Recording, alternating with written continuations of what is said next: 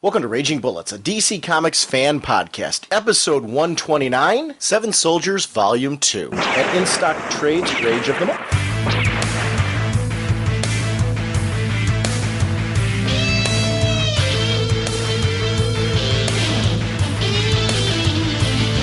Welcome to Raging Bullets. I am Sean Whalen, Dr. Norge on the CGS forums, and I'm joined as always by Jim. I'm the Ed Skarsgård of this podcast, except that I look so much better in a diaper, so says the sensei of the Whatnot Segulin.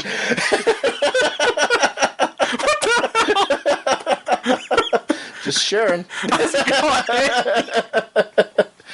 Yeah, it was kind of funny when we were doing the introduction of this when I said Seven Soldiers Volume 2, Part 1. Last week we actually finished up Volume 1, but we were realizing today we are going to be covering on this episode the Hawkman Special with special guest Martin Galloway, who's Skyhawke from the forums. We also are going to be joined by Damien Smith, Lord Shaper of the Kryptographik podcast. He's going to talk with us about Rain and Hell, and we're doing Seven Soldiers. Next week's episode then is going to feature the continuation of Seven Soldiers.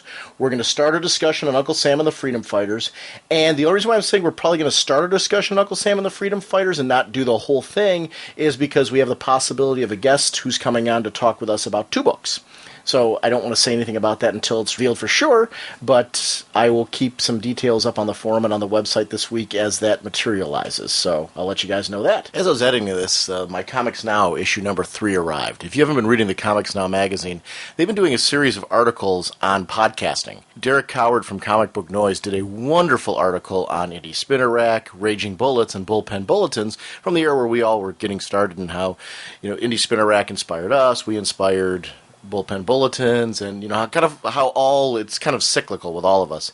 It was a really, really great article. They gave us a lot of space. We really had a good half of the page was devoted to Raging Bullets and to each of the podcasts. So it's really great for those of you that are getting into comics podcasting and want to see kind of the backgrounds and all that. I was very, very flattered that they gave so much space to Jim and myself and what we were doing, and it's a wonderful magazine. Besides those articles, there is a huge feature on Superman's anniversary.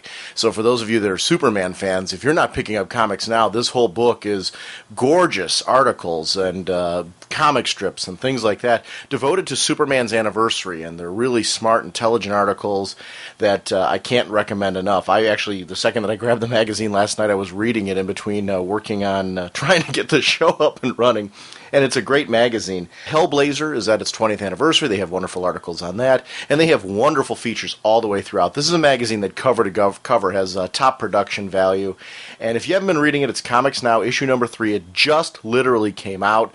Check at your comic shop to see if they have it, or check online if you don't go to a local shop, and try to pick up Comics Now because, like I said, I'm incredibly flattered that we have such a wonderful article in there, and I want to thank Derek Coward again from Comic Book Noise for putting that together and taking so much care to really accurately represent us, and I really appreciate it. So, Comics Now Magazine, number 3. We are, as always, proud members of the Comics Podcast Network and the League of Comic Book Podcasts. We're continuing to support the Hero Initiative. Remember, the Hero Initiative is there for creators of the past who need help and support today. It's a chance for us to give something back to those people who have given so much to us.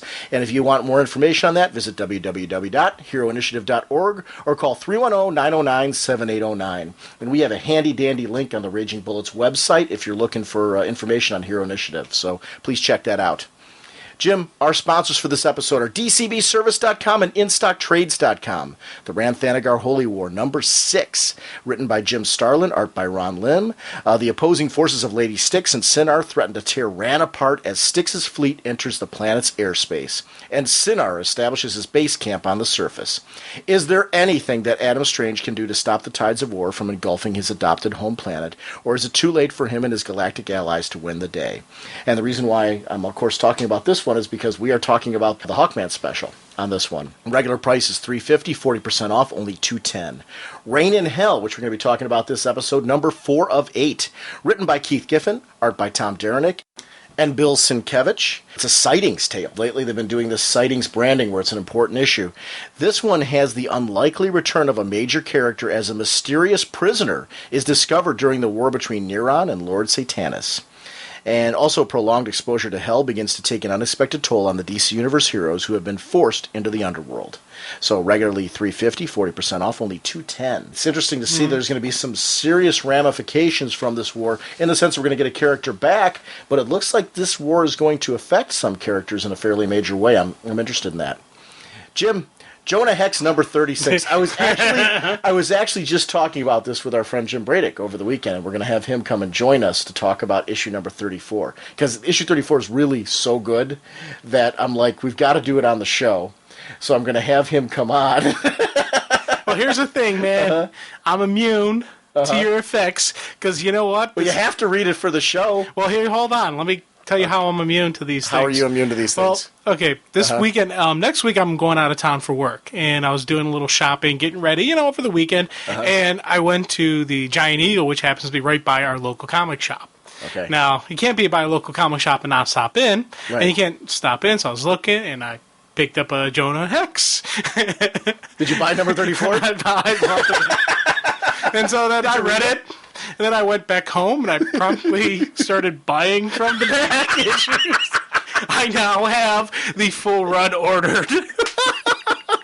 So you can save your breath. Yes, I'm in, okay? You've won. Are you happy? Are you glad? Yes, I am. Yeah. It's, as I said, I told you. Hex is the one anytime I read it, I do enjoy reading it. So, yeah, and it was a real cool episode. It was a real good issue, and I was like, dang it! But that's been my experience with it lately. It's one of those. I honestly didn't do it for the purpose of. I mean, it turned into a very entertaining bit on the show, but I really brought it up so passionately because of the fact that it really is, for some reason, just kicked it up a notch lately. And I don't know if it's just me, like I'm just in that mood or that mode, but it's a great book. But that's Justin Gray and Jimmy Palmiotti, and the art team regularly changes, but the colorist usually stays the same as Rob Schwager. Very rarely do we see another colorist on there. But there's a reason why Jonah Hex wears the uniform of a Confederate soldier. And the truth is sometimes an ugly thing. On his way home from fighting in the Civil War, Hex tries to settle an old score, but soon finds himself in the middle of a misunderstanding that could have grave consequences. Regularly $2.99, 40% off only $179. That issue just sounds great. I know. It's usually done in one. There have been a few times where they've done like 2 and 3 issue stories because it fit the story, but it's an easy book to jump on. So it's not one like you don't have to read this issue and go, geez, 8 issues ago I need to know that this happened. It doesn't work like that. Hex is, even when there's a multi-part story, you need to read those 3 issues, but you don't need to have read any other part of the series. I know a lot of people will say, well, geez, it's 36 issues in. I don't want to jump on this series now because I'm going to need to know the backstory. Not really. It's really one of those books that's very well crafted. You're going to want to go back because it's good. You're not going to want to go back because you have to understand it. And that's the nice distinction about Jonah Hex, is that you can pick up that series that way. But whatever your shipping preferences, whatever your bag and boarding preferences, DCBService.com accommodates your collecting needs. Don't forget our in-stock trades book of the month is Uncle Sam and the Freedom Fighters, which collects the 8-issue miniseries Spinning Out of Infinite Crisis with art by the sensational Daniel Acuna. Phantom Lady, Dollman, Human Bomb, and the Ray, members of the government task force known as SHADE, the country's first line of defense against superpowered threats. This is talking about Justin Gray and Jimmy Palmiotti again, this is a wonderful 8-issue series. We're going to begin the discussion next week and have a 2-part discussion about that wonderful series as well. And I'm excited to finally talk about this one because I'm a big fan of Uncle Sam. This is one of those that I wouldn't mind seeing spin into a series.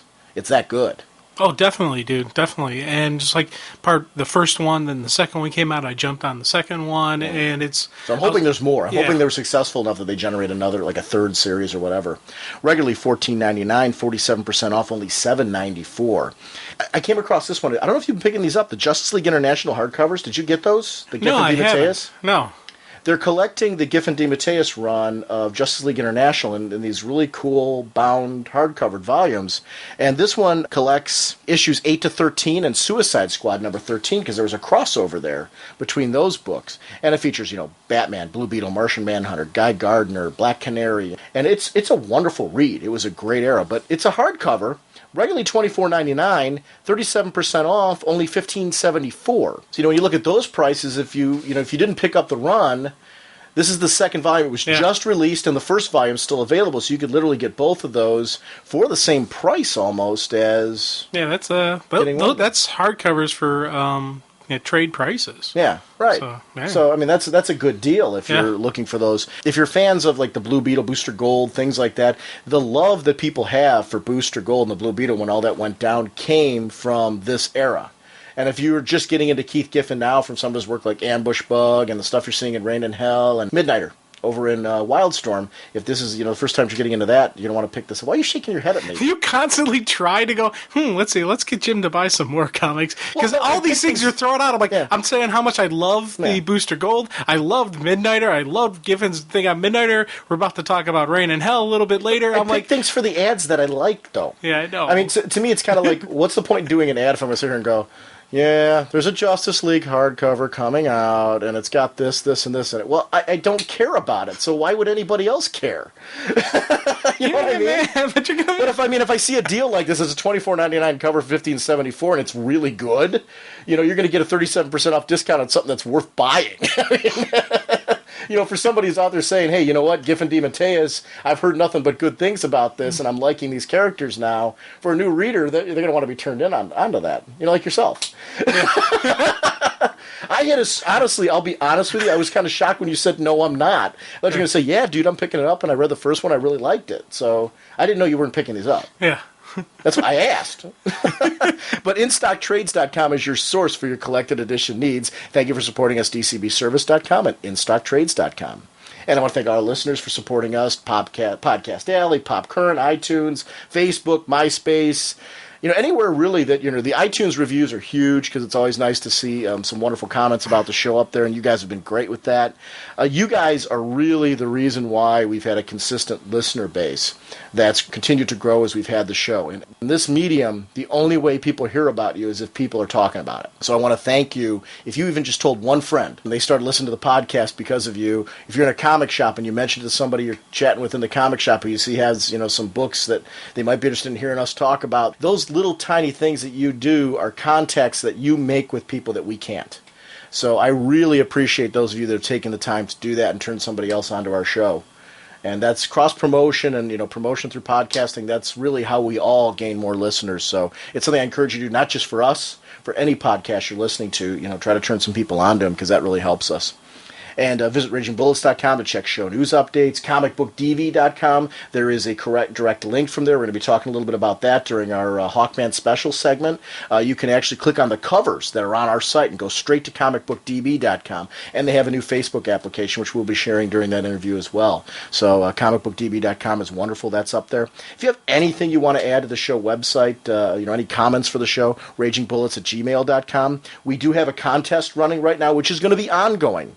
In September, we are, and every other month afterwards, we are going to pick a contest winner to choose our Book of the Month segment and join us on the show. We're going to pick our first winner, like I said, in September for October's Book of the Month, so we'll actually air that episode probably towards the end of October. Dinner, we are looking for website content. We want you to review a comic, write an article, create banners, where's Whatnot Nows, comic strips, even show audio comments. So if you're like, hey, guys, I want to rant and rave about this, you'd love to put it on the show. Audacity is a free download. If you got a headset mic, you can make a show audio comment. And please email me if you're like, dude, I want to talk about something on the show, but I'm not comfortable with this. Send me an email. I'll walk you through how you do an audio comment with Audacity. So it's real simple. Anything that comes to mind, though, if something that doesn't fall into one of the categories I suggested, please go ahead and do that. Send them to ragingcontest@gmail.com. I'm really flexible on new ideas, and, our website, to me, I look at it as Raging Bullets is a community, and you guys are all a part of it, so our website, really, the content on there is generated by you guys. So when people come to the website, it's all the Raging Bullets listeners. It's our friends who basically have posted that content up there. So I'm pretty open-minded to that. Jim, what kind of podcast are we? Well, we are a spoiler podcast. We go in-depth into plot lines, story twists, and whatnot of the comics we're reviewing. So if we're going over something you haven't read, you may want to come back later so you can better enjoy the show. Jim, what's Top Bullets? Well, Top Bullets is a great way for you all to get involved in the show. What you do is you send in your top 5, top 2, top 3, top whatever number you are personally really gung-ho and you want to rage on about, you want to geek out about. You send it in. You give me a listing, maybe a little something as to why you're geeking out about it. I will total up the results and create a single list of the listener list, read them on the show, Sean and I will comment on it, then we will give our top 5 listings and talk about what we're geeking out about, what we're raging about. You can't even say total with a straight face now. No, I can't, man. You ruined it for me. I did. I'm sorry. No, you're not. I'm really not. You're laughing. I can see that. Yeah, but it's polite to say you're sorry. Oh, okay. It's probably even more polite to mean it. But anyway, Jim, without further ado, let's go ahead and start chatting Seven Soldiers. Hello, Sean and Jim. We're going to be talking about Seven Soldiers Volume 2. The writer is Grant Morrison. The artists are Simone Bianchi, Cameron Stewart, Ryan Sook, Fraser Irving. The inker is Mick Gray. Colors by Fraser Irving. Dave Stewart, Moose Ballman, Nathan Earing. Letters by Pat Brousseau, Rob Lay, and Nick J. Napolitano. The senior editor of the original series is Peter Tomasi. The associate editor of the original series was Michael Siglain. The assistant editor of the original series was Harvey Richards. And the editor of the collected edition is Anton Kawasaki. And we're going to kick right in with issue number 2, basically branching off our discussion from last week. And we're finally getting to Seven Soldiers Volume 2. Yay! This is very dense. I'm completely reworking my notes because of, Final Crisis and just a lot of, things going on in the DC Universe right now. I know that my thoughts on Seven Soldiers have changed again because I've reread it again since then. And so I'm like, you know what? I'm just going to scrape my notes and do them again. The notes take forever to do on this. I had like 12 pages of notes, and that was just on the first half of this trade. So it's going to be an interesting discussion as we go through. But let's go ahead and start talking about Clarion number 2. This issue opens up with a very cool segment that shows us again that the submissionaries took this form of Horrigal to defend the laws for their own purpose. In this case, it's all about keeping power, holding on to that power. Clarion's very clever. The Witch brand serves as a way to use the Grundys against Horrigal. And I really liked this because Clarion isn't built for a fist fight, but it also shows an awareness of his surroundings and utilizing it, so he's clever. And we get to see that aspect of him. Yeah, and you knew going into it that there's no way the Grundy was going to take the Horrigal. But it gave him the opportunity to run away. It gave him a chance of survival, which, it's improvise, adapt, and overcome. And, it's kind of a cool thing to see. You got to use your strengths to your advantages. His is in power. It's, the mischief. It's the wiry. He's a little bit sneaky. He's, bob and weave kind of guy. So I liked it. It was a nice, really cool, like, oh, okay, I'm digging this. This was, when I was going through the Clarion stuff, this probably was the beginning of the, okay, yeah, I'm starting to get the groove of the character, and I was kind of liking some of that stuff. The previous issues, there was some stuff I was like, oh, okay, but I still was a lot of, this dude's a little weird for me. I started seeing more how he's still a lot weird. Oh, he's still very weird, but it's not weird that it was taking away from it. I like the weirdness about him. Actually, that's what the draw is for me. He's a kooky character, and that's what I love about him. In comics, a good villain always adds to intensity, and this really worked, because Clarion really looks afraid, and that's one thing I want to, Fraser Irving did a great job with the facial expressions on this, as Horrigal is chasing him. This sends Clarion into an interesting journey, because from here on out, everything's going to be new to him. This isn't the security that we see from the safety of home, or in his case, it's kind of like the annoyance of the safety of home. A gun goes off, and a man is standing there who turns out to be Ebenezer Batty. Some of his dialogue later, such as, selling out his own blood, made me think it might be his father. I don't know, did you get that vibe from it at all? What? That Ebenezer Batty might be his dad? No. Because he even says that he was selling out his own blood, at that point in the issue. And remember, his dad left. This is one of his people. Yeah, this is one of his own people, and that's all I wasn't thinking it was his father. Okay. Because he made some comments later on about maybe it was your uncle who killed your father. No, he didn't say killed your father. Yeah. Because he didn't say that his father was dead. He said that submissionary Judah may have killed his father. Right, that's, in the sense of the disappearance, but I thought that was maybe to throw Clarion off the trail. Because he made some interesting references, too, later about the stepfather that Clarion never revealed. Right, so he knew the kid's He knows family, who the kid is and knew the family, so that was what threw me off, like, maybe it's the dad. I'm diving there because they never reveal that either, so I'm not saying... That could be, dude. Yeah. That could be. I don't know. It's an interesting little twist, but...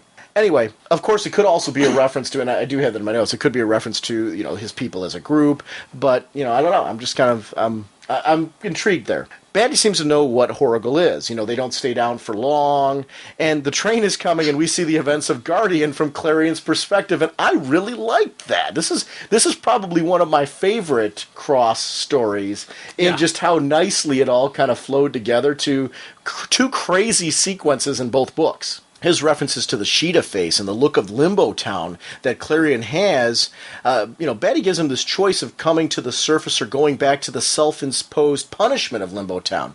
And the concept of self-imposed fits here.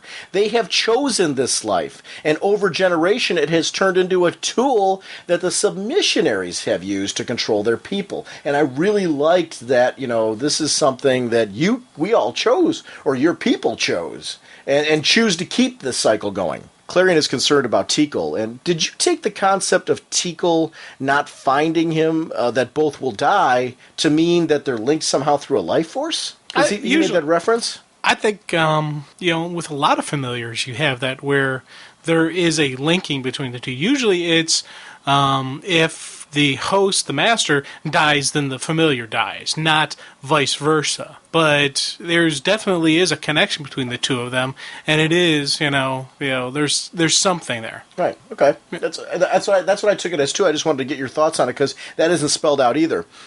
Fear Not is Bad's familiar, and it's very cool that they are made up of different kinds of creatures. Baddies is something they can ride on, knows its way out of the tunnels, and we see the different familiars offer different features. Here's a creepy bit. Baddie seems reluctant when Clarion is so excited to escape the suffocation of Limbo Town. Then I'll take you to Croatoan, Clarion, but remember, you asked for it. And foreshadowing his betrayal, and I really liked the way this slowly built. Dude, I tell you, this was one of those things where I saw it coming, you saw the writing on the wall, you knew it was going to happen, but when it actually happened, you didn't mind because it was a cool story. And especially, now I didn't see the exact ending going the way it went, but the betrayal, I saw that when they're going down the rafters and they show the kids and the creepy kids there, the Leviathan, and they start getting enraged because they see Bad. I kind of figured, okay, this guy is a slave trader in children. Okay, this is why he's going to betray. And then I started seeing all these pieces together, but it was cool when I actually still saw them because it was that it was just a nice, neat story, and it was okay, cool. The Leviathan idea is another interesting sequence because many of our major sightings, such as the Loch Ness Monster, alien UFOs, etc., come from people seeing something in the shadows, seeing something in blinding light. And in this case, it's 500 lost children, scared and angry and defending themselves, which could be easily mistaken for a long, angry beast with, many, many hands. And I liked that concept, that works out. How would Ebenezer know that Ezekiel was Clarion's stepdad? I don't recall Clarion ever revealing that, and I'm like, how would you know that? Because if he knows his family well enough to know that, wouldn't Clarion know him? Yeah, see, that's the dude. I'm kind of in agreement with you. Maybe that's the case, but and I'm not 100% sold on that. That's why I was throwing it out as a question versus a statement. And I do see the possibility that he could just be referring to his people, but there were certain elements like that I'm like, well, that seems kind of strange that he would know that. Yeah, that's tough. Right. The dice, water, and chains that all beard, no beard came across were here. And so some interesting commentary on the wonder of childhood versus the harsh reality of adulthood. As kids, we believe in Santa Claus, the Tooth Fairy, bunnies with baskets, etc., depending on your religion. We learn about men in costumes, parents putting money under the pillows, making colorful eggs for us as adults. When Baddie talks about the reality of that there is no Croatoan, or that God escaped his change and abandoned them, Clarion prefers his childhood sense of adventure. And in many ways, this is the reason we read comics. The events currently happening in our world are important to know, but the news is also downright depressing. And I watch the news, it's depressing though. Comics often give us hope, reinvigorate that sense of wonder we had as a child. And I think that balance is important. It's no accident that so many people get dragged down into depression. And we could learn a lot from the balance between Clarion and Baddie at this point and in this sequence, because reality and hope are both needed, I think. So I really liked that. Yeah, and just the innocence of Clarion is awesome. Granted, it's a creepy, weird innocence, but it's still an innocence, and it's just like, oh wow, oh what's this, oh cool. And throughout all of the Clarion issues, you have that same amazement that you didn't lose it. And even when we later see this character appearing in other stuff, there still is a little bit of the innocence, still a little bit of the wonder. I would love to have him in my third grade classroom, though. Imagine that phone call home. Oh God, no! Mrs. Smith, I just want to let you know that Clarion turned your son into a toad again. Yeah, what's the cat doing now? Oh, dang it! But we have the potion, so. Batty sends a signal to the surface. When he was chatting with Clarion, he did this scary thing where he asked Clarion if he was alone, almost like a kidnapper would. And when he was these different questions and different things that he was latching onto, when he sends the signal, we shift to some thugs who are clearly part of a ring that captures the wild children. And we also get some explanation on what happened to the pirates being a result of chemicals that scientists and companies dump into their sewers. And a statement on the safe need for disposal, which, Clarion's nothing but excited by all this, though. And I do like how later we discover that it's not as simple as... that he's just got this sense of wonder. He's truly taking everything in going around him and processing it, too. So there's more to Clarion than he's just this wide-eyed, wondered boy. Batty says, why bother with the gods and heroes at all? And again, I like this statement because often people consider themselves somehow more intelligent by dismissing fantasy literature. It's like, oh, I'm a little bit, high and mighty because of that. There are many lessons that can be learned from fantasy literature, though. We tend to complain as a society how people get caught in a rut and just keep going through the emotions. They keep, keeping that negative cycle going, and they never really make any forward progress in life. They just kind of stand adrift. Never experiencing new things. Day-to-day people seem to trap in the same old cycle, and you ask them how they're doing, and they say, same old, same old. Some people are content with that, but then there's other people that are just kind of like, they say it's such a downward trend. There's nothing wrong with having a solid and steady job. You and I do. Our days are relatively similar at work. At least we hope. There's those few days where they aren't, but that's nothing wrong with that. So, but I think the point here is that fantasy stories have heroes who make the choice to break out of their mold on some level to become something more. Often they are the most commonary people in an ordinary world doing extraordinary things, but in the end, they often return to their normal lives but seem reinvigorated. In the end, we need some form of reinvigoration. It doesn't have to be that extreme. Our hobbies, for example, comic books, clubs, work, film, a project, a vacation, whatever. These are the things that you need to do to reinvigorate yourself. And that's a lesson that can be learned from fantasy literature, where you see these people return somehow content, happier. And that's one of the things I liked. I liked that a great deal, that comparison. The art and expression that Clarion shows us throughout this were fantastic. I felt that I got a ton of what was going on through his changing visual expressions all the way through. Batty leaves to see if it is safe and really to set Clarion up. And Teakle basically phones him through their mystical connection. And I love that the talking rat was real. Yeah. Oh God, dude. That when the thugs were first talking about going, I was at a stall and I saw a talking rat buying weapons, and I was just like, okay, we know where Teakle is now. And sure enough, we see him, and Splinter tasted pretty good. The key phrase is was. Was real. Teakle is still a cat after all. His inner dialogue shows him that way, too. I liked that it felt like a cat talking. You'd see him focus on things that are very cat-like, and I'm like, okay, if my cat could talk, this would often, this would probably be what he would say. And then he'd say, feed me breakfast, but... Feed me. Yeah. Teakle comes across Leviathan, and the pieces come together.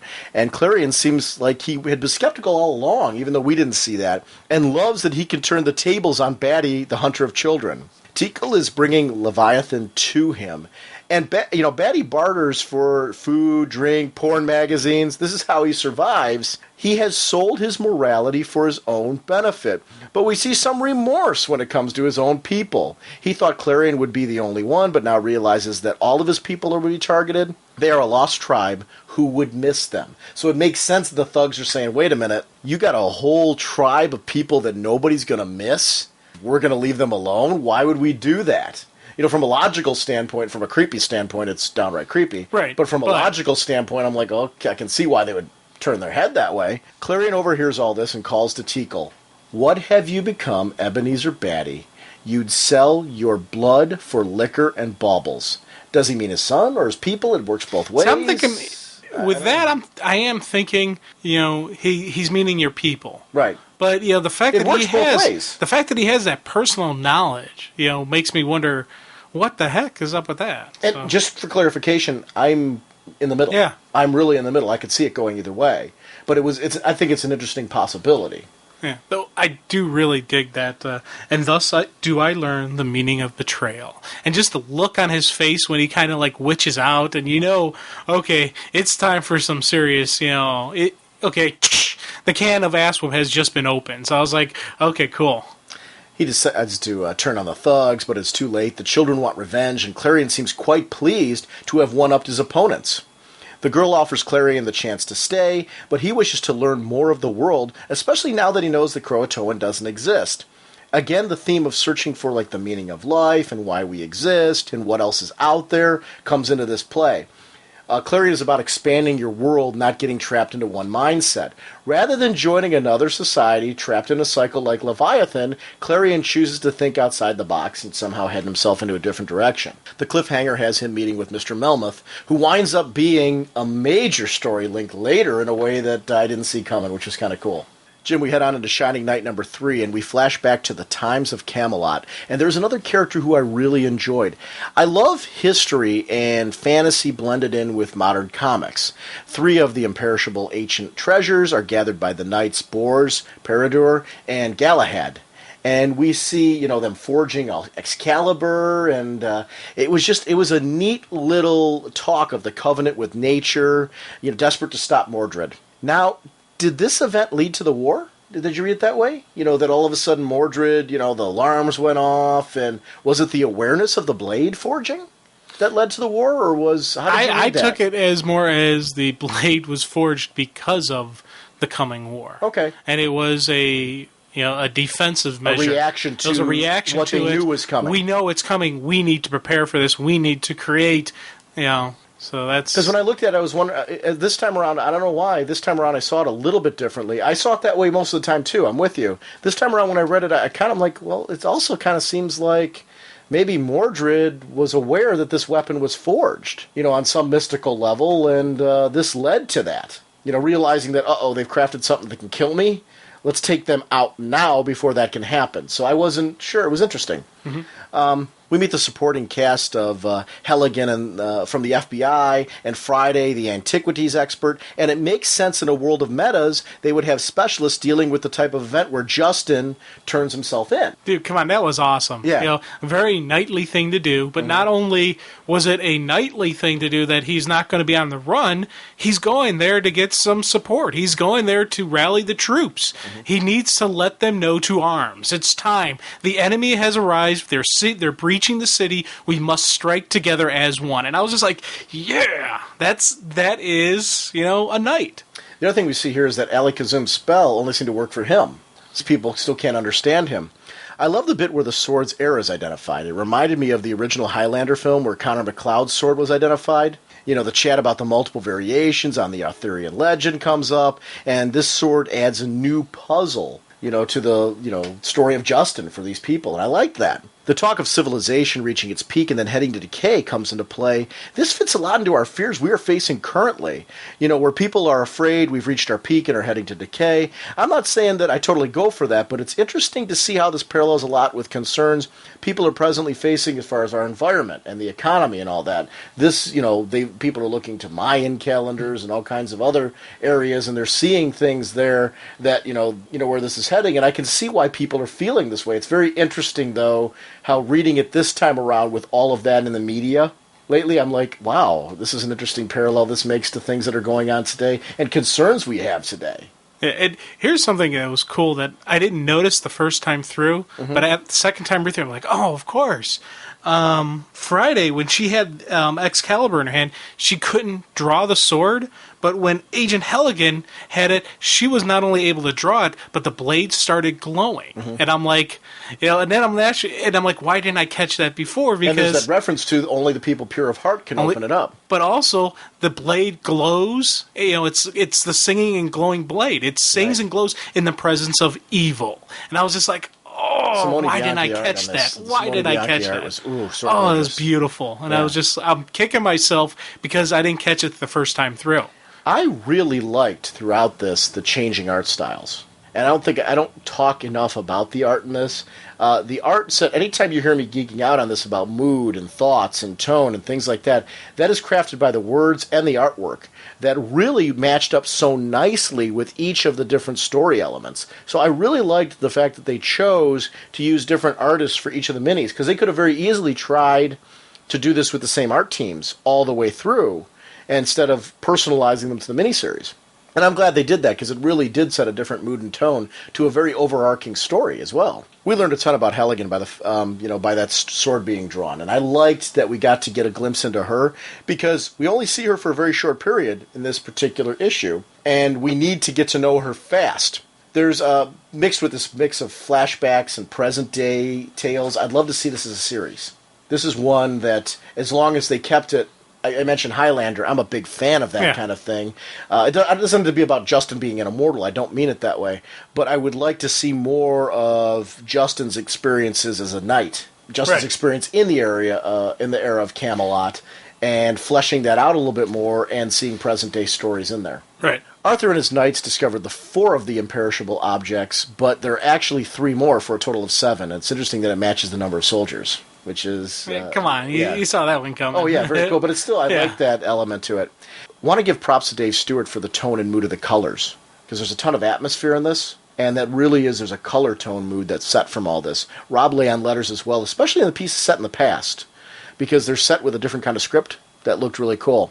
The debate over Justin continues, and I do like the discussion of his motivations and the possibility that he surrendered as a show of trust. I'm glad that they noticed that, as a possibility and as an option. It was actually Friday who brings that up, which makes it even more interesting considering who, Friday turns out to be.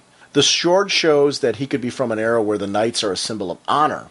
Helligan is hoping that this is the case because it removes her from, this case, and it removes him from her department, and she can get to her sister's wedding. This actually turns to be a thorn in her side, though, because her focus on that, I think, makes her miss some things later.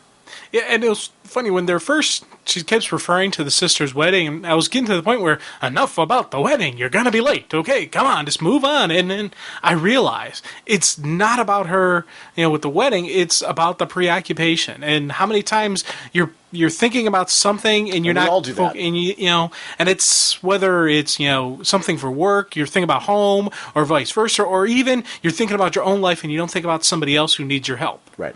And there's just so much preoccupation that if we just opened up and we just started observing more and just started being more open and to other things, we could accomplish so much more as a people. And I kind of I'm seeing that. There's been many times, honestly, this worked really well for me, because there's been many times where I've been in professional meetings at work that take place during my lunch break. So I'm there, and the kids are at recess, so they're under adult supervision. So I don't have to worry about that. But as it gets closer and closer to the end of recess, I have to pay attention to the clock, because there needs to be an adult there to supervise them, for safety concerns and things like that. Especially if there's any problems out at recess, like if 2 kids are arguing out at recess, I need to be there to make sure I mediate that quickly. Otherwise, those things can escalate if there's no supervision present. So, I'm not saying that that's, it's not my whole class that has that type of situation. Usually my kids, by, the time we're like a month into school, understand what my expectations are post-recess, but all it takes is 2 kids, and they don't even have to be from it can be one kid from my class and one kid from another class who are having an issue, and there needs to be an adult there to keep that from being something more than it needs to be. So I clock watch, when I'm in a meeting, especially towards the end as it gets closer, my head's bobbing up to that clock, and I'm becoming more focused on that than I am the discussion that we're having. So I've had my attention diverted than that, and that's where I connected with that. I think any professional, anybody in any job where or in life, you know you have to be somewhere. You have to pick up your kids. You have to pick up a friend. You have to pick up a girlfriend. You have to pick up a boyfriend, whatever. You know, where you know that you're in the middle of something else, you become preoccupied, and it worked so well. Skyhawke Helligan loves that it, you know, has to do with seeing things from a top-down view, catching the small details. She sees this as like a time travel incident. I love that the name Skyhawke Helligan has to do with her, you know, I look at things like, you know, there's a big strategic map below me, and I catch, you know, every little aspect. I loved Gotham Central because we got to see the metahuman world from the perspective of the Gotham police. We see that here as well. Magic mirrors, evil sorcerers, potions. These are things we see dropped and left behind in comics all the time for the police to clear up off camera.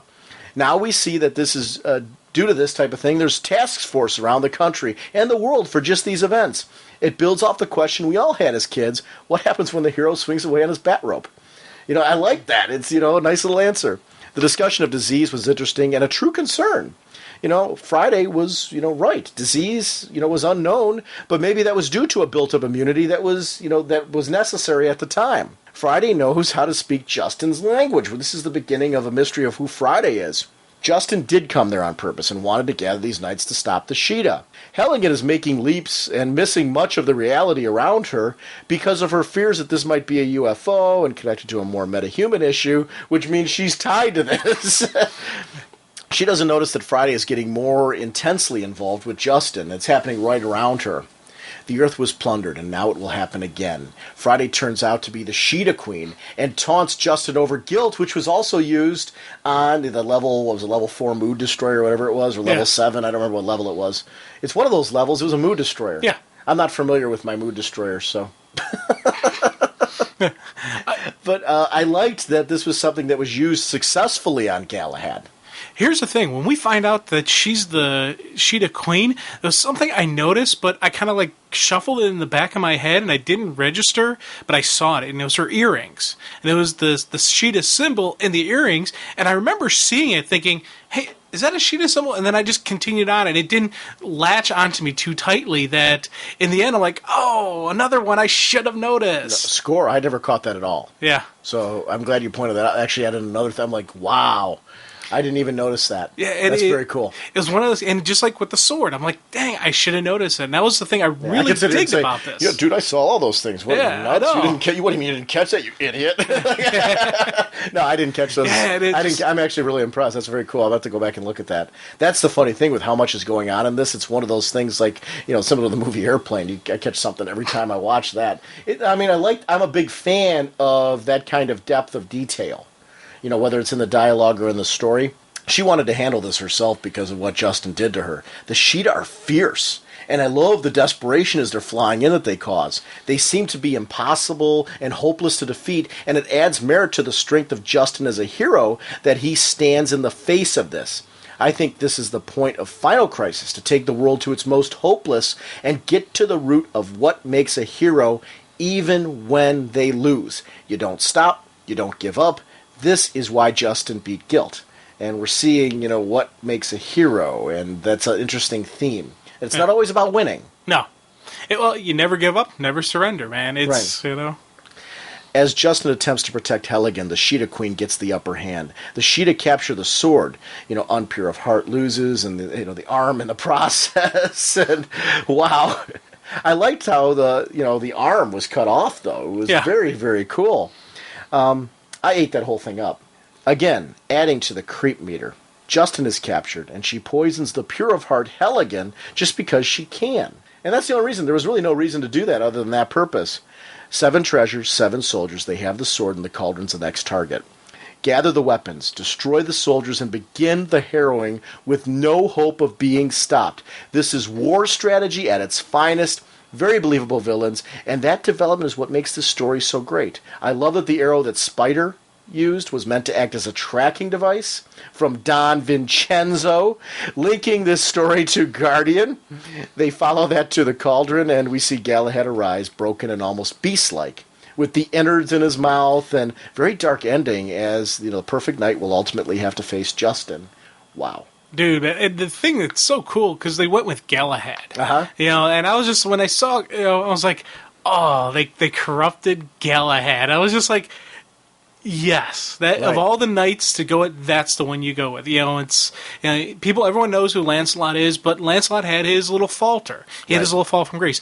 Galahad never had that. Galahad was the perfect knight. He was, the one, and just for them to be able to corrupt him says something huge, and especially stuff we're gonna later learn really just accented that. It just had me going, yes. Jim, we're going to be chatting about Guardian number 3 here, and we begin a sort of new Guardian story, and I say sort of because it branches off of the last one, but there are new elements to this one. Century City reminds me of things like the audio animatronic Houses of Tomorrow from Disney, when you see them at the different amusement parks. But the action kicks off right away as the robots go bad and attack the people on the tour.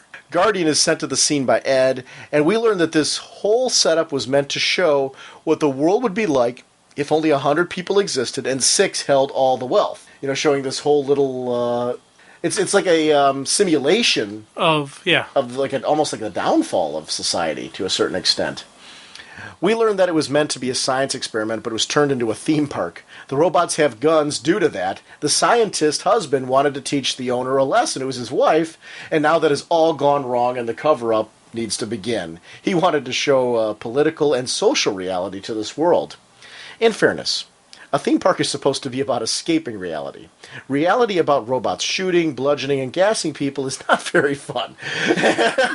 So here's the thing. If I'd go in there armed and they'd let me go in armed, and that could be actually a pretty fun theme park if you think about it. Granted, you got one heck of a waiver you're going to have to sign off on, instead of, entering this theme park could cost you your life, so I don't know. It'd be a tough one, but in a way...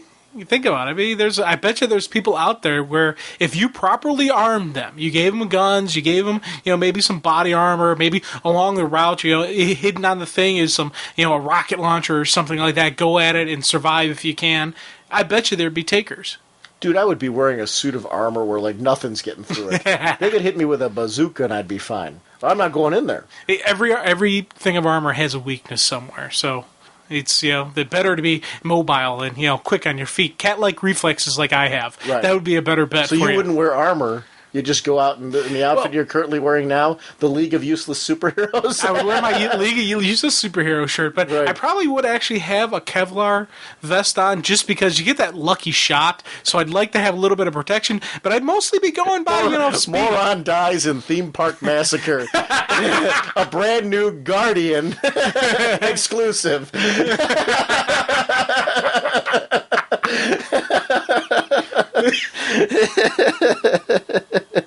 Dude, that's not nice, man. That's not cool. That's not cool, man. I didn't say it was you. Oh, okay. I just assumed when you said moron. I'll let you know. Hey, if you take offense. His point about society is well made, but really, game creator Will Wright has the right idea. Run simulations on a computer, not at Disney. Yeah, reasoning with crazy robots. I love that the old man does a gut check and tries to stand up to the walking toasters, but they don't have emotions to be impressed or intimidated, so of course he's shot right away. Oh, dude, you know what? I was like, man, I saluted him, and I said, dude, you got cool yawns, you're going down with style, but, you're still going down. There's a difference. I'd rather be, appear cowardly and run than to be brave and die. And live another day. Yeah. Yeah. And I literally, in that situation, even I think it's more heroic to grab your family and get them out of there, because his little gut check there, I don't know if that was I'm guessing it was his grandchild. Is that what you're guessing? Yeah, I took it as grandkid. And, his wife. In that case, you got to look at the fact that, okay, you're going to have your brave moment there, but you're leaving them with no defenses. Yeah. You're better off being a leader and getting them out of there. So it was really a dumb move on his part. He deserved everything he got. It kind of reminded me of the Cybermen concept in Doctor Who, but without the human element, because they have humans in them, and then sometimes they can appeal to that side. But the Guardian shows up and saves the mother and the daughter. The tour guide doesn't want them all broken, though, because of the sheer financial cost, I imagine.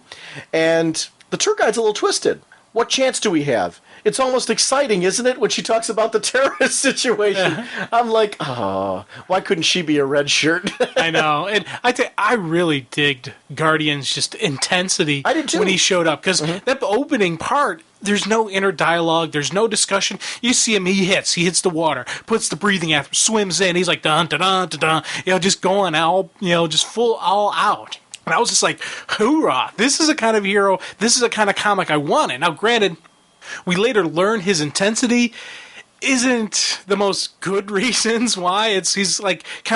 He's burying himself in his work to avoid his reality that's going wrong. But also using that negative emotion for a positive. Right. He is constructive usage of his anger, of his rage. And he really, let's be honest, he really doesn't let it get out of control in the sense that he tries to quiet the people down. He's trying to protect them. He puts his hand over his lips to quiet them down. And so he's not so out of it, that he's not thinking and he's not aware of the surroundings and the environment. So I was actually really okay with that. He has, like you're mentioning, those flashbacks that work here.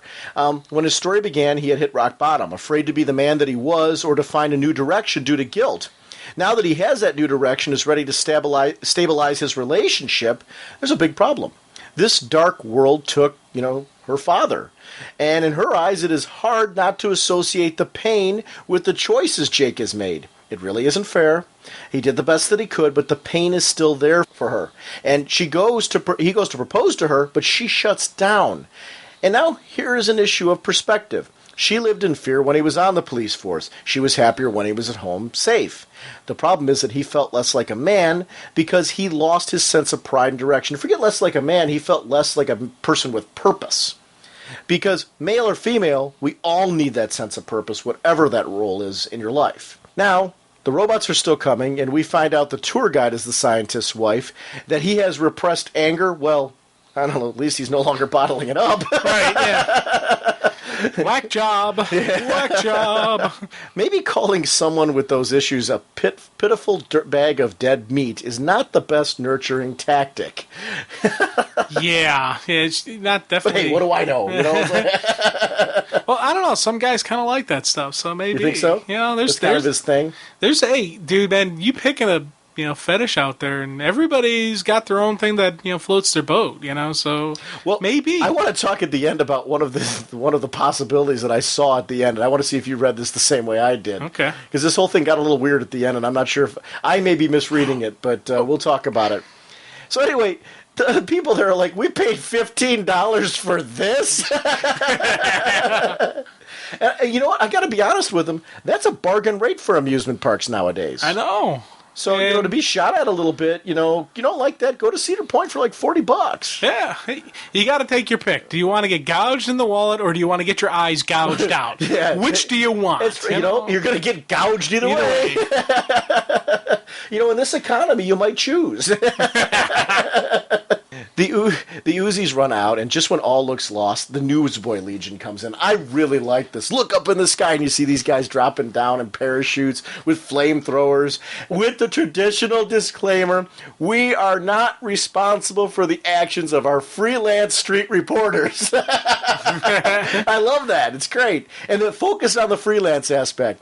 Jake lashes out on the robots, and we see Carla blaming him for her father and dropping the ring. He had to save her. And I really felt for him in that moment because he's almost pleading that. I had to save you. And who wouldn't, Yeah. And what a tough choice to be faced with, her father or her, knowing that there's going to be consequences either way, and showing that, you can't, trying is what makes you a hero, and he tried. Yeah. And he thought that the father was going to be okay. And here's the thing, I'm probably going to get yelled at by people for this, but I was really just miffed at her throughout all the flashbacks. I'm like, I was just literally yelling at the comic, when I first read it through, saying, no, it's not Jake's fault, it's your fault. If you hadn't gotten captured, if he hadn't gone to save you, he would still be alive. It's you, not his fault. Actually, you're wrong in both cases. Yeah. It's neither their fault, it's the people that did the kidnapping, but the problem is, this is actually, and I totally, when I was going through this, I was mad at her first, but then I started realizing this is very normal. What they really need is couples counseling, and they need somebody to sit down and talk them through these issues because and they need grief counseling too. Yeah, these are all stages of grief and all that. So absolutely. So it was very real. Yeah. I love the way this was written because. Yeah, I eventually realized that the stages of the guilt, it's survivor's complex and stuff like that. Eventually, I saw all that, and I was less yelling at her, but it was still my initial gut reaction was just a. Argh! And some couples really can never recover from that, because even if she gets to the point, or had gotten to the point where she could realize that, like, hey, I'm not being fair blaming him for that, sometimes you can't help that image is in your head and it changes the way you feel about somebody. You know what I mean? At the end, she might be able to say, I'm sorry, I know it wasn't you, it was just... But that might mean that the roadblock is on the relationship because she can't love him anymore because of that event. Right. Sometimes those events are just too hard to pass through. So it was an interesting drama unfolding here. I agree with you that I was mad because it was happening, because I like Jake's... I mean, we're meant to rally behind Jake. And we were, you think about we were guying up. We were in Jake's corner, man. It's guy code. But nothing against Carla. Carla's still our friend, but hey, Jake's one of the guys. Yeah, I know. He's a bud. Yeah. But also, though, it does, just the way we were rallying and our initial just reaction, just kind of for me is a statement of the story. This is 3 issues into it, and I'm getting these passionate responses from these characters. Sure. And it's actually after 2 issues of seeing this guy, seeing where he came from, seeing how he rose from the gutter, up, rebuilt himself, remade himself, which, I tell you, that's a tough thing to do. When you've hit rock bottom, or when you've, bottomed out, or when you're having, a bad run of things, the hardest thing to do is to pull yourself back up again. Right. And it's not about laziness, it's not about the dedication, it's about that feeling you already feel like you're defeated. And you have to first beat that defeation. You have to beat that internal thing where you're saying, what am I? I'm a nothing. No, you are something. And you got to rally behind that. You got to know that you are worth something. You have value. You are who you are. And it's to see Jake actually recover from that, to see him, become a hero again. Dude, this dude's true blue, 100% classic hero. And I'm like, hoorah, dude. And, you have all that buildup, then you lose what's most important to you. Your love, your family, your life, it's everything. This is the most important things to him. And he's losing them one at a time, but he continues mission. He does not give up. He does not, go quietly into the night. He will rage again on. And I was just like, hoorah, I dig this guy. This is the character that I wanted a monthly from. I wanted to see him again. I wanted to see this guy in stuff. I could see him hanging out with different heroes. I can see him being, moving to a new town and, being the guardian there or something. It's just, I like this guy. It's fun. I would say so too. This is probably my number one that I'd like to see as a mini. I mean, as an ongoing series. I think part of the problem though is it would be one of those that unfortunately I think would get lost. Yeah. Because of, just the unknown nature of the character. Unfortunately. Because I think it's great. I really like his story. I would like to see, Justin maybe branch out into some minis. Because I'd love to read another one of those. It's too bad there couldn't be another, Seven Soldiers, mini-series anthology or something like that. Because these characters might do well there. Although I like them in mini-series like this. So I don't know. It's interesting on this part. All right, I have a question about Hannah and the Scientist at the end. Actually, before that, the 2-page spread of the aftermath of the whole events was really sharp. It was very dynamic, and I love his look of his costume. Because it looks very military, police force, kind of a nice hybrid of the best of all of them, SWAT team. Yeah, definitely he's got that police vibe to him, which you think there's psychology behind uniforms, and certain aspects of it. You want to have one to look, fearsome. You want one to look, protective, and it's comforting and the person you can go to for safety. And he's got a lot of classic just comfort and safety. Yeah, he's got the body armor, but he's got the big gold shield. Yeah. That bright colors. He's protection. He's your savior. He's your buddy. He's the guy who's going to save you. He's not running in with a gun. Right. It's there's some cool stuff with him just generally just into his design and his look. And there's reasons for somebody to have a shield and run in with a gun. Yeah. But this is, that's, and I don't have any problem with that concept either. It's just there's, in this case, you're right. He is nurturing, comforting, safety. And it is interesting that you can, little tweaks can change a tone shift in a good way. Actually, a great example is, I wasn't even thinking of this at the time, Captain America. Yeah. Right now we've seen him, running with guns, the newer version of Captain America. I'm okay with that. It's not like I'm sitting here saying, well, geez, but the tone is very different because of that. And I like that. I like the variation between the two. Anyway, now, I got to question you about Hannah and the scientist at the end. They're both trying to cover up what happened, him blaming the terrorists and her blaming him. Now, I made you Hannah Control. And with the name, Hannah Control, did you take that to mean he views her as a robot? She is a robot or not? I don't know. I don't know why I all of a sudden saw that. I mean, she doesn't look like the other robots, so I don't take it that way. But that was a very strange response to the whole situation. And it could be I made you because he had the ideas behind the robots and all that, and that's where she got, the money and the amusement part and all that stuff from. That's how I initially took it. That she's not a robot; she's a person. Right. But the funny thing, now you mention it, I don't know. I'm like, what maybe? Just the name Hannah Control seemed like a weird. Yeah. But I kind of took it as like that's her stage name, or that's kind of how that's how I initially. But she could be a robot. I don't know, and I like I said, I'm not like it was a question I was throwing out there more so than like, wow, I'm sold on this. She dismisses him as delusional and threatens to sue the paper. Jake has had it. He can't win. No, thank you for all that he did. This is the reality of superhero life so often. Ed prepares to reveal all to Jake as he is desperate to keep him there. He was one of the original Newsboy Army, and more will come in issue 4. And this was an issue where I was like, wow, it moved really fast for me. I enjoyed the pacing, the character. I liked that they moved on to a different story for Jake to follow. Yeah. And we got to see that, this reporter aspect of it. I think it added more of a feel for what his life would be like working for the Guardian. And I think that's why I agree with you. I would love to see this as a series because you could have him go. And I mean, I more would like to see him in his own series versus being on a team or even a series of miniseries. Like give a shot at do an 8-issue miniseries. We're going to see him cover multiple stories and do this and see how that takes off. If it does, I would love to see it though. I'd definitely pick it up. It's probably my number one character that I would love to see. Yeah, definitely. All right, we're going to end off with Clarion number 3, and then we'll finish the last 3 issues of this on next week's show. Clarion number 3, we learn more about the colonists from Roanoke. Did they mate with Sheeta? Because that's what I took there, because they burrowed underground to hide this sin, and the way they were talking there. That's what I took, that's why they got the blue skin. That's why they were like... later discussions with Melmoth and this really seemed to, with their similarities with familiars. Yeah. It really kind of made me look at, okay... This is what happened to them. This is what happened to the Lost Colony. This is cousin Melmoth. Yeah. All right. Melmoth is brought in as a consultant who teaches, quote-unquote, the underprivileged youth skills to survive in the predatory world.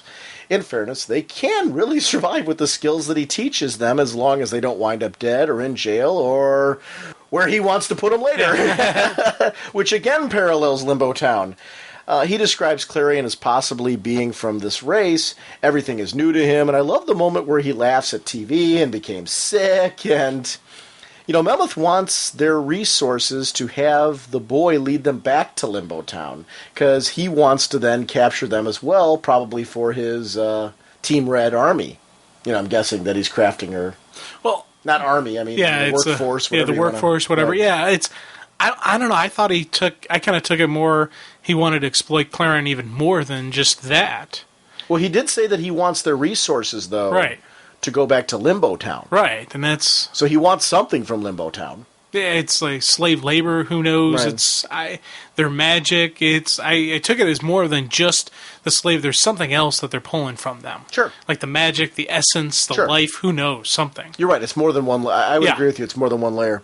Meanwhile, Clarion is traveling via cab with a bunch of these youngsters that Melmoth mentioned. Of course, the leader is a bully of a bunch and teases Clarion with his first time in the cab, in which causes Clarion to throw up. But I love his interest and sense of wonder that makes him want to go again, like a roller coaster rider. Yeah. We've all done that at one point or another. You get off a roller coaster, you feel sick, but then once you feel better, you're like, I kind of like that. So we start to see him to win over the rest of the gang, which makes bully Billy Beezer get a little bit jealous. And the gang is the deviants, and Billy hopes to make Team Red, so his role as team leader is important to him.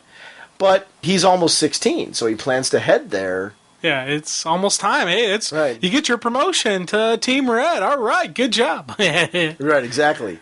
But see, even he's now, we see later that that's not necessarily the whole story. He's trying to use the Team Red thing as another way to show, I'm a little better than you guys. I'm almost a Team Look Red. at me, but he wants to stay in this role. Yeah, well, come on. Who wouldn't? Yeah. Think about it. It's, you're the top dog. Everybody wants to be on top. You're the top deviant. Yeah. Yeah. The Superhuman Museum we are entering makes good use of Teakle's abilities to sneak in, and I really liked the use of Teakle throughout all of these issues. And this is one especially where I was like, wow, I really like the idea of the familiars here. We quickly learn that Melmoth uses the gang for this robbery. The kids use their talents to make the guards think they are ghosts. The distraction of the weather generator enables them to get further inside. I just love this.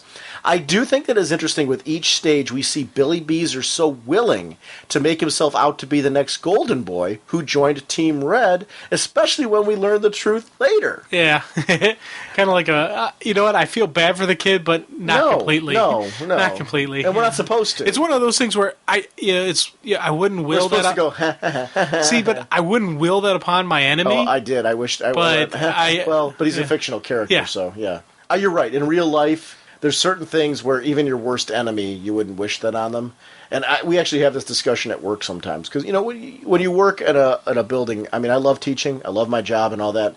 But from your job, everybody knows from their job, there's sometimes, you have personality clashes and things like that. I don't argue with anybody at work or anything like that. But there's people at other grade levels where it's clearly we have different philosophies and things like that. And we butt heads. You can't help it. When you're passionate about something, they're just as passionate as I am. You can't help but butt heads.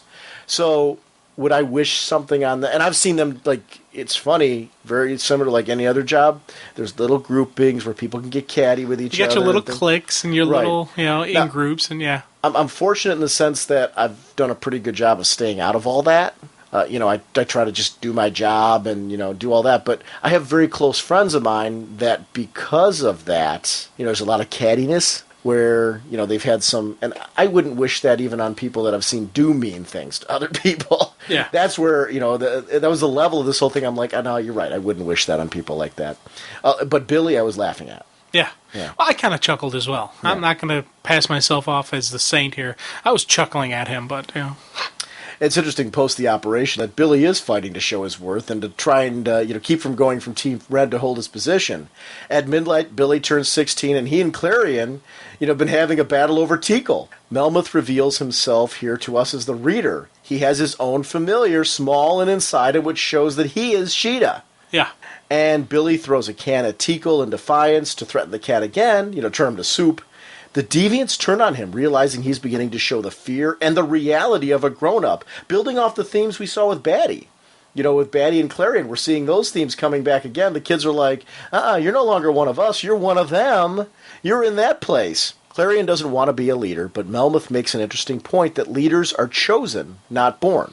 At least the best leaders are. That's what I was thinking there. Because some people are born into leadership, but the best leaders are the ones that people chose because they inspire them. Sometimes they just drop into the position because people will follow them regardless.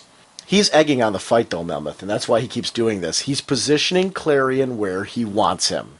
Let's get him in a position of trust where then, hey, you're my leader here. Yeah. Why don't you show me this? Why don't you show me the way to, to the... I was thinking, why don't you show me the way back home, back to the town. Right.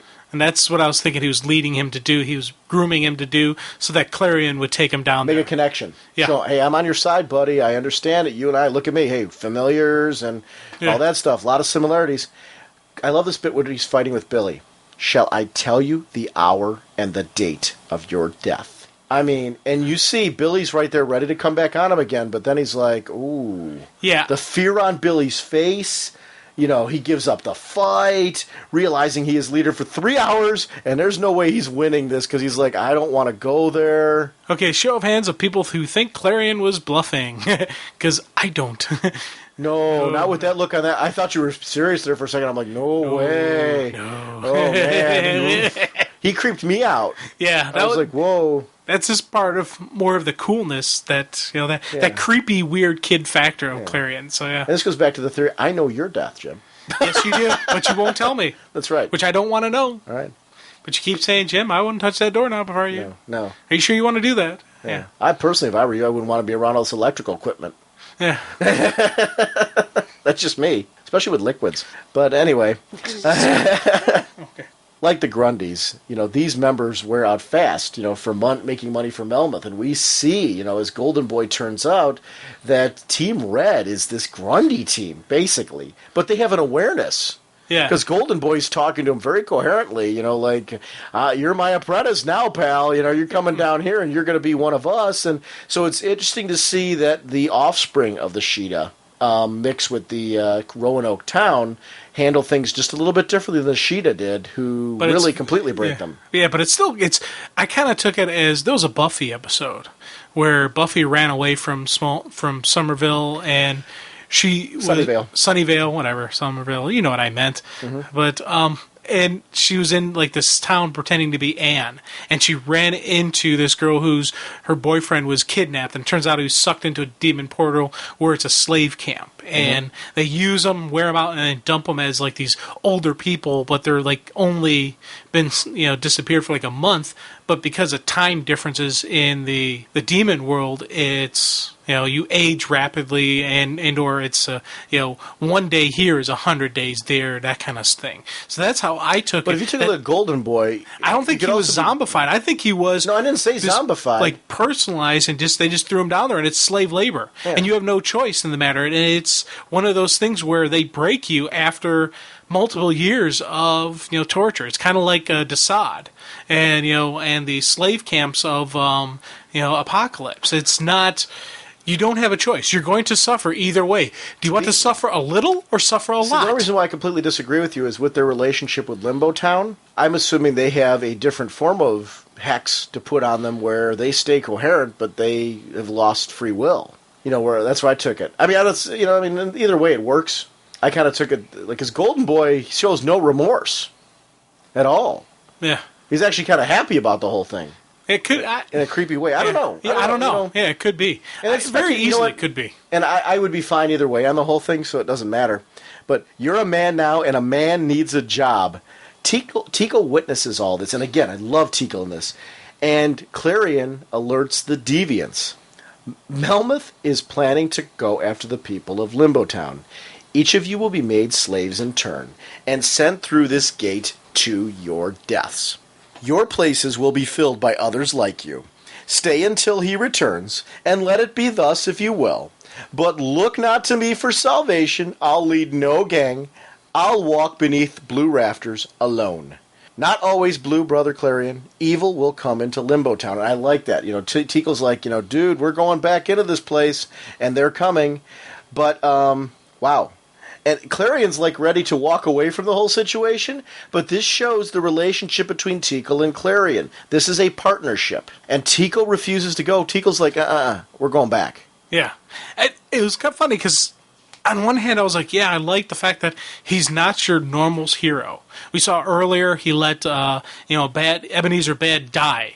Just because, he was a bad guy, so, okay, let that happen. Here, he almost abandoned his hometown, but, eventually kind of Tico tricks him or manipulates him and forces him, so it's neat, different, but there is that, we were just talking about Guardian, how he's the dun-da-da hero. You go from that to this. There is, and it's... I like the differentiation. Yeah, I like it, but for me, it would get old. Seeing, I like Clarion in small doses. He's not a person I would want to see a monthly on. I'd like to see some minis. I'd read another, if they released a Clarion mini, would you buy it? I don't know. I don't know if I would. I would buy, I would enjoy him guesting in people's other titles, but not a thing on him alone. In the end, I probably would, but I don't know. Guardian, definitely. Justin, definitely. Zatanna, definitely. These are people who have the dun-da-da, and I would pick that up immediately. And as this goes on, we'll talk about some of the people we haven't seen yet later. So let's wait until we actually talk about those. Yeah, no. I mean, it actually makes more sense to do that later because I don't want to reveal anything for maybe people who are following along with us. I don't want to reveal anything yet, but this has been really interesting so far. I've really enjoyed... It's funny how my notes changed this time around versus the ones that I'd written before. And I did this on purpose because I wanted to have like a passionate connection to this. This story can be read on a lot of different levels. It can be interpreted a lot of different ways. Yeah. And I mean, there's obviously certain things that you're going to be on similar levels on. But even you and I, when we were having our discussions here, we saw the same events in multiple instances. Differently. A little bit differently, and it depends and they on work your in both personality. cases. Yeah. So I mean, that's not a bad thing, because so I mean, I love those kind of discussions where a book works on those kind of layers. Holy hole in a donut! Joining us for this segment is Martin Galloway, Skyhawke from the forums, and a fellow Hawkman fan, because we're going to be discussing the Hawkman Special. Martin, welcome to the show. The writer-penciler is Jim Starlin. Artist is Al Milgram. Colorist John Kalizis, Kalisz. Letterer is John J. Hill. And the editors are Tom Palmer and Ian Sadler. It's Tom Palmer Jr. It is. But it's not listed Tom Palmer Jr. Yes, in there. it is. No, it's not. I'm looking right there at it. It doesn't say that. It doesn't say it right there. You want to use at my all. glasses? But okay. Jim, I'm sorry, but it does say Junior. Yeah. He's trying to recover. Oh, I see. Come on, man. Cut me a bone. Help me out. I really wasn't picking No, on you. it's Hawkman related. That's Yeah. 2 against you. Okay. Oh, great. Well, here's the funny thing. When Sean first said, hey, would you mind taking out the lead on this one? Naturally I said, sure, I'm a team player. But the other thing in the back of my mind I was thinking was like, man, this will be a really good chance for me to really do some digs and insults on Hawkman. Right. Now, that was my plan before reading this. After reading this, dude, I got to say something, man. I'm starting to become a Hawkamaniac here.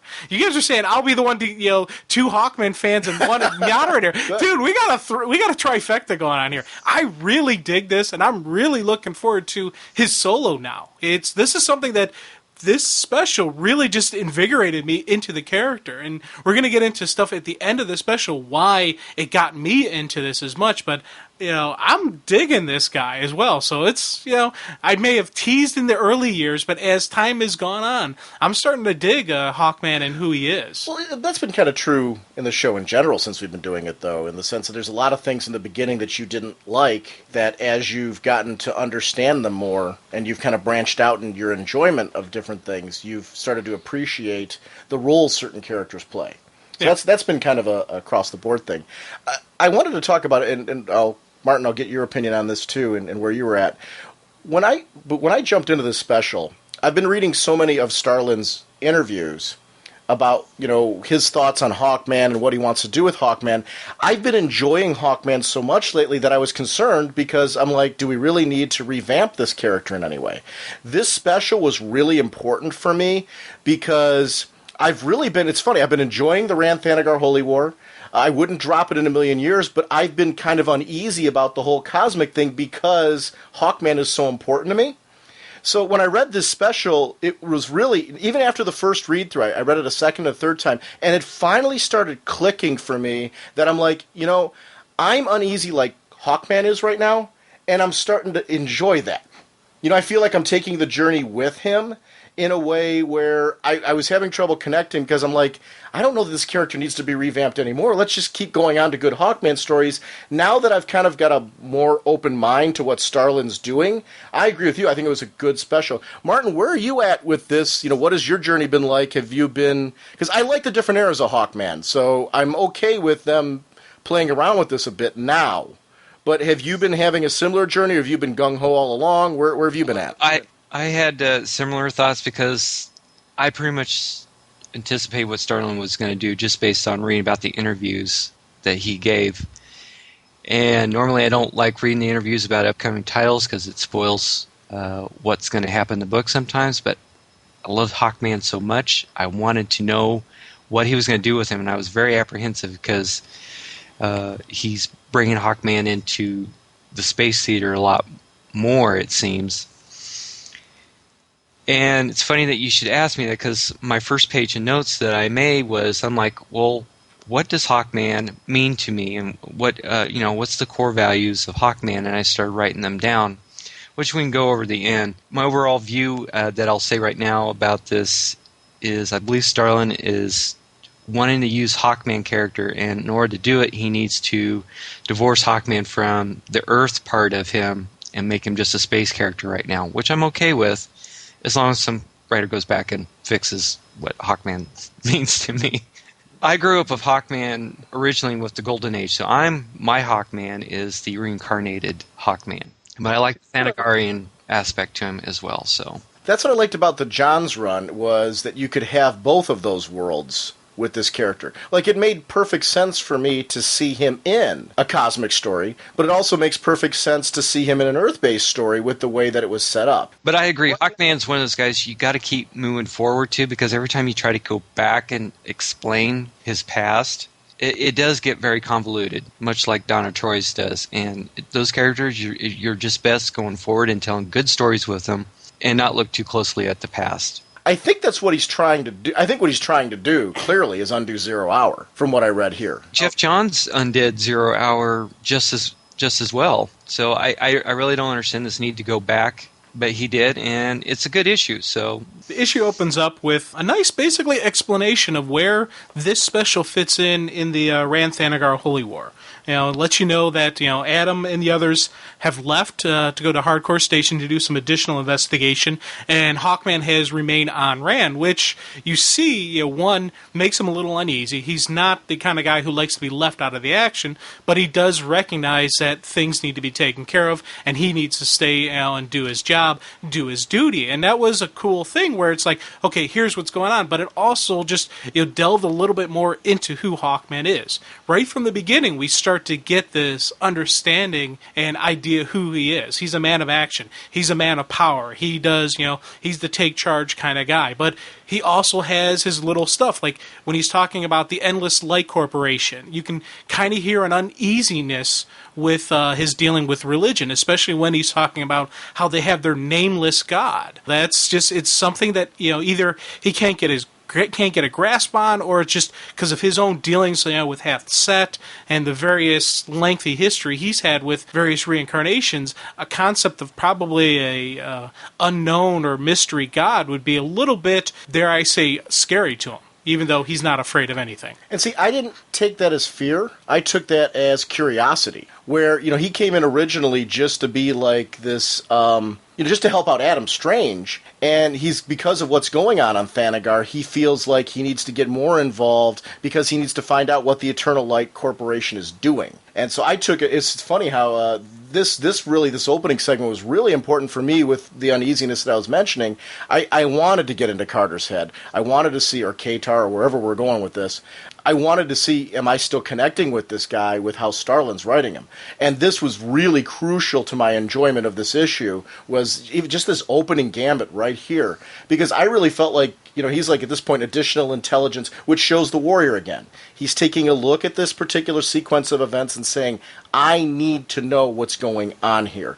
This question mark of who the Nameless is, what's going on with the Eternal Light Corporation. These are things that I need to know. That's intelligence gathering that I need, because if I need to step up, I need to be able to come up with a plan like a good general would. And that, to me, fit him.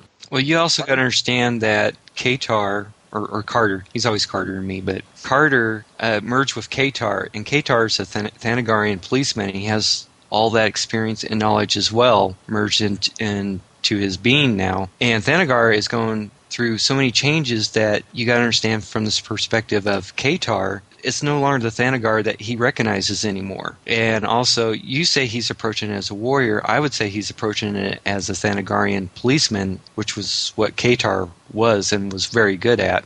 Oh, definitely, yeah. Like, when I look at a Thanagarian policeman, they are a warrior caste. The Thanagarian population is that warrior caste. So when I say warrior, it's not so much that I'm divorcing him from Thanagar. It's, I look at that aspect of him, and I mean, maybe you and I view Thanagarians a little differently, but I look at them as more of a warrior planet.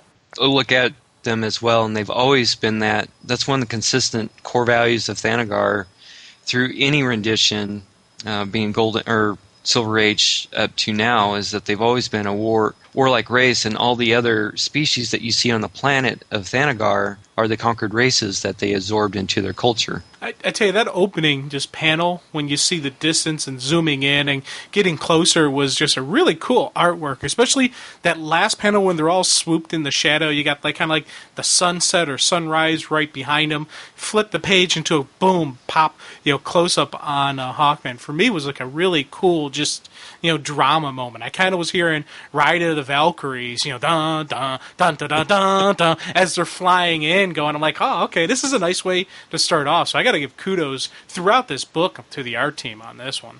Sean, I think you got another sound clip of Jim noises to... Well, you realize that what we're seeing there on the opening page is Sonar, or the Demerge, becoming aware that someone's approaching his location in this point on the planet. Yeah, that was actually the nice part of it. We got to go on that journey as well. So you're actually seeing two perspectives here. The first panel is, of course, anticipation. You see the perspective of them approaching Sonar, but you also see Carter's mindset as he approaches this place. So you're seeing two perspectives merge into one, which is what we see on the next page. And we're in the head of two different people. Yeah, which is a cool story usage there. Carter and his team of Ranian troopers, whatever the proper pronunciation of them is, are showing up. They're reviewing another temporal anomaly. And here's something that I really like, the fact that Carter recognized that maybe he should bring some backup with him. Bring some additional firepower.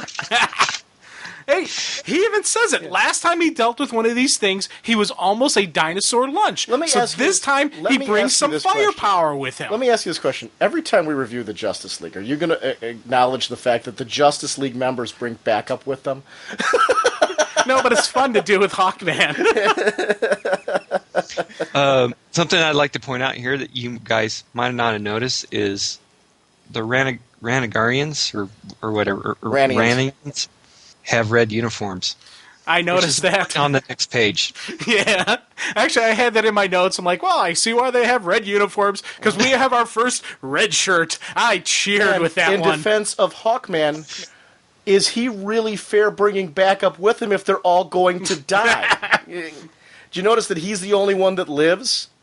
Well, no, the other ones who leave the area. The only one died. That's right. The other two, he had gone on a perimeter sweep, remember? And then they came back, and they're like, what happened? And he said, well, they would have been dead, too, if they were there. Yeah, so, and that was, I tell you, I laughed. It was one of those sick laughters of mine where you see the guy going, it's like, it's a temporal anomaly. I'm not sure what it is. Gone, fried, dude. I was just like, yes, red shirt. Every comic needs at least one red shirt, and this one had three potential ones. But three potential ones, but only one actually, bought the farm. So I did like their outfits. I liked how they had like the full mask on, showing that they needed some way to breathe in the atmosphere as they were coming over and that type. I liked that variation on the typical Randian outfit that we see from Adam Strange.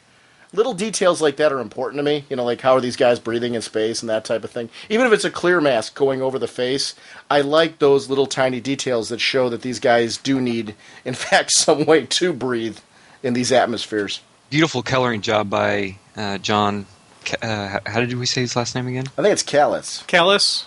Yes, I was in awe by the coloring job that he photoshopped in there and colored as well, but it just made the page really stand out. Especially with the planet's atmosphere and just the way that it plays off of the various, ground structures, mountains, I guess you would call them.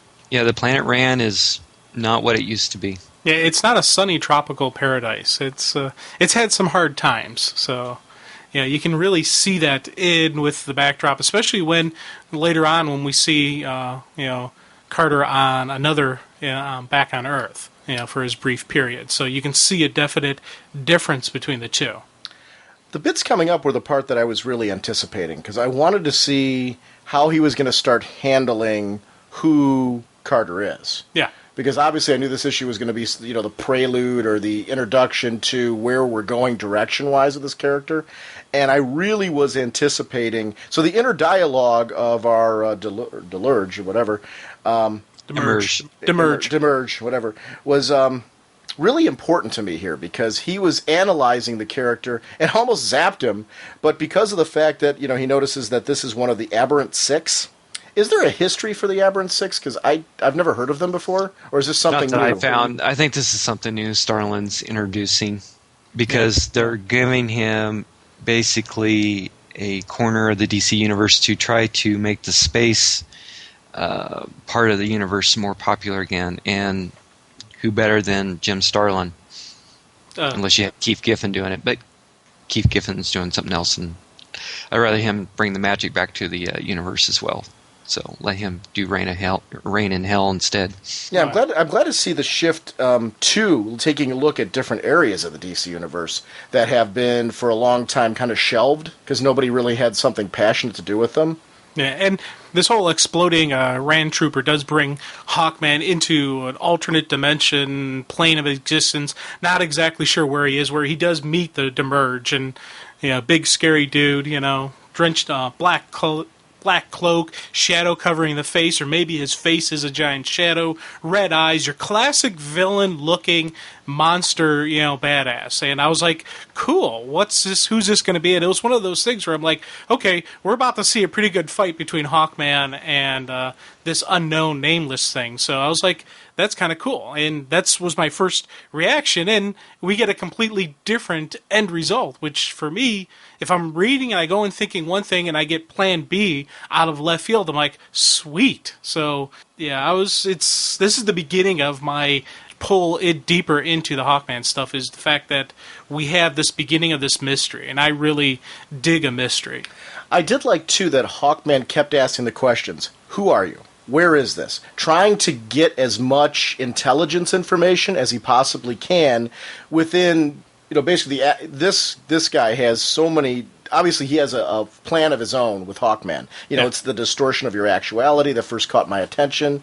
That type of stuff it shows that he's got to focus on Hawkman because he's noticing something about him that's off or out of place. Yeah. And Carter's his inner dialogue, for me, was just a really cool thing. He's like, not good, clearly abduction, but motivation is unclear. How to play this out? How else? Head on. And I read that, I was like, oh, yeah. As I said, I'm digging this guy.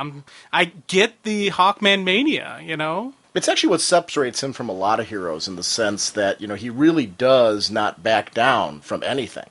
Right. It's, and he's a tank. He is a brute. He's got that rage, which they will actually later explain, kind of, in this, or they begin to explain it, something that's going to get fleshed out in his own series. See, that's the funny... Before we go on that page, let me ask you, did on the previous page, when we started getting more dialogue boxes from Sinar, however you say his name, did the red lettering kind of take you out of it when you were reading it? Because it did for me when I was... Even the second time I went through this, and by the third time, I was so used to seeing it, it didn't bother me as much. But it kept kind of taking me out of it. And when I was doing my notes, I actually started jotting down what the red letters were just by themselves. It was interesting. It kind of drew me to just those words. I'm not saying you're wrong for having it take you out of it. It's just I didn't really notice it as far as that end, except that it drew me to those particular words as ones that they wanted me to, like distortion and actuality, and the fact that it caught, all of these are the words that are, I guess, kind of pointing out what's going on with Hawkman. So they kind of drew me to... Or how he observes Hawkman. Yeah. Right. Because on the page where he's got his shield up and he slowly lowers it down, you get insight on how Jim Starlin and the Demerge perceive Hawkman to be. Right. Hawkman, Warrior, 1, Aberrant 6. So, I guess from that end, it didn't take me out of it. Those kind of drew me to focus. One of the comments I wanted to make about him when you were talking about him being a warrior, Jim, not a warrior, I'm sorry, about a tank. On the surface, that looks like all he is, but one of the things that I really enjoy about him is as you get to know this character, there's a lot more to him, and there's a lot going on in his head. And that's where, like I said, the inner dialogue with what Starlin's doing with him right now really works for me, because you see that he's a thinking man in there, too. There is planning going on there. There's analyzing of the situation. It's more than just I'm a brute coming in and slamming my mace around. There is that aspect there, but that is and that looks that way on the surface level, but there is so much more to this guy than just that surface layer, and that's when he gets really cool. When you cut down and start taking a look at, the police aspect of him, the historical aspect of him, that's where part of the museum curator part of him, where you see his history in that end becomes so interesting because it just adds to that for me.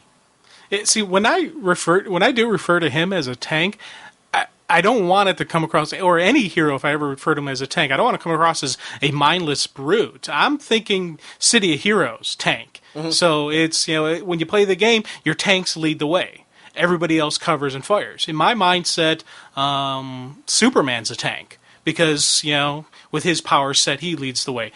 Wonder Woman, maybe she's a scrapper, one of the two. Batman, definitely scrapper. Firestorm, probably a controller.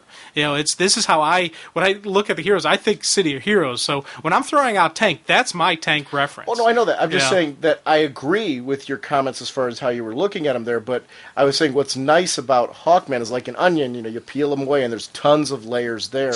There's more to him. So Hawkman's like an onion now, huh? He is like an onion, yes. Because there's many ogres are like an onion. Hawkman's like an onion. When they canceled his series, it made me cry. Yeah, you and me both. So I guess on that end, the analogy works. Okay. There's layers. But I was looking for a way to recover from that somehow. I don't really think I succeeded, but oh well. No, I don't think you did. But it was a good effort. Yeah, thank you. Hey, no problem.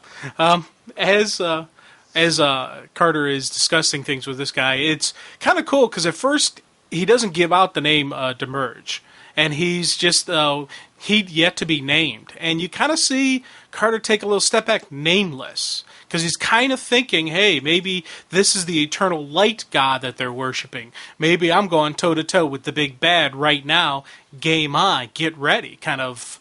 Is how I was kind of taking it, and I like that. It's, once again, there's a little bit of vulnerability in him. There's a little bit of humanity in him that he's not always going to be like, dun-da-da, I don't care who you are, I'll take you on. He's not doing that. It's a very realistic person, which, for me, I got to have some association, connection to the heroes to really enjoy them. What I liked here, too, is when he's talking about him, he talked about how didn't Plato write of such a being? Those, are important little tiny details. I'm like, I don't mind if you're like going back and using other elements of his past origin to try to explain him now, but don't take the historical aspect from the character. It doesn't look like Starlin's trying to do that. That's really important to me to show that this guy does have a knowledge of history that he brings into his analysis of situations, and that's really important as well. Go ahead, Martin. Well, I was just going to say, I looked up Demerge since he mentioned Plato, and I thought it was a very interesting reference that was made there. Demerge is a Greek name that means artisan or craftsman, and it was used by Plato in his work of Timaeus. And let's see, and it was a treatise that Plato wrote that put forward speculation on the nature of the physical world and who created it. Huh. So Sinar is trying to say here that he might have, or he thinks a little more of himself here, and he might have had something to do to create the world. Which, if based on what I read in Hardcore Station, where you first see Sinar, he's just a puppet for the nameless entity that he represents. So he kind of is thinking a lot of himself right here. Now, did you take this Demerge as Sinar? Well, it's Sinar the Demerge. That's his title that he's given himself now. Because I didn't remember him referring himself as Sinar in this particular.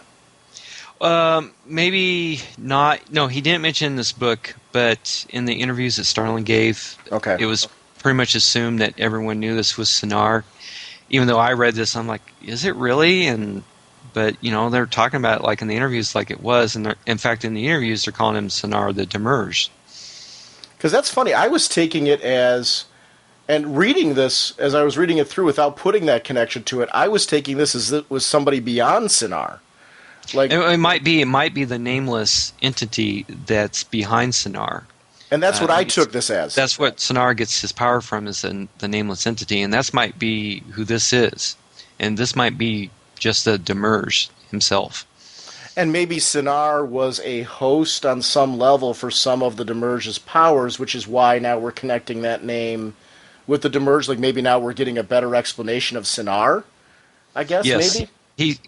Starlin said by issue 5 of the Ranthanagar Holy War, we would learn more about the Nameless One that Sinar is associated with.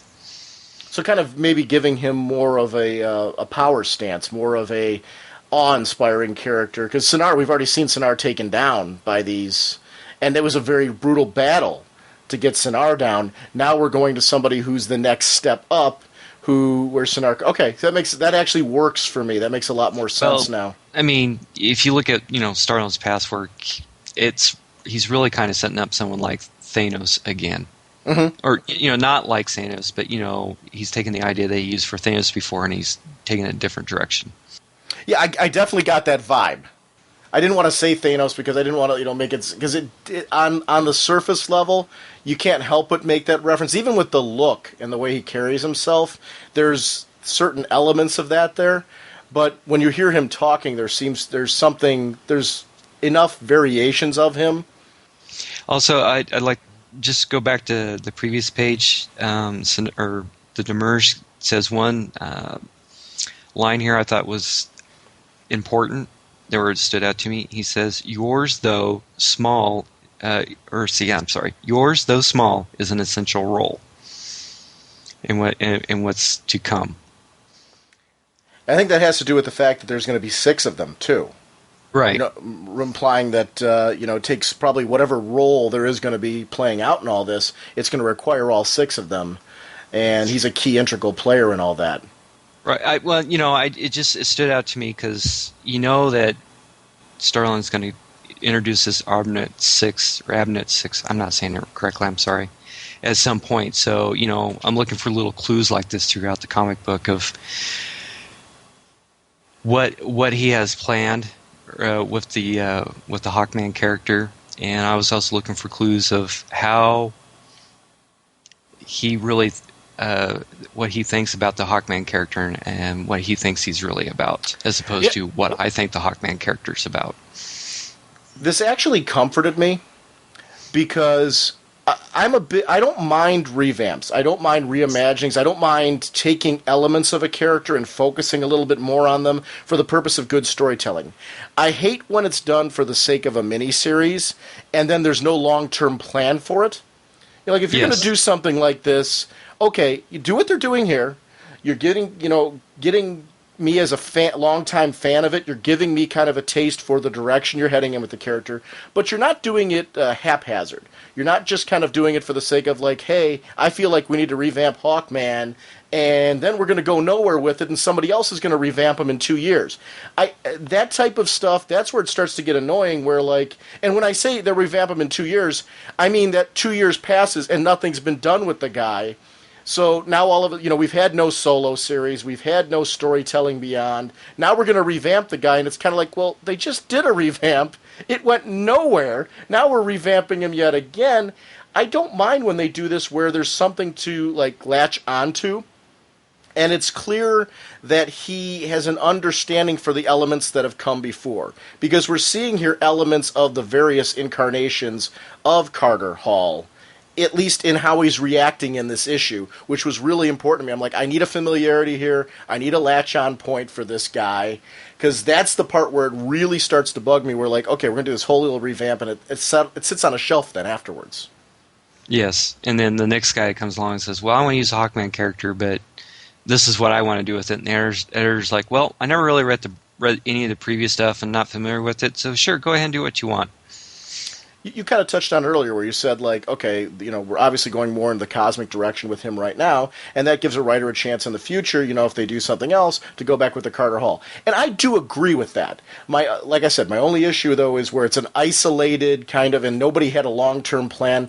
These elements where they're clearly setting up with the Aberrant Six, and that there is a future with these characters, and that this Nameless One and Hawkman are going to be, adversaries, but it's not as simple as that. These are elements that are really important to me that I need right now to say, hey, Starlin actually is planning to really take the ball and go somewhere with this guy.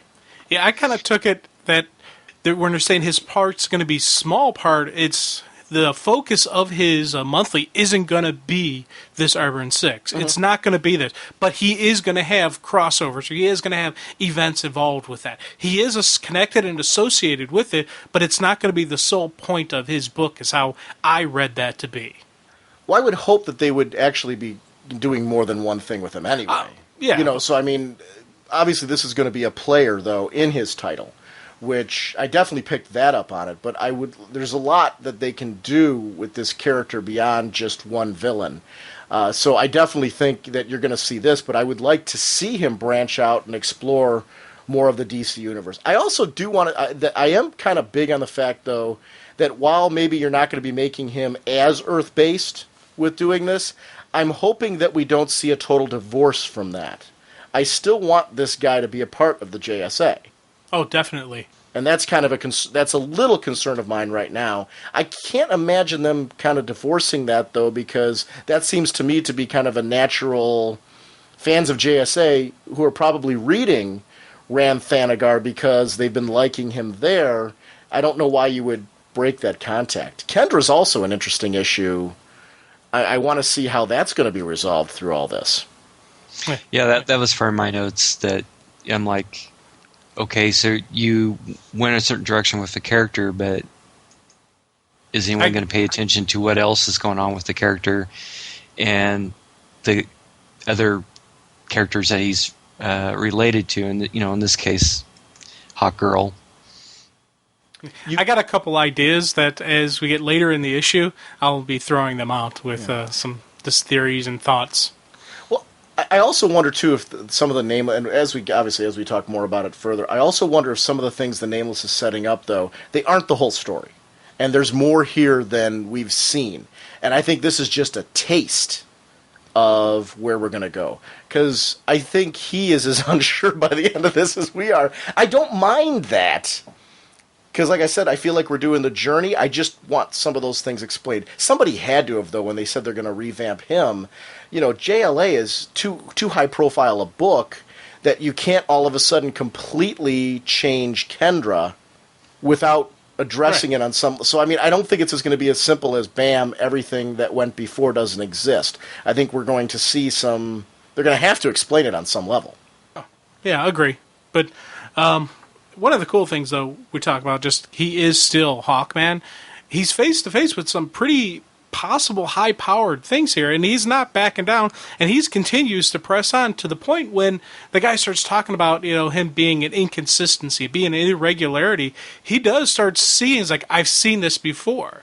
Infinite, omnipotent adversary with an infinite ego. I'm not going to let this happen again. And he goes on the offensive. And he didn't initially jump at the dude, start bashing at him. He waited and saw, and he had enough information gathered saying, okay, something's not right. I've seen this before. We can't let, go down this road again. And he goes on the offensive, but it doesn't exactly have the results he was hoping for, because he hits him and he smashes his mace on the dude's chest. And I was just like, uh-oh, we have a problem here.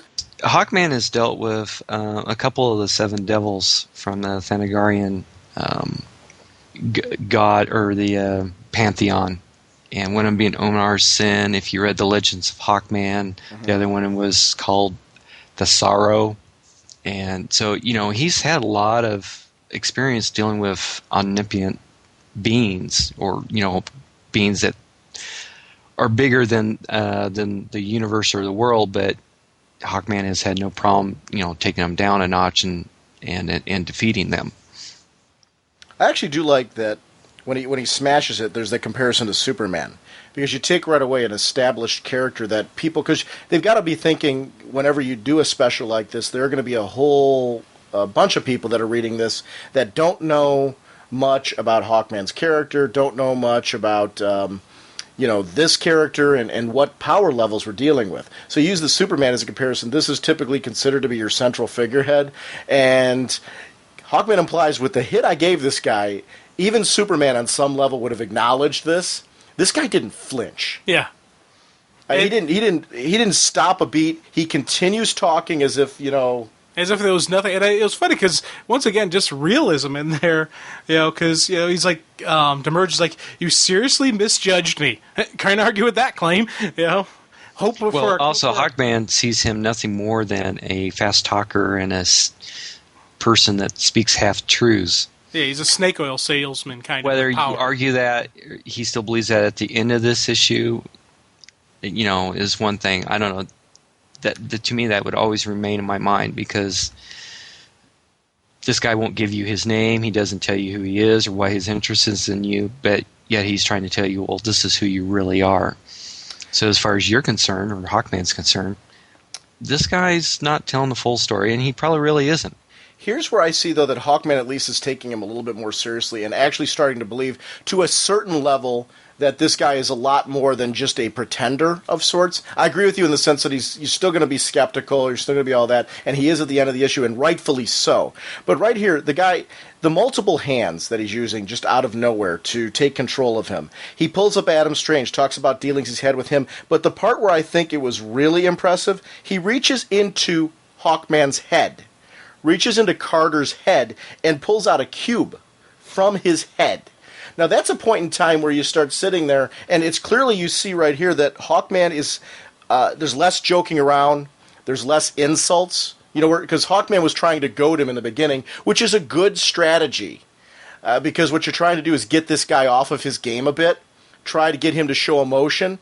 A lot of times when you get these people to show emotions, you show you're not as godlike as you're saying, because I can break you down psychologically. That didn't work with this guy. No, it did not. And that's where the tone starts to shift. And I really, I'm like, wow, I'm really eating this up because of the gradual tone shift in this, and we see Carter reacting differently. Again, that's where I say you start to see that he's more than just the tanker brute. And I know you weren't saying that, Jim. That's an interesting point with him. I think a lot of times when people talk about Hawkman who haven't read any Hawkman, the part of the reason why they don't read Hawkman is because they think that that's all he is. And I think your average Hawkman fan who's read him on any level, whether you've read from the Golden Age, whether you've read the Silver Age, whatever era you're a fan of Hawkman, I do think that's a certain consistency to him in the sense that what he looks like on the surface is there's a lot more here. And that really was pleasant in this storytelling for me, was that you got to see him handle and grow and evolve to this situation as it was happening, which shows a real thinking man. True. Oh, yeah. Agree. I'm like drooling on my comic. I know. I'm like, dude. About this. Well, I would like to take this, like on the first page, we had a recap about the Hawkman character from his perspective. And then as he's going to, or the Demerge is going what he calls this faux reality, we get another recap of the Hawkman character, which I think was really good on Starlin's part, is that he took the different aspects of Hawkman, and he didn't do one page trying to explain it all. He broke it out in different sections of this comic book, and it wasn't back-to-back pages. He, like, first page, there's something about Hawkman. Okay, now we're in the middle of the book. Here's about the reincarnation part of Hawkman. Yeah, and I tell you, it is, when we talked about like coloring and all that, you see just a dramatic difference of what ancient Egypt is. Because Demerge pulls Hawkman back to the day when Prince Khufu? Yeah. Khufu dies, and the whole wicked reincarnation cycle begins. And you just see the massive coloring differences and just bam, bam. I was like, that's cool, because it's all one art, but it's a nice flow through. It needed to have a different look to it. And I really dig this because, once Carter arrives there, he's like, okay, I don't know why he brought me here, but I know what I'm going to do. I'm going to change history. And he jumps into action. No hesitation, no words of bravado, no nothing. He knows what he has to do. He's got to stop Hath Set. He's got to break the cycle. And I love that, just seeing him race to do that. And the importance here for me was he's showing here, Starlin's showing here that this has been, since they brought him back in JSA for the return of Hawkman, this story has been pivotal to all the Hawkman storytelling and solo titles that we've had. Even into the Hawkgirl series, when it shifted over to just being a Hawkgirl series, this event, the events that are laid out here, are integral to what we've been reading. So I am glad that he took the care not to brush this under the carpet as something that we as readers haven't been reading. He said, this is stuff that you've been assuming has been going on. These are the events that have been happening around you. I'm going to be interested to see how he addresses this, because we had a whole solo series that spun off of this. So you can't undo that because of Kendra. So that is going to be the part where I'm going to be curious to see how he resolves that and keeps that balance in place, because that's going to be, you can't say that Kendra imagined all that, because you had characters like Batman involved, you had, so that is going to be... Well, not only that, Sean, but you got to remember back in the JSA, remember when they actually, Captain Marvel and Jay Garrick and I believe Kendra, they all went, and Mr. Terrific or something like that, they all went back to ancient Egypt, and that was Jeff Johns' first introduction of, revamping the Black Adam character, but they spent time back there with Black Adam and Prince Khufu and so on and so forth. So what did we see there? It's going to be really interesting to me. To me, the demerge is just sculpting or influence Hawkman to his own means. He's trying to tell Hawkman, none of this is real, because you're just a Thanagarian, and that's what I need you to be. I.e., that's what Starlin needs him to be, so he can use him in his space opera stories. So you think that this godlike creature then is actually molding Carter to be the person that he needs him to be for his purposes in the future? Because he does allude to the fact that I need you, but not as you are now. Yes. Now that's because interesting. If you look at this whole issue, Starlin didn't say it's absolute this way. Hawkman's never been a reincarnated prince throughout time with a star-crossed lover that they're always killed by half-set each time, and then they get reincarnated and start over again. He left a nice big open back door where this can be all undone by someone helping Carter realize, hey, you had some demigod playing with your mind, and it's you're back to who you really are anyway. So he was just using you, and problem solved. Yeah, actually, so he's left. I like that. I really actually appreciate that aspect of it, because it is one of the things that I'm most interested in is the JSA stuff, especially lately for me.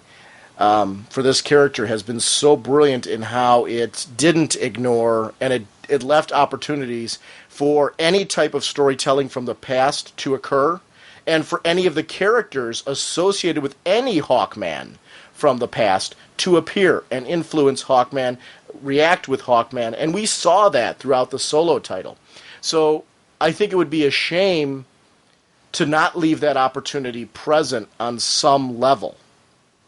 The only thing that bothers me is on the big splash page where it shows you the beautiful art of Egypt, looking over the city, is the Demerge calls Hawkman, in red letters, he says that the faux reality in his brain is it's very clever, and it would explain why Hawkman's a raging berserker. And to me, Hawkman's never been a raging berserker. Yeah, he charges in the battle and starts swinging the mace around, but that doesn't mean he's a raging berserker. He's just taking the fight head on, like a lot of warriors would. So, but here's the thing.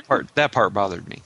Well, here's the thing that I kind of liked about that, because you think about it, he's also a trained archaeologist. He's a man of science, a man of research. He's a man of, he's not the head front. If you look at who is Carter Hall, your typical archaeologists are not. They're the bookworms. They're the intelligent intelligent people who sit back and analyze and study. They're not the charge in head first. And I like the fact that this kind of, he's saying this kind of explains how he has that warrior mentality, how he's raging against it, how he's fighting it. In the back of his head, he knows this to be true. And this is the subconscious mind fighting with the conscious mind saying, hey, wake up, this is not true. That's how I kind of saw it. And I kind of liked that explanation. I've never seen him as a raging berserker. Wolverine has the berserker tendencies. Hawkman never had berserker tendencies, but he did have that head-on attack first, lead the charge. And if you think about what an archaeologist is, I don't see them as those type of people. And even in the Gray and Palmiotti run and the Johns run prior to this, the only time we ever saw him in anything that would quote-unquote look like being a raging berserker was in a situation where he was attacked, drugged. They did so many things to him that he wasn't himself anyway. So they literally put him through hell just to, and his life was being torn apart at that point. I mean, they brought back all these old rogues, and they were trying to tear his foundation apart bit by bit, and they succeeded almost until, but again, the strategist came out and he was like, wait a minute, someone's trying to go after me and the city I'm trying to protect, so I'm going to take steps to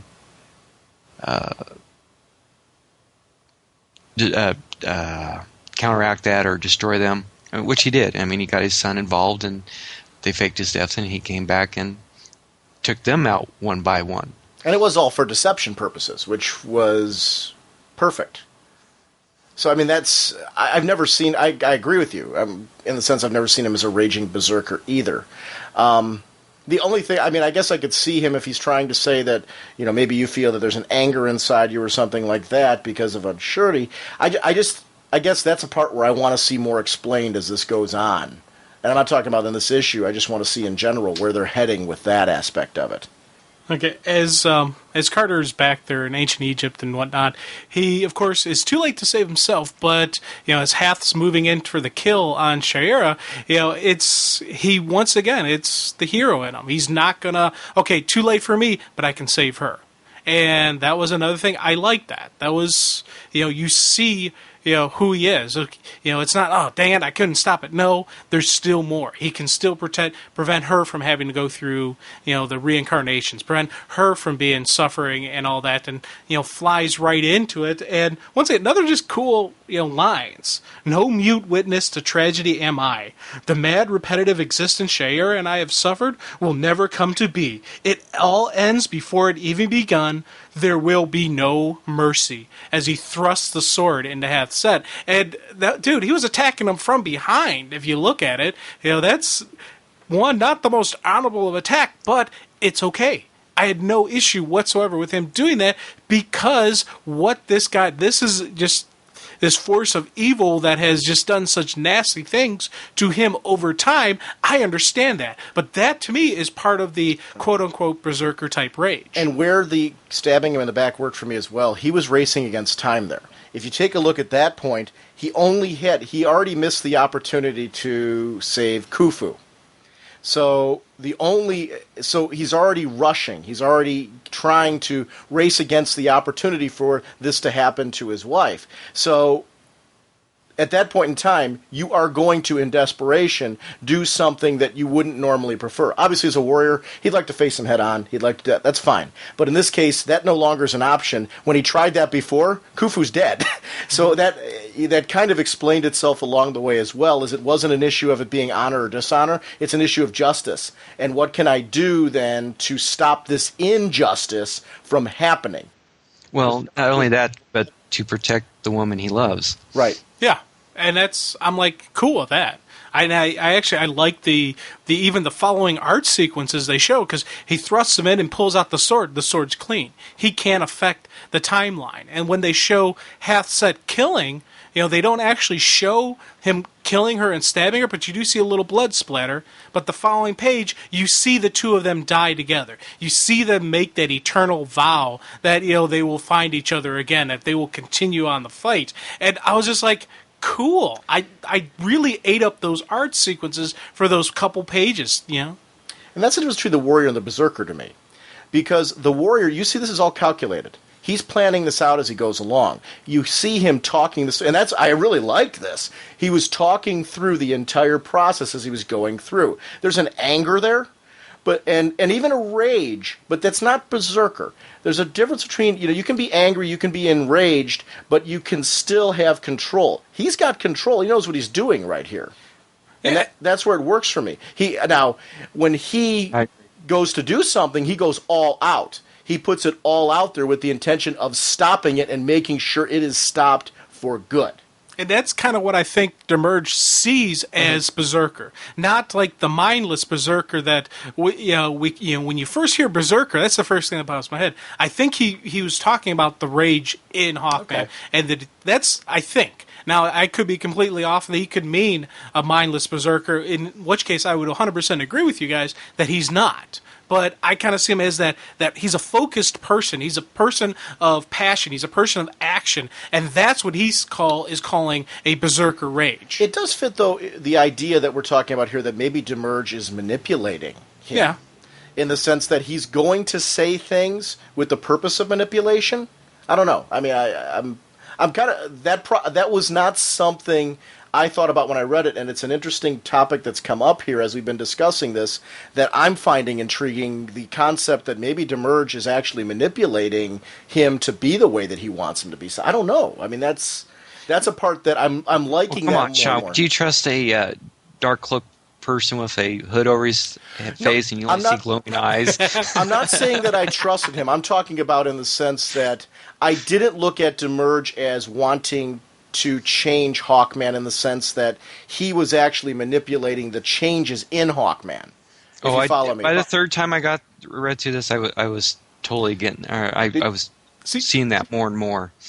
Here's one thing. I'm not going to disargue. Say you guys are wrong, because you very easily could be. And Ed, the more you're talking, the more I'm like, yeah, I see that. But when my first couple of read-throughs on this, I took it as I kind of liked what they were doing here, because even Demerge continues on with him telling him, hey, your whole life as the Pharaoh has been a lie. He's like, who's your father? Okay, you know who your father? He's a 13th dynasty ruler. Your surroundings are 18th century. And Carter's like, yeah, I never noticed that before. He didn't know the name of his father's chief vizier, nor did he remember how many brothers he had. These are things I was like, exactly. Oh, okay, this could be very easily a false creation. That's what was throwing me off. Here's the thing, because when Carter said, made that vow, that eternal pledge of, there will be revenge, Demerge says, yes, it will, but it won't be you who does it. I'm thinking that what if Hawkgirl is actually Shayera? Actually, all of the Hawkgirl stuff and all that flow through of the reincarnation was actually Shayera. What if Carter wasn't Prince Kofu? Kofu. What if... But see, you look at the Demerge is constantly hitting him with inconsistencies here. Like, if you look on the next page, he says, you're an archaeologist by trade. And yet later he calls him Katar Hall. Well, Katar is a Thanagarian policeman. Now, so which is it? Is he Katar or Carter the archaeologist, or is he Katar the policeman? That's what I like, though. See, I agree with what... See, the funny part is I'm agreeing with what both of you are saying, and that's the interesting part where I think I'm going on Carter's journey with him. Because I can completely see what you're saying, Martin. Jim, I can see what you're saying, too, because that's been part of my thing that's been bugging me is there's certain elements of truth that I'm not saying, and I mean, maybe that is all an illusion, but there's certain elements of truth that, to me, when I read it, that this nameless Demerge is trying to bring out in Carter for his own purposes because it suits him. I didn't take it that he cares really on any level about Carter knowing the truth about himself. I took it as the truth is convenient for him for his purposes.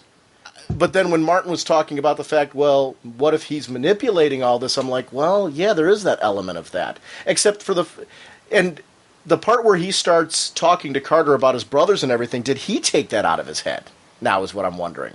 When he reached in and pulled that cube out, are the inconsistencies for Carter now because of what the Demerge did to him? See, I believe so. That could very easily.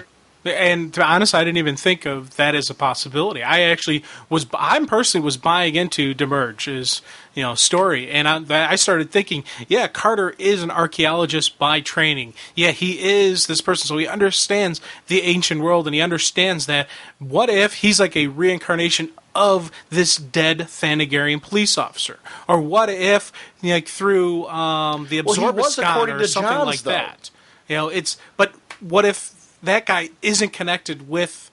See, here's the other thing that Demerge did not try to dissuade him of, is part of the Hawkman lore is him being reincarnated through time is because Hasset used the nth metal that they found from the crashed Thanagarian ship, and because of the nth metal, manipulated, corrupted their souls, or whatever, however you want to put it, and that's why Shaira and Khufu are constantly reincarnated through time. Yet you see the Demerge never once addressed that. Mm-hmm.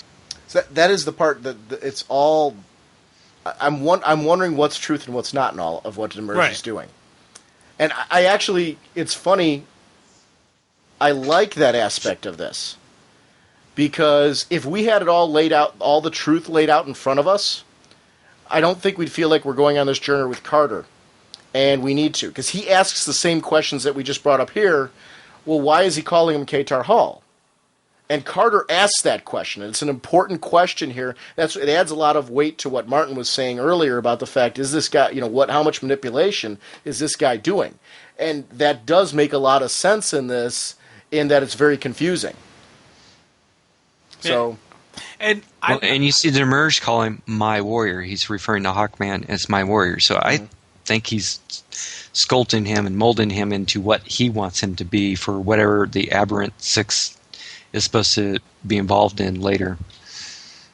Yeah, see, I really dig this. Are we enemies? Yeah, are we? And he even said, and Demerge even asked, because he's like, "Are we friends or allies?" He's like, we're basically both. There's going to be times when I'm your allies. There's going to be times you're going to curse my name, and it's one of those things where I was like, is he even evil? Can we, is Demerge going to be one of those kind of characters that we can't say is good or evil? He is just a being. He is just there. And depending on the circumstances, depending on what information or situation he puts him through, is whether you're going to think he's a good guy or bad guy. Or does he curse him because he played with his mind?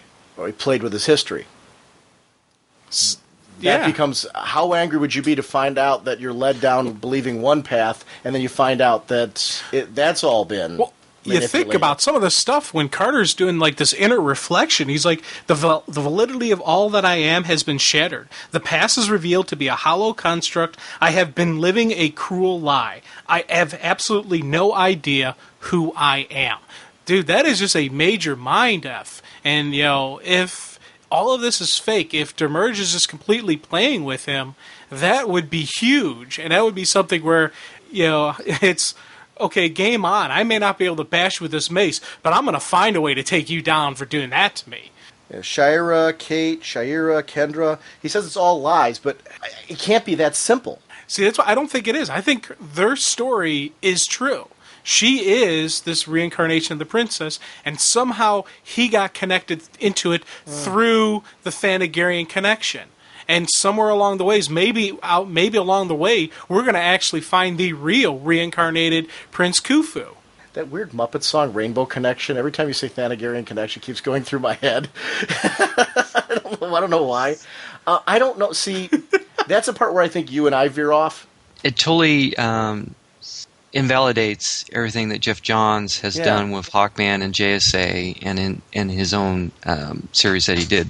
Well, Kendra, her complete origin and everything we know about her, I don't know how you can change his and not on some level modify hers. And I mean, it is speculation at this point because we don't completely know what Starlin's doing from this. And I'm not against that. I'm not saying that's a negative. You can't help but talk about where you think it's going, which is what we're all doing right now, as far as saying this is the direction we think we're heading in and all that. And we've got to actually see that spelled out before we can accurately do it. But right now, where I'm at right now, I don't see how doing this on some level, unless he's really doing, like you said, a mind manipulation, messing with his mind on some total level.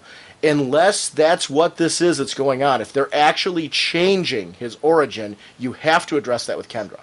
And I think they will, in a way, because when Demurge gives him a flash, images of the future, we see a couple stuff. One of them is a female in wings and a uniform, but it's a black and gray, black and silver type outfit. It's not the traditional Hawkman or the traditional winged Thanagarian warriors. What if maybe we're going to see a change of Kendra along the way? Throughout this process, I think that Starlin's going to be bringing back Hawkwoman again. Yeah, and that could happen as well too. I don't know. This is a big mystery going. What's going to happen here? What are they going to do with Carter, K-Tar, Hawkman, whatever you want to call the dude? We've seen a separation now too of Kendra from Shayera. Right. Kendra is her own person now. That coexistence is no longer there. Well, because I took that as she finally accepted that she was part of Shayera, or she was Shayera reincarnated, and that her suicide, which kind of screwed things up with her memories or ability to remember things from the past, was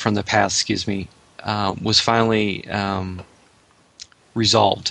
And so the character could finally start moving forward instead of saying, well, I kind of remember some stuff, but I don't remember some stuff, and so I don't believe everything you say. Yet I do believe what you say because I do remember some stuff. And so they finally just took that wishy-washy part and said, okay, it's resolved, it's finally merged together, and now the character can move forward, which she has on some level. The last issue of Hawkgirl, though, you actually see the soul of Shayera give it up. Okay. I guess I forgot about that. So, I mean, that's what I'm... Yeah. If you take a look at that one, there's that wonderful moment with the meeting with Carter and Kendra post-Shayera being gone, where they have to deal with the fact that Carter has to deal with the fact that Shayera's now gone. And, his chasing of Kendra was for so long driven on the fact that Shayera was in there. And they had to deal with the fact, well, what does that mean for them now? Because they had crossed some lines where they had started a relationship together based on that. And, since his disappearance, she had started a relationship with Roy, but now we learn that she's no longer got Shayera in there, because Shayera gave up her soul. I mean, Shayera's gone. That was during the last battle with Hasset in Hawkgirl. Shayera actually, I don't want to say died because she was already dead, but I mean, her soul was gone. She gave that up and actually had this beautiful moment with Carter where, she was letting Kendra have a life now. So she sacrificed herself. But it does open up an opportunity. I guess what I'm saying is, when you were saying I think he's going to bring back Hawkwoman, I guess what I'm validating that opportunity's there, because Shayera's soul is no longer a part of Kendra. We really could bring back Shayera, because they've shown now that they're separate entities. Well, they could, but I think it's going to be more of a Hawkwoman from the Thanagarian society than a reincarnated Shayera. Mm-hmm. I'd just like to point out on the page with all the multiple Earths that you get the last aspect of Hawkman's convoluted history and origin, all kind of explained right here on this page. And Zero Hour especially, where they took all those pieces of all those Hawkman and put them together. And in fairness, the Zero Hour one was very convoluted. Yes, it was. That was a mess. That should have never happened. Right. So it looks like he's trying to, on some level, undo that. But I don't know. Like I agree with you in what you were saying earlier, that Johns already did that. So it's interesting to me to see how much of what Johns did, because you're going to contradict. Because I'm not sure. I'm not sure how you would do that at this point. Yeah, I see. This is one of the things that, for me, going into the future, I have kind of an advantage over you guys, because I don't know that lengthy history. I have the basic knowledge of Hawkman, from you and from various other sources. But going into for me, this just wiped the slate clean. And it did it in a pretty cool story, so that I'm like, okay, this is who he is. But even there's still the unknown mystery, because at the end there, when as we said, when he's reflecting, who am I? Who is this person? Why did he call me the name of a dead Thanagarian? It's so there's going into the new series, I have okay, what's going to happen? This is going to be kind of cool. It's not just a retelling of the origin. It's not just a retconning. It's an actual story element of the mystery that he has to face. That's why I'm a fan, though, of Martin's idea. I'm glad you're getting that, and I'm not disputing that aspect of it. But I guess for Martin, what Martin was talking about earlier, this idea of Demerge manipulating these events and changing these things, and that being what's going on here, I'm a bigger fan of that because that means we're not getting a contradiction here. We're getting a godlike being who's playing with and manipulating those things. So it wasn't that it's happened, it's that he's taken them out of the equation. Yeah, it's more so than whatever Omnar Sin ever tried to do, and he tried to manipulate Hawkman, and he was very unsuccessful. This is actually, he's taking a core element out of him. He's doing it, versus it being that it didn't happen. And there is a huge distinction between that. And to be honest, I have no problem whatsoever if that's the case. If they were to come back and say this is all giant manipulation, this is what's in effect, yada yada, I would be okay with it because it would have been told within the confines of the story that I'm reading. Mm-hmm. It wouldn't be something that I have to do research on. It wouldn't have to be something that, okay, now what is it this time? No, we have a clear knockdown locked in place. So I'm really sitting in a spot where I'm in a no-lose situation for me as long as it's a cool story, that looks good, which if this is going to be the artwork for the series, this is going to be outstanding because, there's just been so many scenes where I was like, oh, that looks cool. I dig this, and so for me, I'm really definitely looking forward to this. I'm hoping after we get through whatever this explanation is, though, that we go to, let's get to some really good. I mean, I'm not saying this isn't good. I don't mean it that way. But I mean some good Hawkman stories without focusing so much on his origin. Well, I think this is going to be an underlying story throughout it. We're going to get the Hawkman stories, I don't know if it's going to be on Thanagar or if it's going to be on Earth, if it's going to be both. I don't know where the stories are going to take place, but I think we're going to get the stories. Then along the ways, you're going to get piece here, piece here, piece here. And then maybe after a little while, you'll have this massive story arc that flushes everything out, and locks everything in place. I read some interesting posts on the forum, though, in the thread that was talking about this. And I do think part of the problem is when you try to over-explain a character and you keep doing it over and over again, what happens is people get kind of turned off about that because there is so much of okay, here he was this, here he was that. That's why I'm curious. I think Martin's going to hit on something when he talks about what are the core elements of Hawkman, and I think that's what's important. There are certain core elements to this character that if you clearly define those, and I'm not saying this is a negative on Starlin, I'm just saying in general, I think throughout Hawkman's history, the big problem has been the constant explanation of who he is versus focusing on the core elements of the character, which I think those core elements do make him easy to understand. I do think he's a character that's easy to latch onto, and I think we spend so much time worrying about this stuff that people get confused. I'm confused right now reading this. Certain people worry about it. I mean, obviously writers and editors seem to worry about it. Mm-hmm. Everyone else that I've talked to or seen them talk about this issue, pretty much the consensus is Hawkman is just one of those characters you move forward with. Mm-hmm. Stop going back and trying to explain it because it only confuses people and turns them off from the character. Yeah, and that's my concern more so with this is because at the end of this, after multiple read-throughs, the one thing I found at the end of this that I liked is I felt like I was with Carter at this point, and in the sense that where his head's at, my head is, and I think we're going to go on this journey with him. So I've got some hope for that in the sense that as I'm looking for answers, he's going to be discovering them. If that's what happens here, I'm going to be really happy with that. And I really liked, I'll be totally honest, I didn't see what Martin was saying about the Demerge leaping into his head and doing the manipulation of this, but that does add a layer, an interesting possibility to this. Now that you've said it, I am seeing that as an option here, and I like it, and what it could bring to the table. So, and it's interesting seeing through your perspective, Jim, because you don't have a lot of the baggage that that we've got with this character. So that kind of works for me too, to see a newer fan coming in and reading this and saying, yeah, no, this is a hoorah for me. I liked that. So I'm glad, because I think if you're going to do something like this, you're going to have to deal with us on any level, because we're the diehard Hawkman fans. So, we're going to geek out over certain elements that we tend to focus on, between the two of us. Even if Martin and I sat down, we could probably talk for hours on the differences as far as what are our favorite Hawkman stories and how we see Hawkman and all that. But we're still, the key consistency between of us is we're fans of this guy.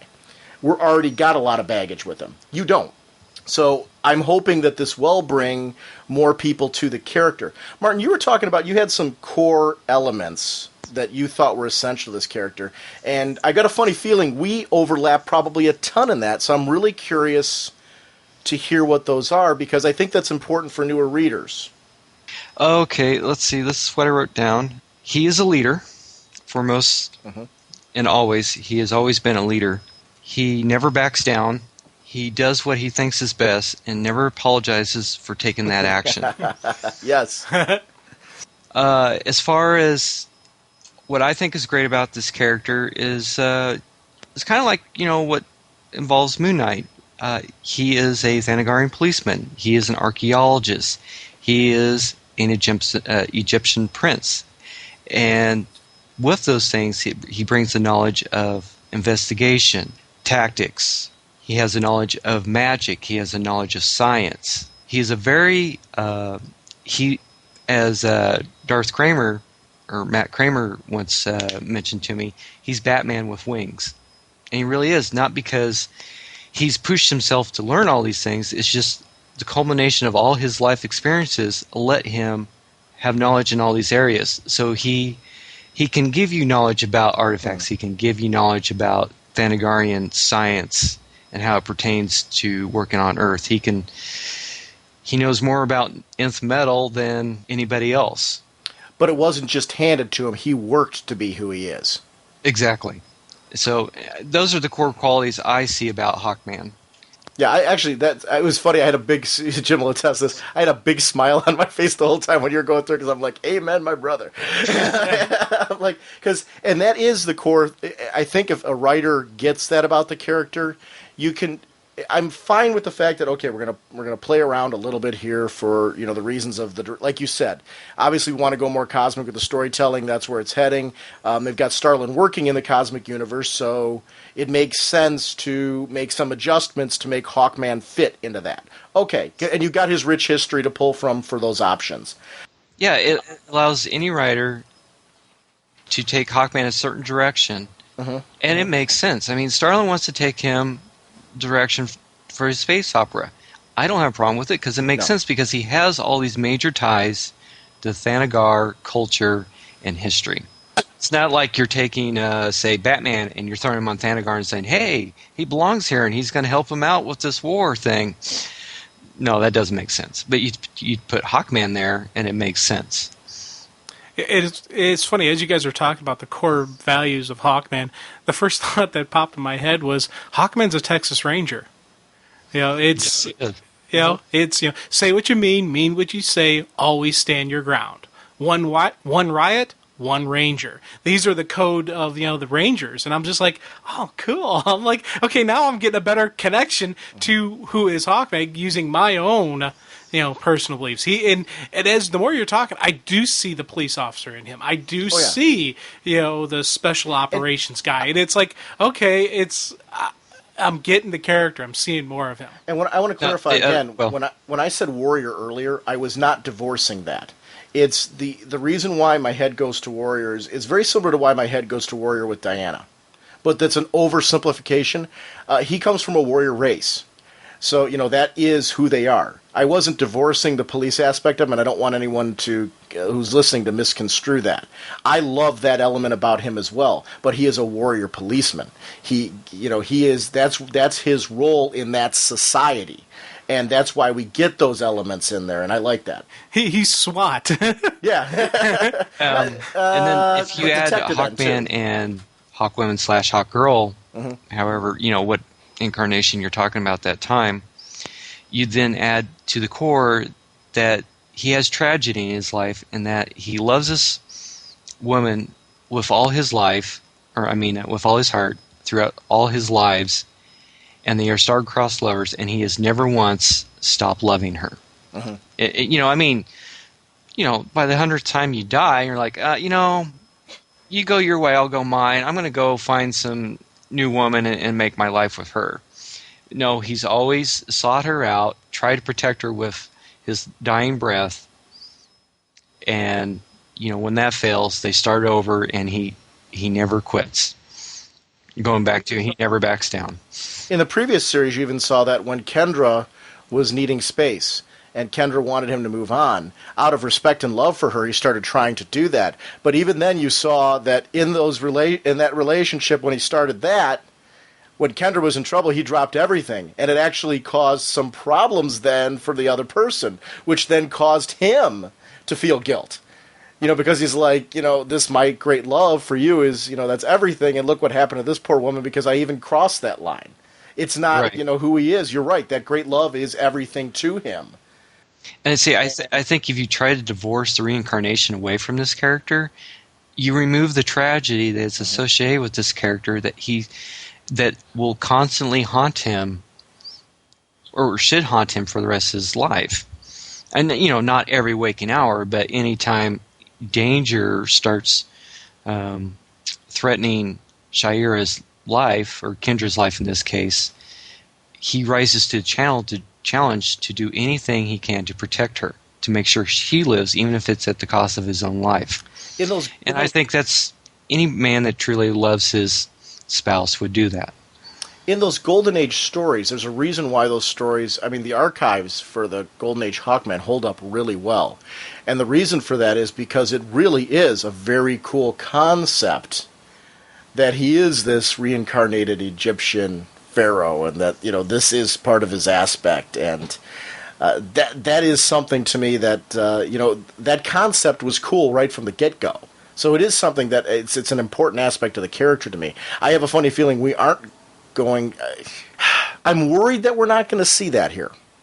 I'm worried we're going to see that yanked out. Well, we probably won't with Starlin for a while, but and this is also part of my notes that.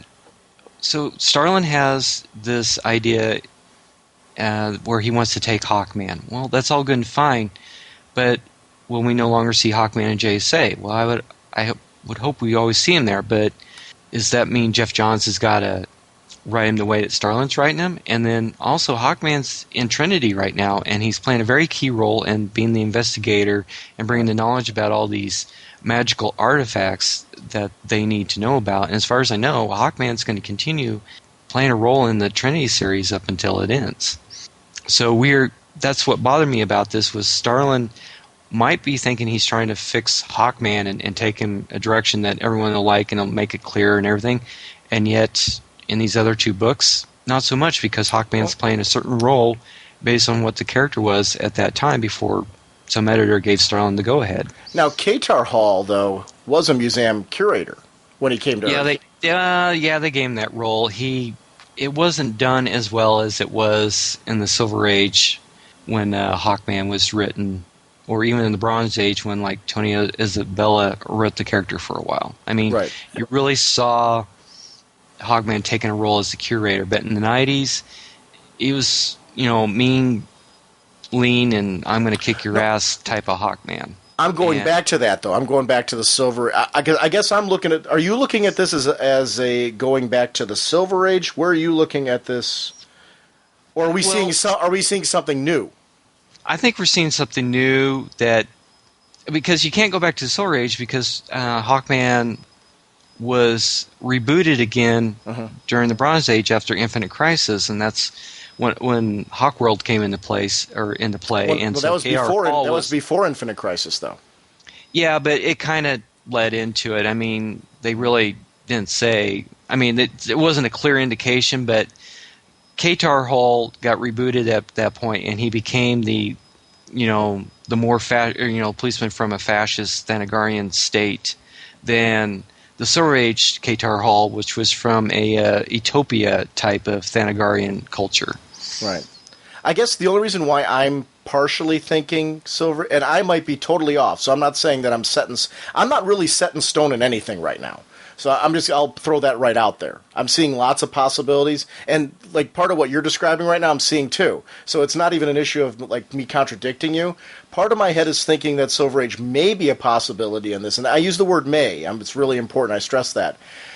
because of the fact that we've noticed post Infinite Crisis and through 52, we're starting to put back into play Silver Age elements in continuity. We're seeing that in the Justice League with the origin of the Justice League. We're seeing it with characters like Superman and Batman, where some of these elements are starting to appear again.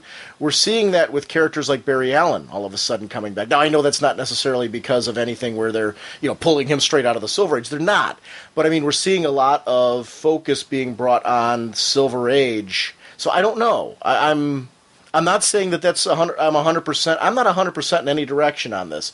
I'm looking for different threads and different elements that are tying together. I can see what you're saying too, where we're maybe doing something totally brand new and pulling from some new elements. And I'm fine. My preference would be that the mind manipulation thing, or the not even mind manipulation, as a god going in and maybe changing things for him on some level. That right now is part of my preference, I think, because then you don't have to explain what's going on with Kendra. This was done to Hawkman. And we don't really know where in the giant continuity any of this occurs, because the events of Trinity are well before this, because they're probably even before RIP. So we have what that Carter is still this pre-stuff. So that's going to be a whole where everything fits into place, but I don't see them changing him. He's not Katar Hall, but he is somehow connected and associated to Katar. He's not this guy he was probably born on Earth. He is a trained archaeologist who's studied and who's gone through that stuff, but he has this somehow connection to this Thanagarian police officer, who somehow has this connection to this Egyptian prince reincarnation. Well, not to. I'm probably going to confuse some people here or turn them off. But what happens when in the Hawkman Reborn arc of JSA was Katar Hall and Carter Hall were merged. Right. He is in Katar Hall's body, which is why he's got the hairy chest, because Carter Hall had the smooth chest. That's the difference between the two, which I know sounds silly. No. So Carter Hall's soul of Khufu, and also Carter Hall's. This is where it gets even complicated for me. Are inside of Katar Hall's body, and so that's the primary mind that's in the body. Although he has Katar Hall's knowledge about Thanagar. And like I said, I probably just confused people and turned them off. And he has his memories too. Because it's hard to explain. Yeah, because he was able to, when we saw Katar's wife in the Solo series, we actually saw that Carter was able to talk to her from the standpoint of referencing Katar. Yes. So, and see, that was part of the problem. I wouldn't mind if they had done Carter Hall, the reincarnated prince, but then when the Silver Age happened and they wanted to bring back Hawkman again, but as many characters, they were rebooted in a way, like they rebooted Flash and became Barry Allen, and they rebooted Hawkman. I wish they had chosen a different name for that Thanagarian policeman they had came to Earth instead of Katar Hall, and that way the two names could have been a lot more distinguishable and let people be able to separate them more easily when doing conversation, instead of we having to put an inflection on Katar Hall versus Carter Hall. Well, and you're right, because what ended up happening was Carter Hall, as you saw him in the Golden Age, lived on Earth too, with Jay Garrick and Alan Scott. Yes. And then Katar Hall, who was a Thanagarian, so then, he's an alien, he came to Earth in the Silver Age and was part of that with Barry Allen and Hal Jordan, and that's part of the reason why I think they're heading in this direction with him, because it fits what we're seeing with all these rebirths going on. And I don't know. I'm not, like I said, I'm not like 100. I'm very open ended as far as where I think this is going right now. There was a lot of discussion here that's come up where they opened my eyes into different possibilities that I didn't see before. So I'm kind of merging some of my own ideas with those, but I'm still at the end of this. I feel I'm still pretty confused on where we're going, and not in a bad way. I don't think that's a problem in a mystery. Well, it was left very open-ended. I mean, you're not supposed to know. There was hints given in this. There was an explanation of where Hawkman, the character, had came from. Like I said, in different sections, first page, middle, toward the end, explained the Hawkman character, and I thought Jim Starlin did a good job of that. But he also dropped hints about the what was it? The Aberrant Six. Aberrant Six. Aberrant. Yeah, Aberrant. I'm not going to say it right. That's all right. Jim. The Six. Just say the Six. You're going to do it, Jim. Yeah, I'm going to do it, Jim. I do it all the like time the on the Six. show. So you did hints about that. I mean, you had that nice little splash page about images of what's to come. And so, I mean, so tell me, Jim, what made this issue say to you, Hawkman's even a more cool character to you now, where, of course, you see Sean and I going, well, it could be this, and it could be this, and it could be this. It's the fact that they did, retcon him, but in my mind, they're doing like a whitewash of him, and they're rebuilding who the character is, and they're showing, the character. He's not losing some of the stuff that I thought was cool aspects of him. I do like the fact that he is a powerhouse. I do like the fact that he goes head on, and I do like the intelligent side of a hero. So I'm seeing all of these combined into it. We add to it, we're seeing a very realistic, humanistic side of him, because when he's dealing with all of the fact that his whole life has been a lie, he's not just like, oh, well, my life is a lie, let's move on. No, he's like, what the heck? Oh, my God. And then at the end of the book, he's like, I have so many mysteries, so many unknowns in my life, but I got to put those aside because I got the mission at hand. And you see him flying into the, that final page, that he's flying right at the reader, right into the reader, and it starts, getting closer and closer and closer to him. It's this that cool thing where you see the determination on his face. You see just this guy who's, focus of thought and, of actions, that he's not going to hang back. He's not going to, just let his personal problems get in the way. He's got a job to do at hand. He's got to help people. He's got to be the hero. He's got to knuckle up, and he's going to. And I was just like, as I'm reading, I'm like, hoorah! All right, cool. I'm digging Hawkman. I'm a Hawkamaniac. The last page was really nice because it really continued it from the first page where you saw them flying into you, and the last page is Hawkman continued to fly right into your face. And just the etchings on his face is just that determination. I was just like, oh, dude, this is kind of cool. So everything I thought may or may not be true, and I liked that. No idea how to handle this. I doubt many have faced such an eventuality. And, that was part of it for me, that I liked that because at the end of the issue, I was feeling that way. And that's where it worked for me. I guess, Martin, I think we should probably voice this right now. Did you like this issue? First time, no. Second time, a little more. Third time, yeah, I liked it. Yeah, first time, I'm like, oh man, this is a bunch of bollocks. This is crap. Starlin's screwing up the character. You should have never done this. And then, then you approach me and like, yeah, let's talk about this. I'm like, okay, I'm not going to have anything to say about this. So I started going through it and doing my notes, and I'm like, oh, they're going to be all bad notes. And actually, I'm like, oh, no, I'm starting to see a new part of it. So I'm like, okay, let me read it again. Just read it, not taking notes this time. And so I read it a third time, and that's what the approach I'm taking with you guys now. I'm like, I really think that Emerge is just mine effing with him, and he's sculpting him into what he wants him to be for one of the six. Whatever the six are going to do in space. I got to be honest with you. I'm going to share with you the exact same thing. First time I read it through, I didn't care for it. I'm like, ooh, what are they doing here? I read it through, and any time that happens to me, I have one of my first gut reactions is I've got to read it again. I read it again and started to warm up to it. And your experience, Martin, is probably identical to mine. And it was really like the third read-through that I started to make connections and really, I read this book 5 times. Oh, wow. Because, it was really one of those things that I started to notice more the second time around. I'm like, okay, I'm warming up to this. The third time that I read it through, I started to get some ideas about what was going on here.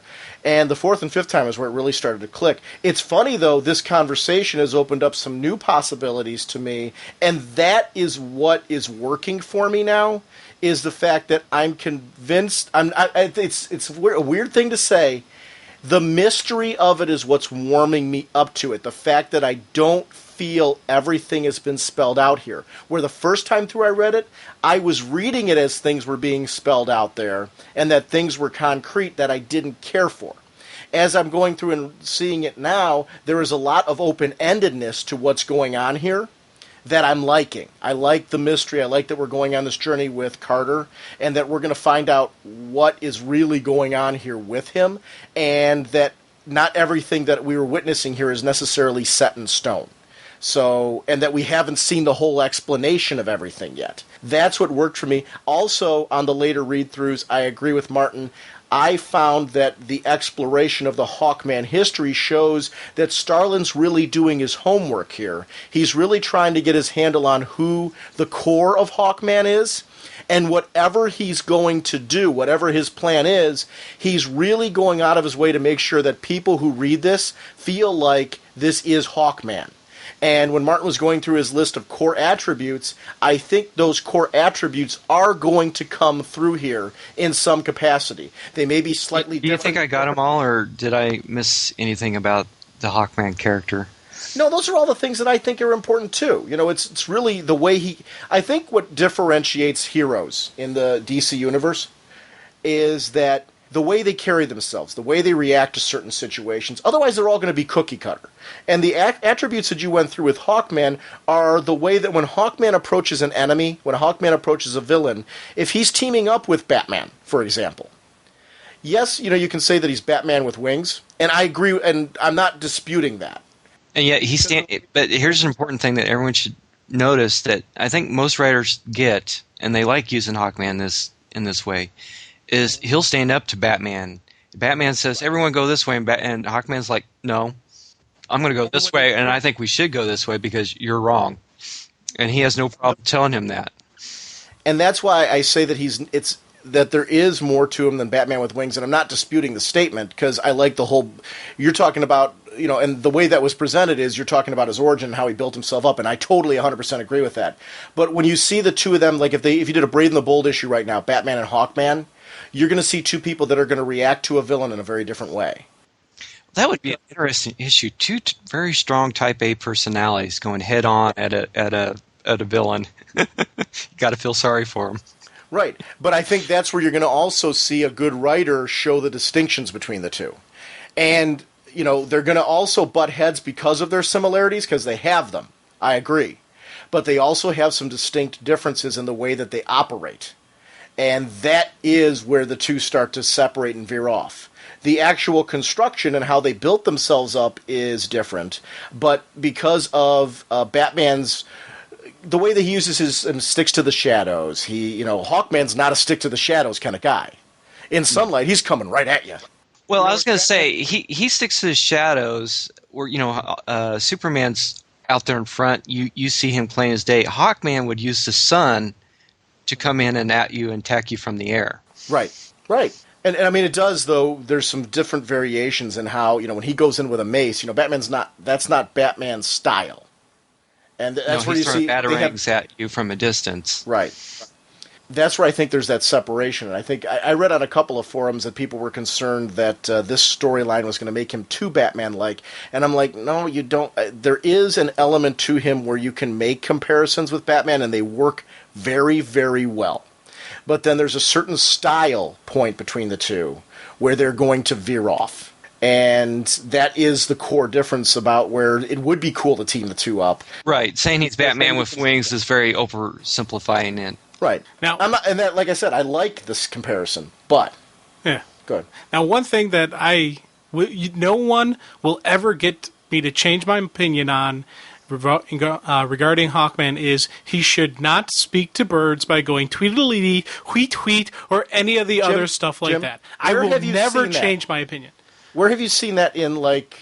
Shadow War of the Hawk. I've seen it. I don't want it ever to come back. Was that? But we're going old school with Hawkman. I don't want to see that come back. I do not want to see that. I don't think it will, because when they rebooted him for the Bronze Age and did the whole Hawk World series, that went away. Jim, did you see him reach into his head and say, "You will now talk to birds"? Did you see that somewhere in this? What issue did you read that I didn't? I'm just saying I don't want to see that come back. Yes, but I mean, that's did you the thing, man. I'm it asking can't come back. Where are you pulling this hypothesis from? I'm not pulling. I'm just making a statement here of what I want him. What for me, Hawkman is and isn't, and he isn't somebody who goes. Well, I don't want to see with birdies. Jim, okay? I don't want to see him wear pink pixie boots. There we go. I also, I mean. I don't want to see him to go back to the helmet without the wings on the side either. But I see nothing here to indicate that that's going to happen. Going back to something accurately in his history. But whenever you see a picture of Hawkman without the winged helmet that we know him for now, and it's just the yellow spandex hood that he wears, that's the Golden Age Hawkman that was in the Golden Age Flash backup stories. Right. And then that's why that carried over to Earth 2. And I did like that because there was a clear visual distinction between the two whenever they appeared in Earth 1 and Earth 2 team-ups. I liked it for that purpose, but my preference is the helmet we currently see him in.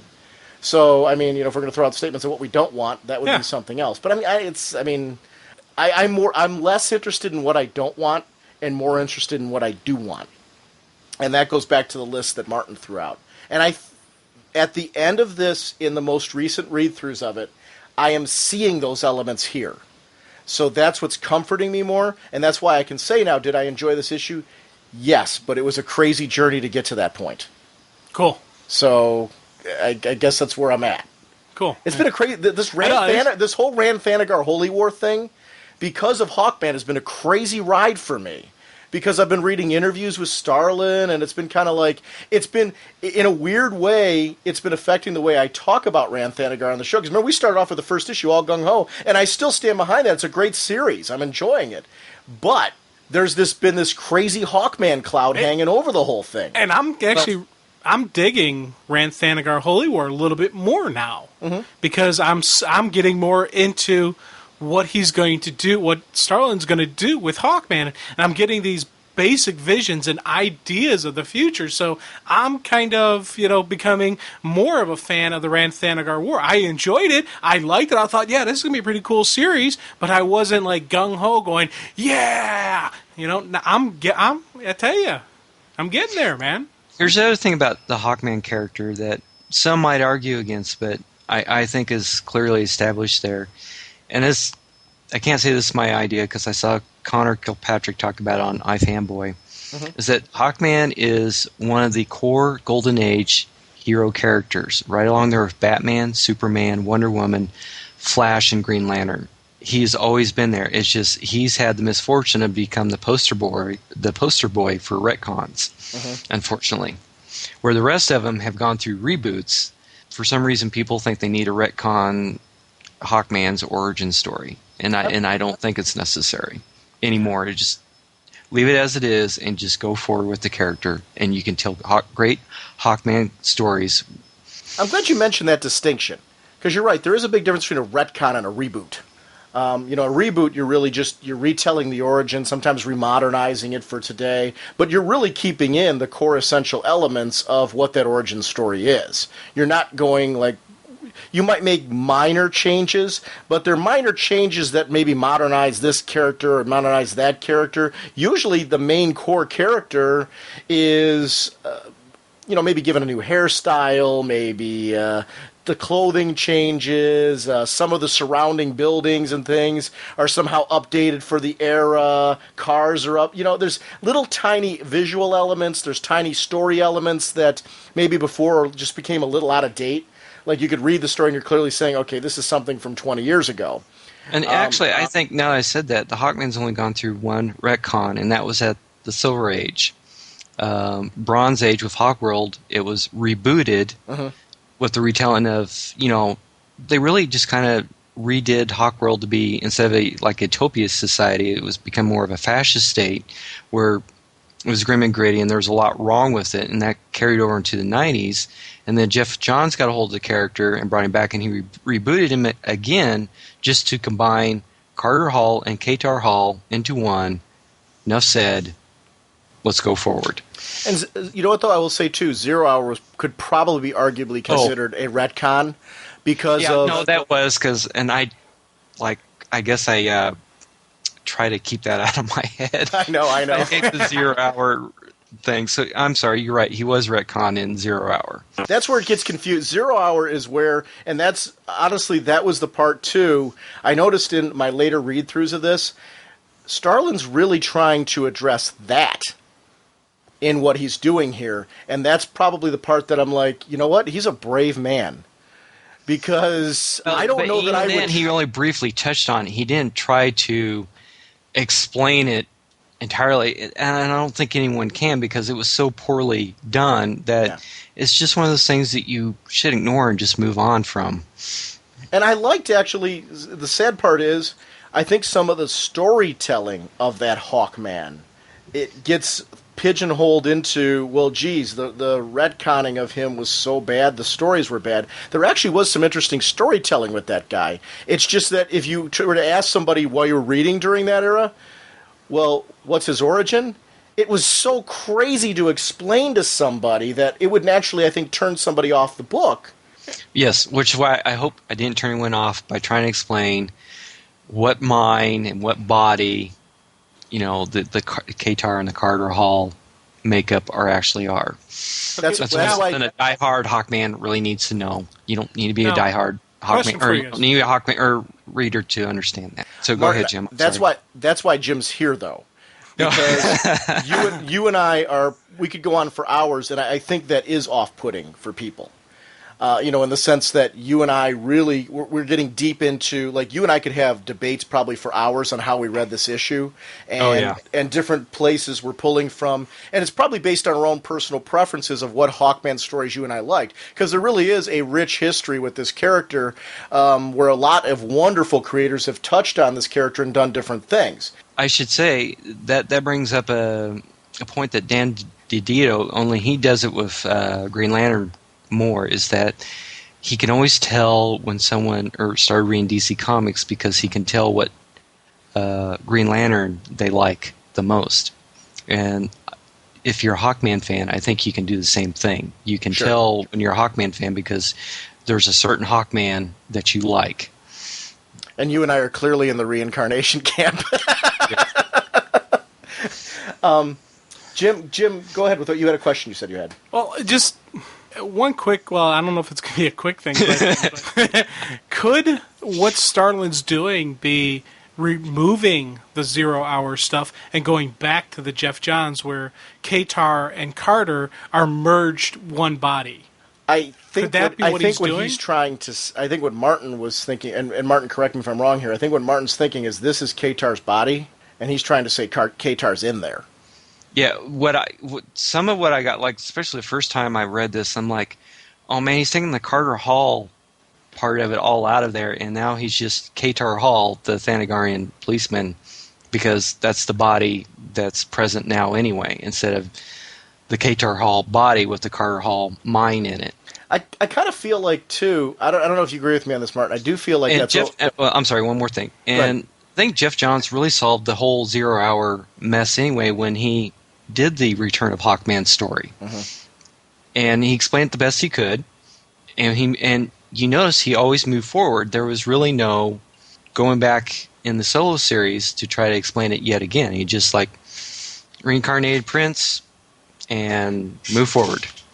My hope, and I'll probably end, this will probably be like one of my last comments on it, because literally we could go on for hours about this, but my hope is that where we're thinking right now is oversimplifying what Starlin's doing, and that there actually are some surprises, some things that we don't expect that are going to come out of this. And very similar to the journey Carter's going on right now, we are going to discover things that connect certain story elements that we didn't realize before.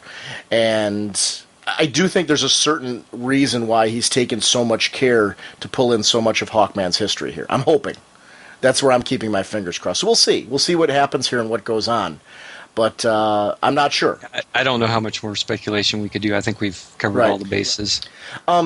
Could we talk real quick? You are one of the admins from comicbookdb.com, which I've referred to multiple times on the show as a resource. And honestly, I wish I'd refer to even more because it's literally one of those things partway through a discussion on the show where somebody asks a question. One of the first places I go, even before Wikipedia, I'll go to comicbookdb.com to get questions about creators, about comics, about books, and things like that. Can you tell us a little bit about your association with Comic Book DB, what comicbookdb.com is for our listeners who maybe haven't popped by there yet and should? And you have actually an announcement about a Facebook application now for comicbookdb.com. Yeah, let me talk about the Facebook application first. Chris, who's the main admin and does all the coding for the website, wanted to drive more traffic to the Comic Book DB website, and so he made a Facebook application. So if you look for Martin Galloway on Facebook, or I invited Raging Bullets, you can look on their website once they get it set up and added to their boxes area. It honestly, it will be up with this particular episode. It'll be both on our Facebook site for those of you that are part of that, and you'll actually in the show notes right at ragingbullets.com and right into wherever you're getting this from, you're going to see right in the show notes a link directly to it, so they can get it right from this episode. So what you can do is setting up an account on Comic Book DB is free. You don't have to pay anything. And Chris just sent me a message, so I had to pause there for a second to read it. So what you can do on the Facebook application is Facebook has got tabs at the top, and there's one called Boxes now, and you can add Comic Book DB application to that. And what it shows is the last 21 issues you added to your collection, or if you don't want to do a collection on Comic Book DB and just use it as a resource, but have it on your Facebook profile, you can set up a wish list of issues that you're looking for, and it'll show those on your Facebook profile. And also the application shows your favorite characters, your favorite creators, and right now they're just names, but later we're going to show crop pictures of that character or that creator. So that could also show up on your Facebook profile if you want to. And Comic Book DB users enter the information, so it's free. If you want to, so it's up to you to add the characters and the issues. And depending if you're on the West Coast, like I am, a lot of times the issues and characters have already been added to an issue by the time you get your comic books and get home and sit down with them. But if they're not, it's really simple to add a new issue to the database. And if you're using a podcast, like I've heard so many use, they use Comic Book DB to look up, this character appeared in these issues, this writer wrote these books, and he started at this time, worked for these companies, and it's just, you can spend a lot of hours just going through all the different links on it. I use it for research for the show because a lot of times if I'm having a creator on or something like that, you try to pull things off of the top of your head. What has this creator worked on? Well, I don't want to be, when we're done recording the interview, to say, doggone it, they worked on this, and this, but we were so busy in the discussion, I never got to that. So, before I'm prepping for that, I'll go to comicbookdb.com, enter the creator's name. I can pull up all the stuff that I've read that they've worked on and use that to prepare show notes. So I know a lot of our listeners are podcasters. So if you aren't using that resource, do yourself a favor and do that. If you're enjoying a favorite creator right now who you're like, geez, I'm just discovering this person for the first time, what else did they write? Across any company, wherever they've worked, you're going to get to see a complete rundown of where they're at. And you can even look at those if you've got a favorite issue and you're like, there's some data that's missing in there and you're passionate about it. You can go in there and add that to there and actually make your mark on, that comic resource for that. So it's a site for fans, and I go there constantly. It's a wonderful resource. So, Sean, what I would recommend is just set up some, like a wish list that you would have between you and Jim for Raging Bullets, and then once you get it added to your boxes, people can see it there, or they can go to Martin Galloway and they can look at it on my website. I believe I invited a bunch of people to it. If you look for Chris, he should have it. If you look for Fenord Sirius, he has it as well. And you can just see how we're setting it up for our application. And if you have any questions, you can feel free to post to the Comic Book DB forums or the CGS forums, or there's on Facebook applications, there's of course message boards that you can post there. And so we'll be checking all those for any feedback that you want to give us. Chris has a lot of plans for it, so you can manipulate it for how you just want to set it up for like your favorite comic book characters and so on.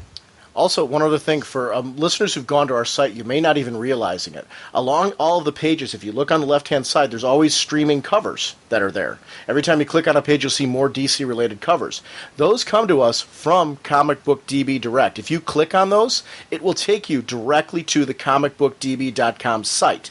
So, it's nice and convenient if you're over checking out, maybe you're looking for updates on the show, what we're doing next. We do DC release dates up there. If you click on one of those, on all those pages, if you want to jump afterwards to Comic Book DB, you can click right over on the left side of our page and you're right into Comic Book DB right from our site. So don't hesitate to do that. Those covers are a link directly to comicbookdb.com, and I want to thank comicbookdb.com for providing that, because you guys put that together for all of us. It wasn't something, it was through I got a PM, and all of a sudden it's like, hey, if you want to use this, here's some code to go put it on your site. And I'm like, yeah, Chris, thank for that. Yeah, so I'm the idea guy. Matt Kramer's also one of the admins. He's well versed in the DC characters, and Starlin.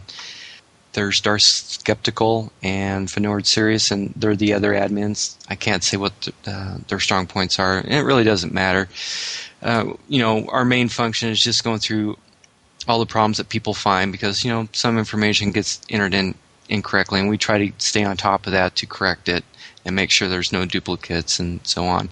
And I should say, there's so many things that you can do with Comic Book DB.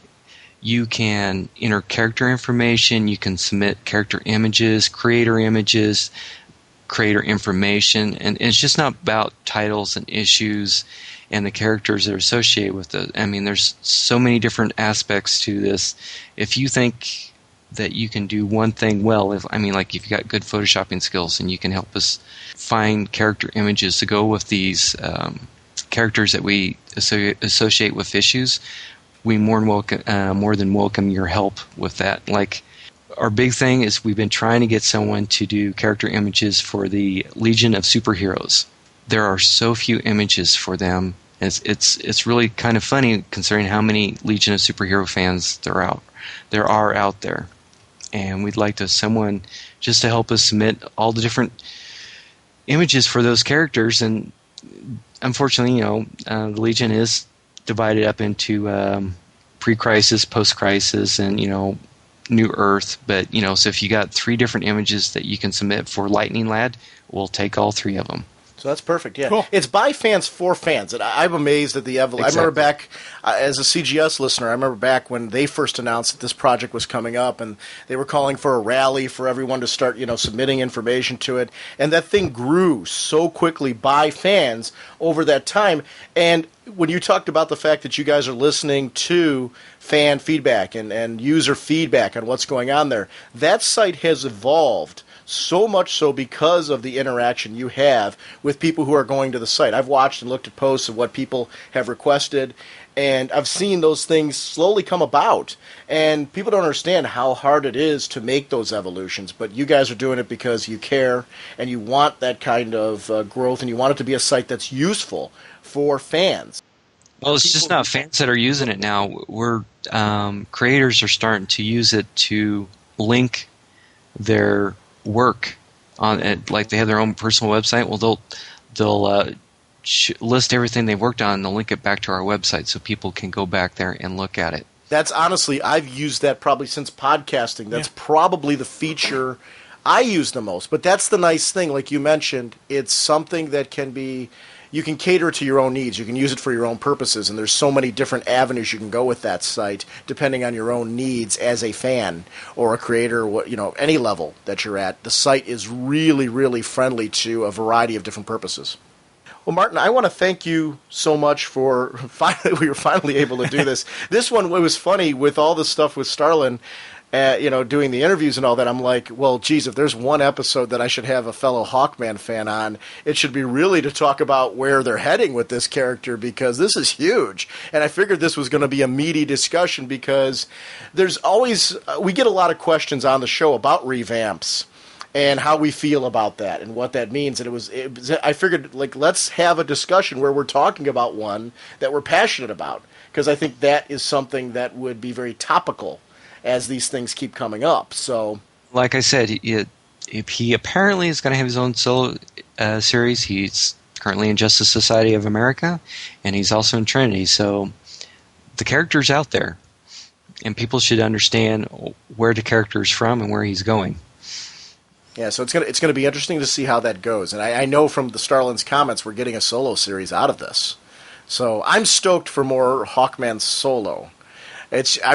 I'm watching very carefully where this is heading. I don't think it's been a while since I've read a monthly this many times for this reason. I've done it before where I've read it 5 times just out of enjoyment. This one, it was really to get a handle on how I felt. Yeah, I agree. I was the same way. All right. Well, thank you for having me on. I appreciate it, Sean. It's good talking to you as well, Jim. Thank you. You filthy criminals. Joining us for this episode is going to be our good friend, Lord Shaper Damien from Kryptographik. And actually, not just Kryptographik, your Dr. Sleepless podcast as well. Yep, which is Welcome to Heavenside. Right. So it's great to have you coming back and joining us again. I know you're doing a whole podcast tour lately. Which, was it 2 days ago? I was actually recording on Comic Book Millies, actually. We were doing our second part of our Black Summer wrap-up, which we managed to talk for about 2 hours and get through 2 issues again. We know nothing like that. That means you had fun. Well, if you've listened to the Dr. Sleepless one, like the last one, I talked about one issue and I managed to make it about 45 minutes. So, but see, those are the bits to me that it's the most entertaining, because you wind up going off on tangents where you really start thinking about what's going on in the events in the book. So, believe me, those are the type of discussions I love to have. Actually, I'm really glad that we have you on for this one. Damien, what is your background in this area of the DC Universe? Because for me, this is kind of a weak area. I've always been a fan of it, be it the Spectre. I'm a big fan of the Mandrake Spectre. That sort of was one of the first things that sort of I latched onto when I sort of got back into comics again in the early 90s. So I was getting the Spectre, the Creeper, anything that had Matt Wagner's Demon in that aspect as well. Even going back to Underworld Unleashed, I love that series. I got that because it was sort of dealing with the whole demon side of things. And before the actual split off of everything off to Vertigo, you also had Hellblazer, the Sandman, all that sort of stuff was actually all wrapped up in this sort of world as well. When we originally started discussing this and you said, are you guys going to talk about Rain and Hell, I was like, well, you would be perfect to have come on for this one, because I really wanted somebody who could... I'm curious. I really enjoyed this. The first issue of this, I really dug and got into.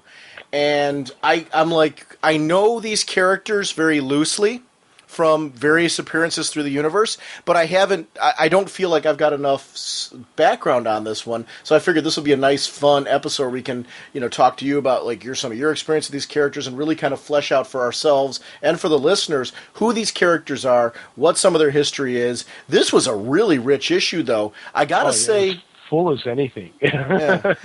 I gotta say for myself, there was a lot of content in it, and I would encourage anybody, if you didn't care for the first issue, read this through multiple times. I was very confused at the end of the first issue. I read it through a second time, and everything started to click.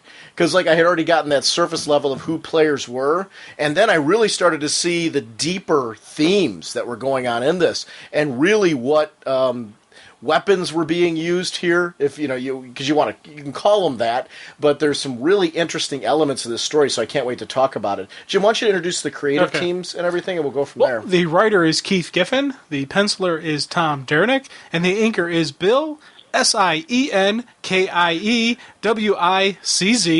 Sienkiewicz. And Sienkiewicz. As a kid growing up, my first exposure to his artwork was in the New Mutants. And gorgeous artwork.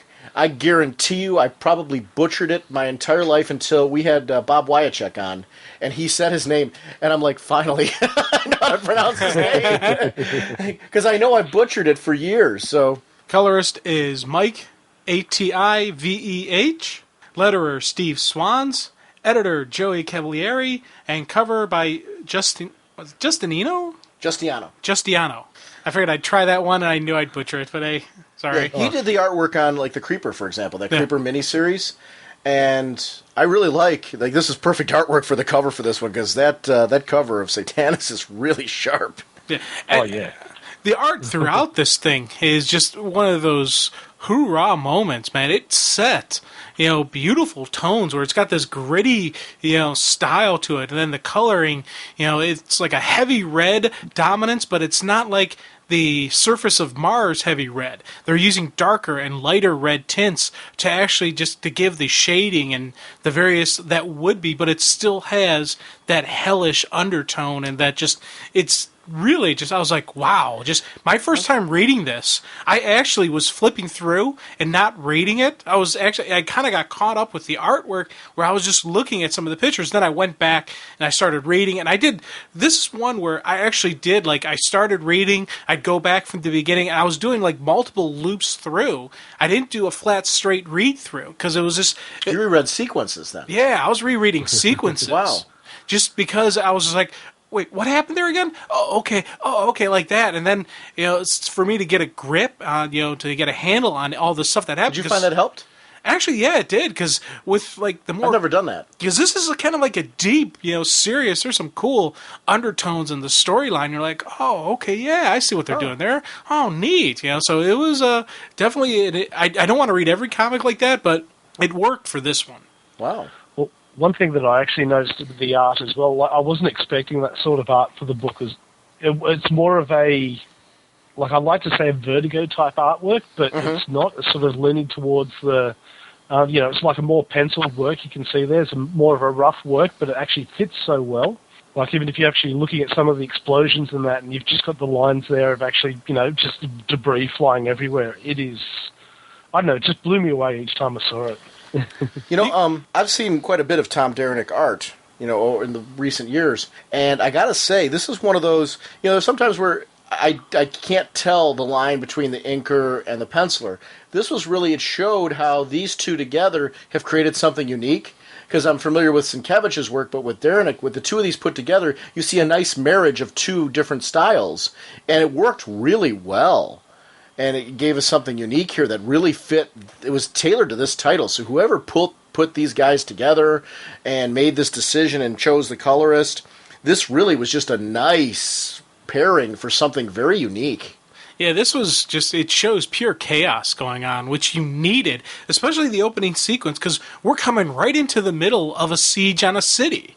Granted, it is a city in it's the odium, the second providence of inner domination of hell, but it's still a city. And you have your basic mindset of an invading force is moving in, your defensive units go in, and they're holding the city, trying to protect their city. But I was like, nice way to just there a open. Club around here where you can see bands? What? The Odium? Yeah, the Odium is a club here. I wouldn't go to the Odium anymore. No, yeah.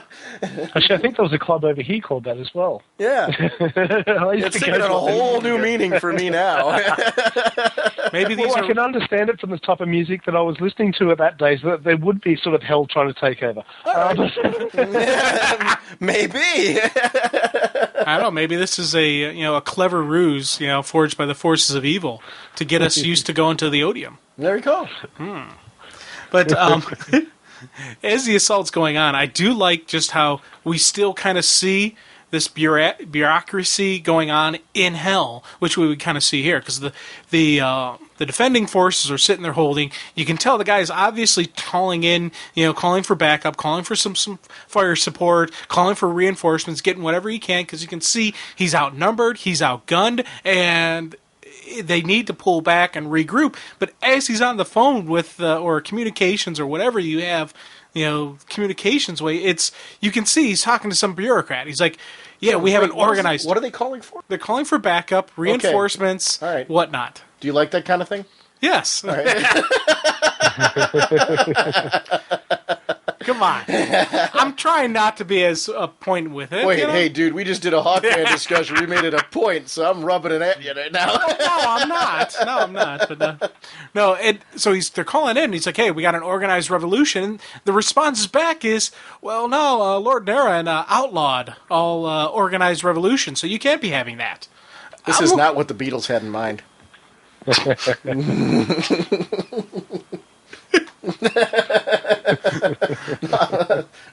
Sorry. Okay. Yeah. So as they decide they're going to fall back, regroup, get some reinforcements, get a setup, which would actually be the smart thing to do. They're of course told that no, change in plan. You're going to go on the offensive. You're going to bring the fight to them. And real this cool line from the soldier. A blood front, eh? Looks like we just came up even more expendable. And I tell you, that is just a classic. You see that with the military. With any military, whether it's down in hell, whether it's on Earth, the grunts are, usually made to be expendables. And it's, okay, you do your thing while the politicians and the commanding are way in the back there, have no risk or threat to them, but it's still, okay, you deal with that. This is a good soldier, though. And I liked that aspect here, because we're seeing here, even in this particular situation, this is somebody who takes their role very seriously and is willing to be expendable, if necessary, to accomplish a goal. So there's a certain loyalty here. Well, that's the soldier's duty. You follow your orders. It's like, and he even knows he's going into, it's a suicide mission. He knows he's dead. That was really he's cool. Like, okay, boys, knuckle up. Time to, throw down. It's... and that's just more just the look on his face, the cigar out of his mouth, and all that. He's like clenching his teeth. I'm like, all right, I'm feeling this. Yeah, as of course. And I like that it goes to the actual serene, shot of the city, or the Odeon burning, while you've actually got this creature flying above. Yeah. I like that you called it serene. You and I got a different idea of serene. Yeah, it's pleasant. Pull out a lawn chair. We'll go sit and look at this. It's like pulling back. It's like, you can sit there and you can watch a fire there burning and stuff like that. And then if you get close, you realize what's actually happening. It's giving it that sort of aspect that you can't really see the fighting going on. But you've got the creature flying along in the actual, through the smoke and everything, and it's just a rather peaceful shot. It is, and it is. Yeah, it is. I agree with you in the sense that it's nice to see, because that pull-out shot shows the sheer scope and magnitude of this battle. This is not a small contained battle. This is it's all over the place of the Odium. Yeah, it's a full siege. It's a full-on siege, and this is just showing the magnitude of the forces coming down on them. And I was just like, wow, I knew the basic plot line behind what the story was, but I didn't know exactly how things were going to happen. And when we get our first glimpses of the invaders, they're in the nice shiny armor, and I was like, what? Wait, I thought those were supposed to be evil versus evil. And then even the first soldier sees that lady collapses, and she immediately tries to recover. No more torture, no more. And she's worried that she's going to be tortured. And the soldier's like, hey, relax. Here, sit down. Recover your strength. Don't worry. You'll eventually remember what it's like to hope. And I was just like, hope? They're planting a seed. What? They're planting a seed. I know. I love this. I was completely shocked, because I'm thinking, are these like the forces of heaven sieging on hell? Are they doing something like that? Because it was just completely throwing me going, huh? And I love that. But backdropped with all of this wonderful stuff ahead of time. And I was just being a putz before, Damien. You're right. In the sense when you pull out and take a look at that, you do see the magnitude of this, and it's important to have that backdrop before you get to this, because you see that they need somebody to give them hope at this point. Sure, slam down, destroy everything, really make it look like there's no possible way to survive from this, but then dangle the carrot right in front of it was just, I'm like, wow, something that in hell, who is going to give hope in hell? I know, and I was just like, wow. And, when Satanus and Blaze show up, and Lord Satanus starts addressing the minions, I was just like, this is a section where I read it and reread it a couple times just to get the feeling of what he's talking. And we're talking, I was just like, this is some outstanding stuff. Purgatory is for those who've led a righteous life, but was tainted by a blasphemous death. So they will know the torments, so they will not know the torments of hell, but they know the torments of their own making. So it is written, so it can be unwritten.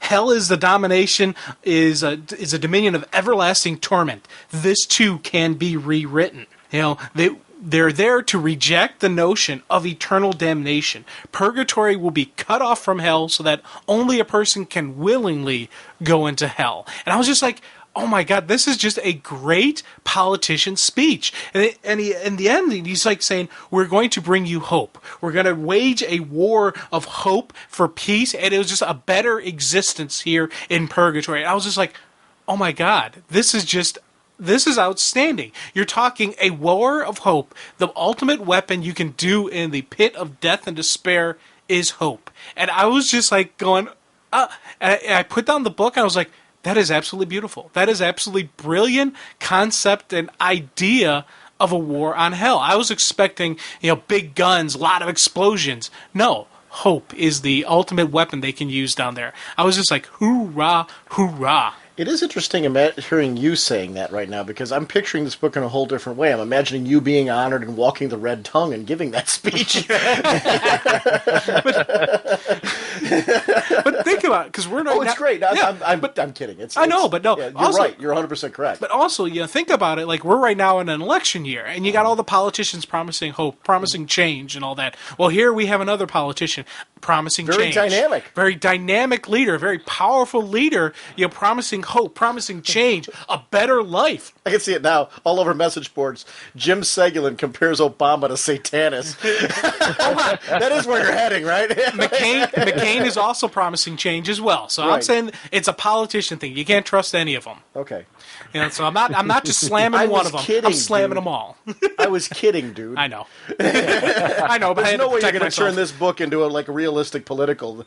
No, but there are realistic. The realistic themes. There are realistic themes. Because I agree with that. Because I do wonder how much of his comments are lip service and how much of his comments are true nature he wants to go. Is he just promising this just to get his power, or is there going to actually be some formal changes in hell? Right. My point is, when they come out on the red tongue, though, I'm not going to imagine one of our politicians. But you're right. The themes and the tones that are there are very accurate. And you're right. He's very dynamic, and he is somebody who is charismatic, which, if you're going to have somebody come out from your group to speak, you want somebody like Satanus to come out there, especially if you're going to use a political maneuver like this to inspire people to change the landscape. It's a brilliant way to plant a seed to change the whole dynamic of hell as we know it. I love this.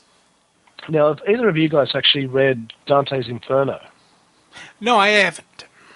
Okay, I haven't. Whole thing sort of reminded me of how in Dante's Inferno it's actually got like I think it's 7 layers of hell. It might be 14 layers of hell. I'm almost positive I am familiar with it. Sorry? I am familiar with it from high school and from things like that. So, I know about the layers, and I'm almost positive it is 7, but I haven't read it, so I'm not feel like authority on it. But you're right, the multiple layers of hell, I felt that here too. I'm sorry, go ahead. Yeah, but what I was under the rule of Neron, it seems that basically all the levels have been pulled into one, as you see it a bit later on where they show the map of, how hell is, and it's literally just a level playing field. And what I get the idea is basically that Satanus is given the idea that you can actually draw yourself out of hell. You can make your way through to purgatory, and from there actually get yourself resolved to go to heaven. And that's, I think, the whole thing he's pitching there.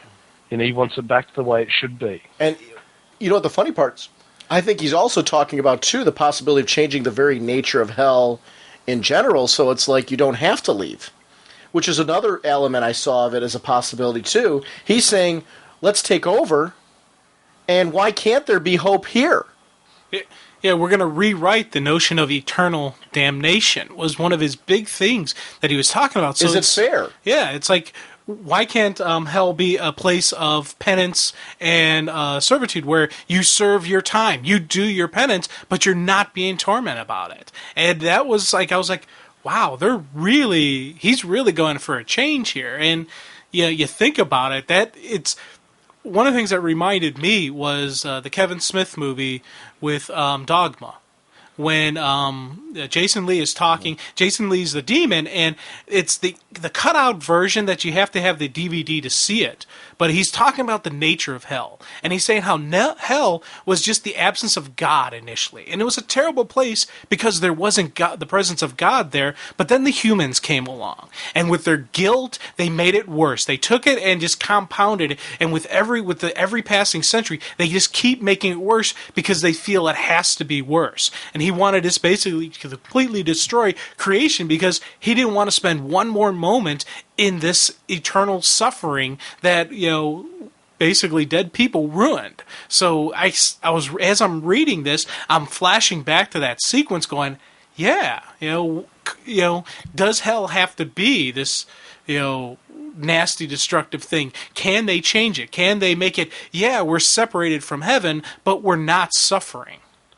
And I don't know if that's necessarily what Satanus is even really going for there, in the sense that I think he's trying to put them all under his rule, and then, he'll change the rules along the way. Satanus is not to be trusted. Yeah, he's not a nice guy. At least I'm guessing. Damien, what is your background with Satanus as far as your reading? Honestly, this is really the first thing that I've actually came up with him in. I've actually had more with Neron than with Satanus. So. Same with me. So it was like when Satanus came into this, I was like, I'm like, I immediately, in the second read-through, it wasn't the first read-through, but the second read-through is where it started to click for me. I'm like, okay, this is purgatory. Now they're making a power play here. And, of course, this is the way to go. If you're going to go make a power play from purgatory, I'm not going after heaven. Let's try to work something down here. Yeah, and it makes sense because the forces of evil have tried to siege on heaven and they can't get in. They can't do it. So why not see if you can be the ruler of hell if you can't take heaven? So it's a cool decision. And did either of you get that the DC Universe special Rain in Hell special that it showed a little bit of Satanus and Lady Blaze and their little interactions and their little problems in the past? It just for the purpose, and I did not have a chance to read it before this. Okay. Did you? Yeah, I haven't read it. I haven't read it either. So I've got it, but I haven't read it. I think that's the one I sent you a message about, isn't it? Yes. Yeah. With the 3 stories from the early 90s, because, to be honest, I've never been that big a fan of Superman, so... I've only got like 3 issues or something, and that was all around the death of Superman, so I haven't got anything. And that was the sort of first thing that I came across, just before I read this one. So I only picked it up because I got so much out of the Justice League of America special that tied into Libra and his whole appearance that I'm like, well, all right, I'll pick up the Rain in Hell one. It's just something, I've been reading so many things lately, I just have not had a chance to read it, so I figured... Yeah, it's... I've actually read it, and it's a pretty cool stories where they're explaining a little bit about Lord Satanus and Lady Blaze and how they had a little power play and struggle against each other. So the fact that they're now tag team and working together is a statement. So it's kind of an interesting little thing there. The enemy of my enemy is my friend? Yeah, kind of. But I think the other thing that they're actually going for in here as well is basically you've seen Neron's reign for the last, God knows how many thousand years. This is a new person coming in here, and I'm offering you hope. You can see how they deal with it and what they tell you to do and what not to do. And I can see that this will be, can be a very successful ploy if it works. Taking one look at Satanus... if there's somebody who I think should be ruling hell in the DC Universe, that guy's got the right look. I mean, he's got the dress sense to rule hell. Yeah, true.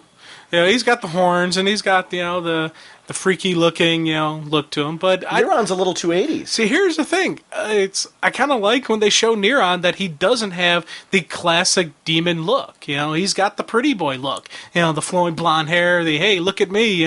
I'm Johnny Slick Boy. I'm Joe Slick. I'm handsome. I like the fact that the devil or whatever you want to, however he's being referred to as the Lord of Hell, isn't a demon looking. He could walk down the street and he would probably turn heads of people saying, wow, he's pretty cool. He has like a charisma to him that, it fits that the Lord of Temptation would have that type of look to him. Wow. Okay. You really are a good politician. I've thought way too much into this. But You have, yeah. Though I do It like fits your whole walking the red tongue motif that I'm seeing today. I really haven't seen you just like, you're going to need galoshes. I'm buying into what you're selling, though. Okay, cool. Yeah. All right. I'm not as into Neron as you are, but hey, it's okay. Now, I did kind of chuckle when they started, briefing Neron on what's going on with the siege and all that, because once again, more classic bureaucracy at work, because immediately it's the blame game. Well, why didn't you tell Lord Neron immediately? Well, it's not me, it's them, it's him, and they're all just pointing fingers. Basically, it's kind of like telling Darkseid bad news. You don't want to be the guy who does it, because there's gonna be something is gonna happen to you. It's the bearer of bad news, the person who's responsible, or the closest scapegoat to the wrath. That's why Desaad always tells him, because he likes getting hurt. Yeah, that's a whole other level of creepy. I do like that we see Neron step up here. And actually, he takes him by the throat, throws him around like he's a crash test dummy. And, I mean, really just shows right now these guys that, you know what? I am going to make what's left of your souls miserable if this, there's worse things than hell. There's worse things than that torment. And I like that whole concept that he's saying, you guys do not want this to come down, because if I lose here, you are going to be the ones that are going to suffer because of it. And I promise you. Yeah, something else. There's no hope here. Yeah. Something else I noticed as well, because you had the, the Archfiend Asmodee? Asmodel. I think that's how you pronounce it. Whatever. Asmodel, whatever. Azzy. He's the main guy. He's the main guy they're all blaming on, because it was he was in charge of that area. It was his sector, and he let it fall. Now, he immediately does step up saying, hey, there's more to this going on than just the siege of land. They're instilling hope. They're giving hope in the province. And he just starts, to say, hey, we got a bigger threat than Blaze and Satanis coming after us. If this hope starts to spread, and that's when Neron, kind of snaps. And at first I'm thinking, okay, Neron's just, doing the classic villainous rant, I'll crush your bones and, make your life living hell even worse than what it is already. But I kind of started then seeing later on when he starts talking to Lilith that it wasn't just about flexing my muscles. It was about getting them to stop talking about hope. Because hope is a very dangerous thing. Even if they're talking about it saying, hey, we have to stop this, you're still talking about it. You're still thinking about it. And if you get your upper level generals talking about hope, thinking about hope, maybe it'll get instilled in them. It's a very, it's like, on a battlefield nowadays, you don't want people to have fear. You don't want to have people to have regret. You don't want them to have doubt in mission. Because if you have it on the top high, if your command structure is saying, I don't know if we should be doing this, your grunts won't be doing it. So you need to have everyone on high, bam, this is what we got to do, completely remove all doubt from their mind. And that's what I saw him doing more, not just flexing the muscle, not just threatening, but getting them to stop thinking about hope. Also, there was a discussion, though, too, that he wanted to stop, too, about Azzy's previous rebellion, where he tried to take over. Yeah. So it's something where, we see now a history within Neron's own group. There have been people that have turned on him. So it's interesting that on both sides of this battle, there's a relationship where they've been at odds. Well, you think about it, demons probably aren't the most trustworthy people, so you're going to expect some backstabbing. Well, you know what, Jim? I think you're pigeonholing them. Oh, I'm pigeonholing? So now I'm being insulting to demon Americans everywhere? Well, I think so. I think we're going to start getting emails. And okay. It also mentions actually later on, sort of when it goes into the whole Dr. Occult sort of stuff, where it actually mentions like there's been wars in hell before, and they just say, look, no, this is something totally different. This is why you need to help. So I do like that this. Go ahead. I do like that this turns into a three-front warfare. Yeah. That's one of the nice things about this thing is it's not like I would have been happy with what they've already set up here, but it goes further than that. It actually adds some elements into here that I'm like, whoa. So it's interesting.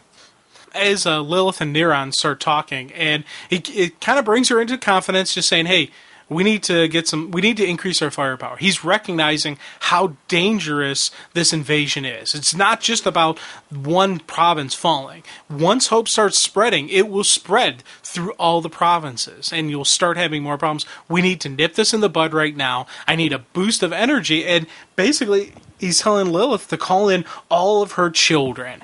Anyone who's ever had the damnation, anyone who's sold their soul, anyone who owes a debt to Neron, they're calling back the power. And I was like, oh, that is a sweet maneuver.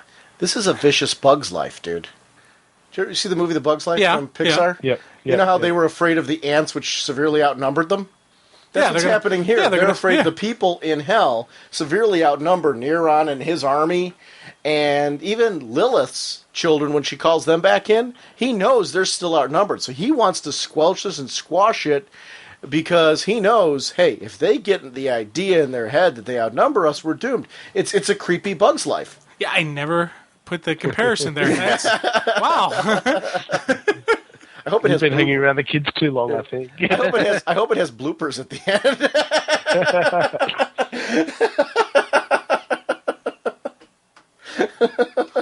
Okay. I really do. It's funny. I'm making light of this. I really did.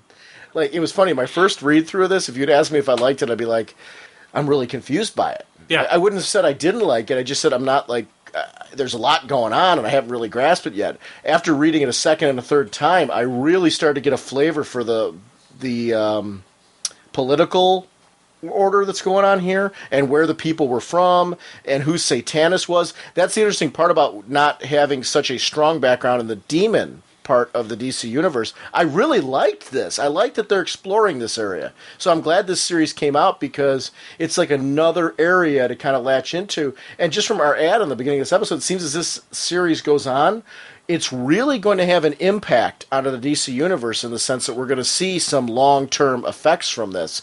And that, to me, is important when you do a miniseries. It's like, why do I need to read this? First of all, because it's a good story out of the starting gate. I'm really enjoying it. The artwork's gorgeous and everything like that, but also this is something that's going to have an impact. It feels like it's going to have an impact. Yeah, and it was funny. I kind of chuckled at a couple of the Neron moments where we had the classic, devil, bad guy type stuff, because Lilith tries to complete one of his sentences for him just to show how she understands him, but he just puts her right in her place. Interrupt again, and Neron will chew the tongue from your insubordinate head. I was like, okay, that just really lays it out right there. He has to do that right now, too. And I actually really liked how he was written in both of those sequences with what he did with Asmodel and Belial, and then with her. Because what he's done is he's taken his top-tier, most trusted, I loosely call them allies, and made sure that he does not have to worry about them right now. And he will probably continue to do this throughout the series. Oh, yeah. Like one of the favourite lines that I actually had in it where Lilith turns to him and says, I serve by the Lord Neron's tolerance. And he replies to her with, said as if you had a choice. Mm-hmm. How often would you like to say that to people? Well, I do say that often to people. You have no choice. You'll do this. They shall just give me that look like, what the hell are you Who are these people?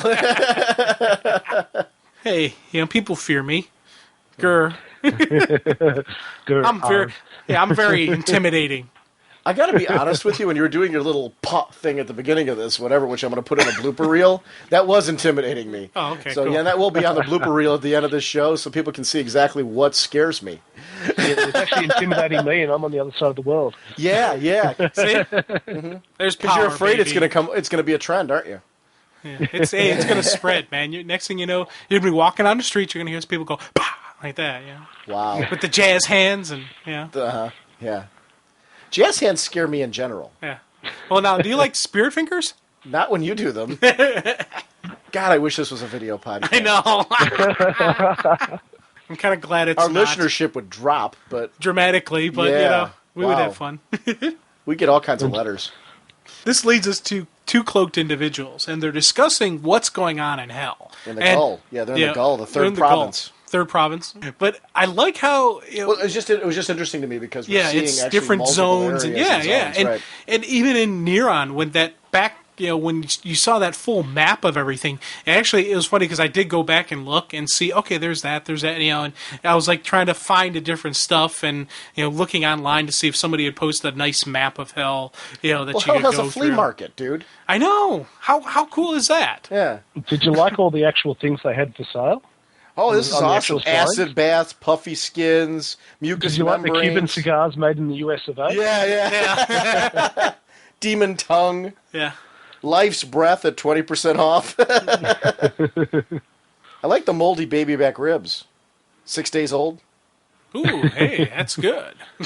But it's funny, kind of like we joke about it, but they did a lot of little stuff where they personalize it to make it specifically in hell. Mm-hmm. And I kind of dig that. It's instead of saying "Good God," it's by Neron's blood, and it's by damnation instead of by hell. It's kind of like personalizing, Acknowledging who the Lord is of this realm. Right, but like we saw it in Shadow Pact when demons were getting demoted, by becoming a higher level.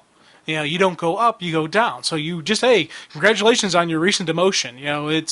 I like when they do that kind of stuff. It's little twists, little things that make sense for life in hell. Right. So the two characters. Wait, here's a question I have. I guess you're going to who the two characters are. Yeah, I was just about to say. I guess, did you know Zatara's dead? Yeah, that's... Now, I don't know on this one, and I don't know where you guys are on this one. Are you reading this as Zatara's with Zoriel? Are you reading this as Zatara's dead and he's in hell? Is that what you're reading this as? Or are you reading this? Was, yeah. Yeah. I'm reading it that Zatara is dead, working as an agent for heaven. With Zoriel. With Zoriel, who's an angel. So Okay. they're two undercover agents down in hell. That's how I read it. I didn't read him that he was in hell because he still had to have the magic cloak, which would conceal him and protect him from so their discussion could be private. So if he was a minion of hell, he wouldn't need the cloak, but he still needs to hide his presence. So that's why I'm saying he's not in hell. I gotta tell you, this Zoriel's pretty smart. Yeah. JLA, he moved from JLA to Shadow Pact. Shadow Pact was being canceled, and he found a way to get, involved as a secret agent in hell, so he'd be in this book. He's getting a lot of screen time in the DC universe. I like this Zoriel. It's kind of works for him. I It makes sense. And it makes sense that though. He was introduced to, in JLA, and then they had his own miniseries and all that. He's a character who I found, it was a Morrison creation that I found very intriguing, and I'm glad to see that he's still being used where it fits. It made sense in Shadow Pact. It makes sense in this series, and I'm glad he's a character that just hasn't vanished. Yeah. And this is overall a good usage of dead characters. Like Zatara, I never even thought that it would be, Zatara. I thought that's kind of a neat little, usage of a dead character. Why not? The guy's dead. Let's use him in a hell story. Make him... I'm still taking it as he's an agent of heaven, but who knows? Maybe he is, in hell, or maybe he's from purgatory. I don't know what his status is, but I like this. It's they're taking something a little bit different, and when they're going to bring in the mystic heroes, they make sense in this story. Well, obviously, Zatanna. One of the things I liked about this was, though, it establishes that Zatanna, a mystic with a strong history of the DC universe, Zatanna has regular or semi-regular, at least on some level, contact with her father, which would make sense. She would be able to, as a mystic, be able to have access to somebody that could be a medium, if not herself. Yeah. So she would be able to. In that house, she's got something there that she can use to act as the point to talk to them or something. Yeah. Oh, bingo. Yeah. I mean, we've seen the house, especially in 52. We saw that house, and Or was it Countdown? Countdown. We saw our house. Yeah. With Mary Marvel. We saw it in and all that. Countdown. Yeah, with right. Mary Marvel. Yeah. Yeah. But, I mean, it's nice to see, though, that they're expanding that where it makes sense, and I like the idea of who better. I mean, I would certainly, if I had those powers, I would certainly contact, there's a number of relatives that have passed on that I would love to chat with on some level. So how cool is that? I know. You could talk to Elvis, man. That'd be cool. Elvis isn't a relative of mine, dude. Well, he's not a relative, but hey, Tommy... I remember he just went home, didn't he? He has left the building. So, as the two are discussing, and they're talking about the living mystics, this telistic council, they're going to be meeting and discussing what's going on in hell. And it was interesting because there's a problem with this. There's a problem with action or inaction. Based on their individual decision on what to do, it will affect how they are perceived, how they are, who they are. It will fundamentally change their being. And I kind of took it as it'll affect how they're viewed by the afterlife. If they, it's based on their own personal conscience. So if their personal conscience says, hey, forget hell, I don't care about it, that could put them, make them appear a little bit colder, a little bit less hero-like. But if they're going down there to help out the war, who are they going to help out? The evil guys are the evil guys.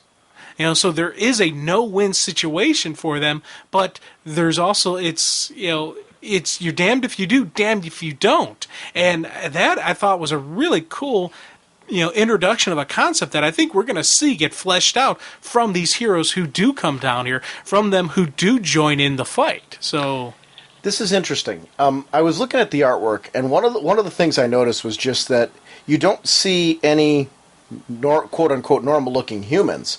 And do you think that these, or there's like one I think I see. Yeah, there's one in the first panel of when they go to the bazaar. Right. At the baby back moldy ribs. And I guess when I was reading this and looking through it, I started wondering myself, are a lot of these people, they are humans, but they're a reflection of the life they led? And more uncomfortable based on the more rotten they were? Or, is that... I don't know how you guys read that. It was an interesting thought that I had. I'm like, well, that would make sense to me. I might have been overthinking it too, but I really got into the artwork. I really thought this was just a really nice art style. So I found myself looking at the pages a lot and just kind of like, I'm like, okay, well, why was this chosen as an art style to it? And I'm not sure that they even address, other than just said, hey, just draw a bunch of demons because it's hell. But I guess I'm like, well, we don't see a lot of regular humans, so I don't know. Well, it could be. It could be from what that could be what they get given when they hit there, just as part of their punishment too. Mm-hmm. One of the things I was kind of thinking maybe, because I noticed that and I was thinking that, like, what if like the new arrivals come in, they look human, but as you get acclimated to hell, as you become a citizen of hell and not just part of the eternal tortured, then you develop your demonic form. Then you develop, your freakiness, and you start eating moldy babies' ribs. How comfortable do you have to be to get a mouth coming out of the top of your head? Yeah, that kind of would stink. Yeah, like to me, I don't know. That's you have to become really uncomfortable with hell, I guess, in order for that to... Well, someone like there is done as the classic Dracula, which is something I thought rather short version, but... Mm-hmm. He's little Dracula. He's his sidekick. I kind of thought him as Count Chocula. Really? Yeah. You think that's where he'd go? Maybe. From all the tooth decay he caused? I don't know. Could be, Yeah. I didn't see him as Count Chocula, but I probably will from here on in. Cool. Count Chocula, Satanas' right-hand man. Booberry must have been really bad because he looks like he's standing next to him with that head coming out of him. Yeah, Booberry didn't fare too well. Oh, poor guy. But you notice Frankenberry's not there, so I'm hoping he made it. Yeah. They figured, because he's probably the worst tasting of the three, so you figured, not too many kids really rotting. Realistically, in front of him with the scar on his head that looks like he's had some surgery, that could be Frankenberry.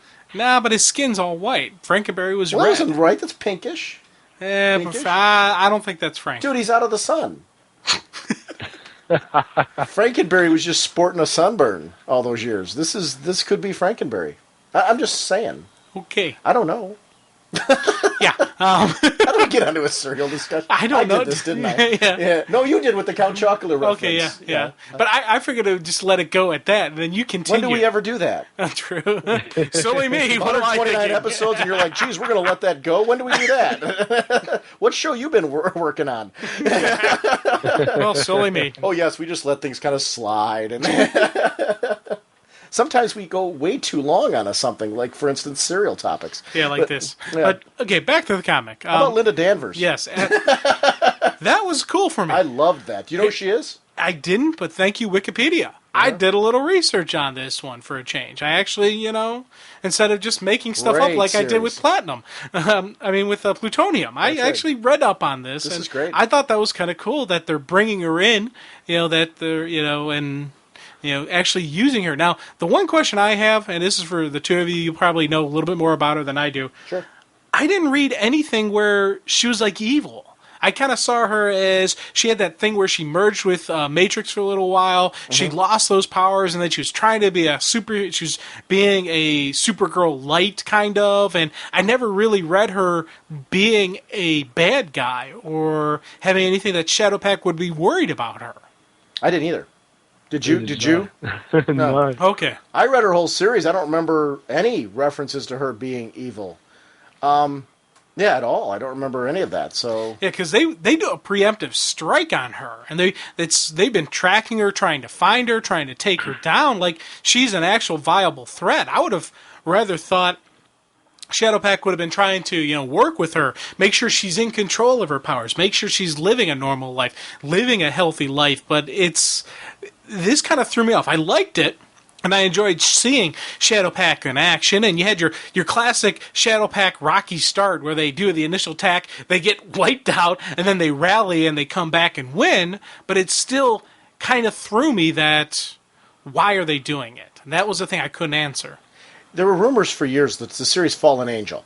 There were rumors for years that Peter David had eventually turned out that there was supposed to be the reveal that the Fallen Angel was going to be Linda Danvers. I don't know how true that is. So, that was a rumor. So it could be like an internet rumor that just, somebody made up or, they misheard something or it was a quote. So don't quote me on like saying, well, Sean said that was gospel. No, I don't know about that. I don't know that this is necessarily a play off of that, just with the angel's wings and all that. Well, she's back to being the Earthborn Fire Angel. Right. So, and that's why I'm like, okay, once again, even the name itself, the Fire Angel, it's not Fallen Angel. So I'm like, right. It kind of threw me, and I didn't. That's the only thing. So that's why I said I'm not necessarily saying that it was this. I was trying to figure it out myself along the way. And I remember that Peter David, I thought that was just a rumor. I don't think that was ever verified that was what he was intending on doing anyway. Yeah, so if we got anybody, just because he wrote both characters. So if we got anybody out there who may know why Shadowpact is doing the preemptive strike, that'd be cool if you could let us know. Because I'm honestly curious about this one. She doesn't seem real shocked. When was the last time she was seen?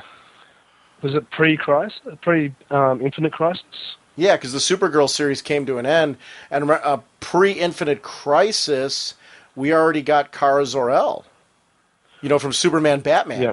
So her series was already since done. This could be sort of like the change for her with the Crisis, too. Just we haven't seen her for that long, and suddenly she's been put into this role now.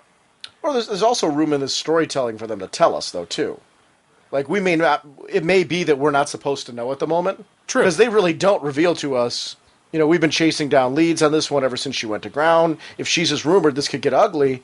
So, they seem to be kind of saying this is something rumored with her, and who knows? I don't know. This is they could just be misunderstanding what they were hearing, and this was just a giant misunderstanding, which would kind of fit sometimes with Shadowpact, because they do sometimes make little mistakes like that. So I could see that being in, this was all one giant whoops, we shouldn't have done that kind of thing. And she seems like she's just generally trying to build a life.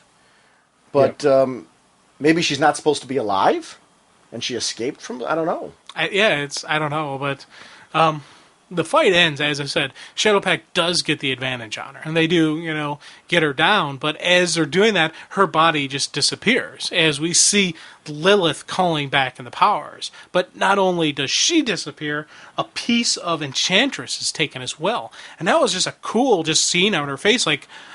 What just happened? And, just that shock on her face. I was like, oh, that's cool. So this is one of Lilith's children being called back. So she's from hell.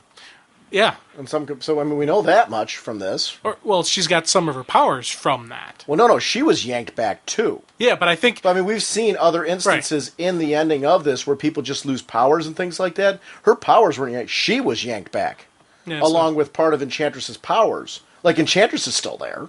True, so yeah, so it's not an issue. Blue Devil's still there too. That's the thing that sort of got me as well. He wasn't called back, or part of him wasn't called back. Well, that's because... did you read all of Shadow Pact? No, I haven't finished it yet. I've been waiting. I'm getting it via trade. So okay, that's explained at the end of Shadow Pact. I'm not going to spoil it for you. I'll just say that this isn't a contradiction. Okay. Yeah, and actually, I'm glad you brought that up, though. For anybody who didn't read Shadow Pact but maybe has read Blue Devil previously, I would recommend, if you're curious to see why Blue Devil didn't vanish there, I would read the last trade of Shadow Pact, or the last few issues of Shadow Pact. That is all cleared up and explained in Shadow Pact. I don't want to spoil that here because we're not doing a Shadow Pact discussion, but I loved Shadow Pact. Yeah. I missed that book. And it was good seeing them back in here and actually using them still, rather than just letting them go off on their own ways or whatever. And to see them still together.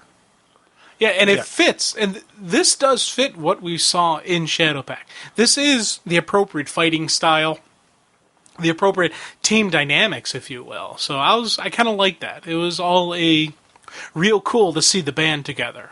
Now, we also get a couple other people who have pieces of them ripped out. Some vampire dude, who I'm not exactly sure who that was. I did a search on his name, on Wikipedia, and it pulled up some legitimate person has that same name, so I have no idea who he is. I haven't seen him. I know Jason Blood, but the look on Jason Blood's face, just sort of, it's the look of, I'm finally free. Yeah, that was cool. I like that. I know it's Sturgeon. Yeah. Oh, yeah, Blood of the Demon. I remember that one. And I thought that was cool. 'Cause I got to agree with you, man. That was a very appropriate reaction. He's like, I'm free. Because he hated the curse of having the demon in him. So now he's free and clear. Same thing like it was the reaction Black Alice had.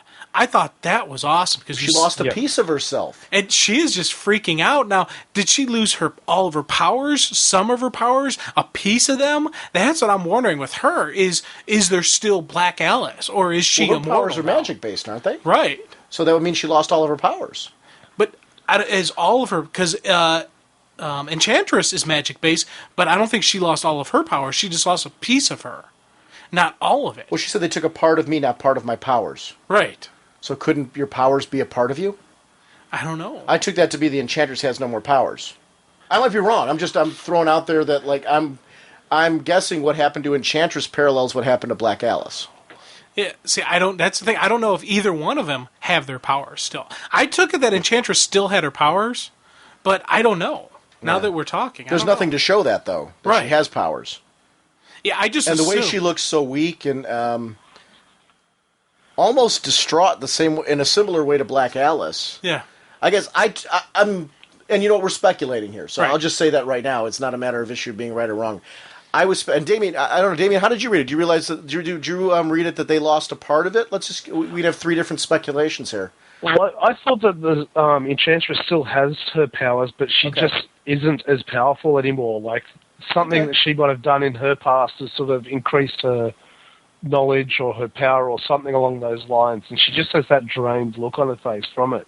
For Black Alice, I think it looks more like she's starting to, just lose it totally there, the way that she's sort of curled up there. That's sort of, so she might have, she's sort of all been about power from everything that I've read with her.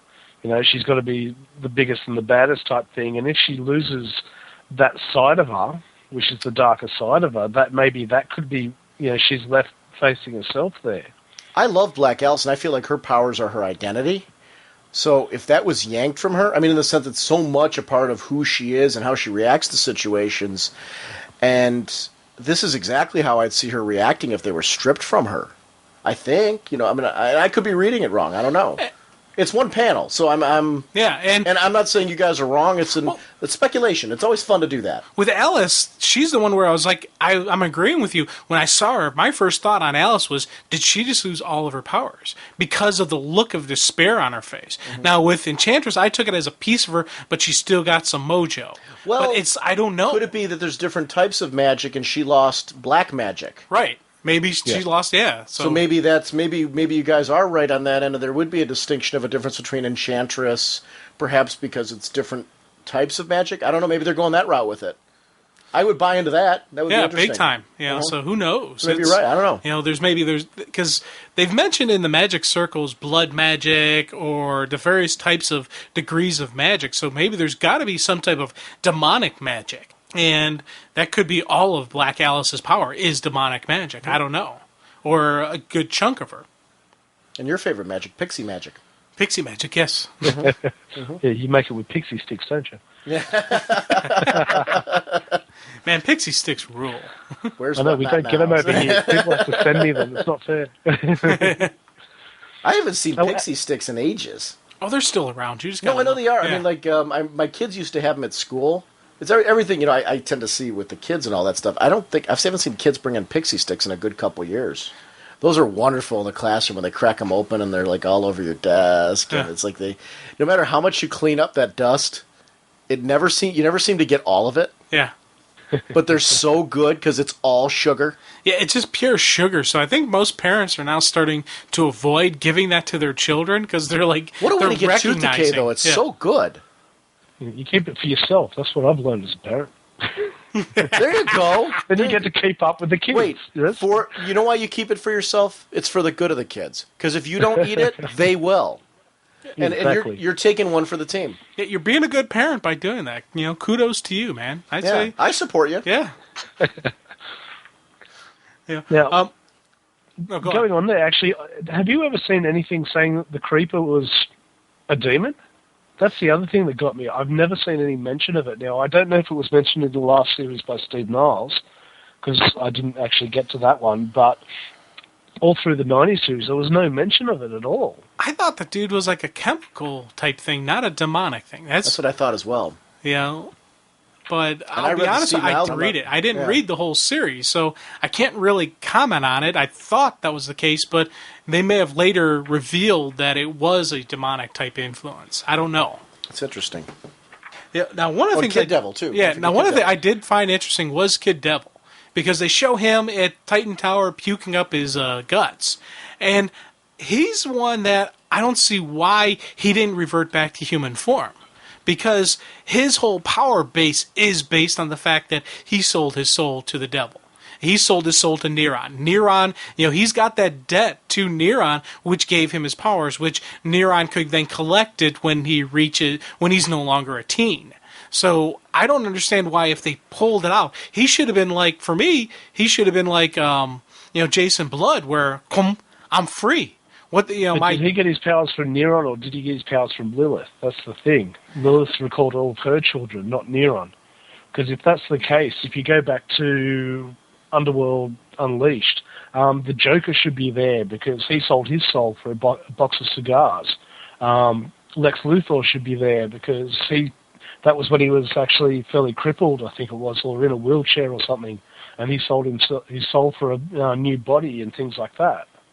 Yeah, see, I never knew about the Joker and the cigars or Lex Luthor. So, but he, his deal was with Neron, and I thought Lilith was calling all of Lilith's children were people who had a debt to Neron, or maybe it's people who had a debt to her, but because she is a minion of Neron, she's saying they have a debt to you. I'm not sure how that goes. Whether it's actually, I don't know what the writing on the contract is. Whether there's a writer in there saying that, yeah, I can, your soul is owned by Neron or it's owned by Lilith, or how that goes.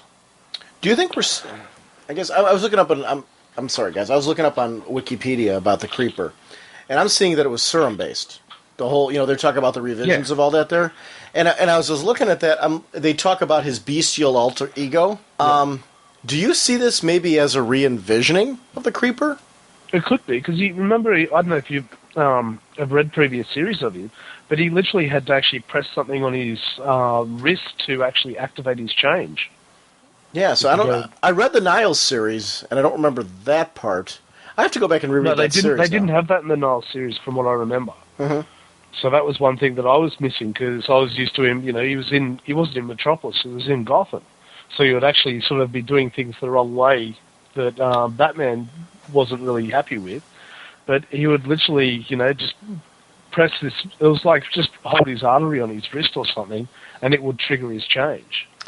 My exposure to the Creeper before the Steve Niles series was only once. It was from a Brave and the Bold issue. It was Brave and the Bold, Batman and the Creeper. And that was so many years prior to that if you were to ask me, I remembered the basic that it was Jack Ryder and the Creeper. But if you asked me to tell you the tiny details of it, it was one appearance so long ago for me that I would have to go back and reread it in order to give you that. So I don't have that, foreknowledge of the character where it was enough to really ingrained into me. I remember thinking that he was an interesting and cool character, but I don't, for this one, when I saw that, it didn't really stand out to me that the Creeper was being ripped apart, but when then you mentioned it, I'm kind of like, well, now that I think about it, I don't remember in his origin him being a demon or anything.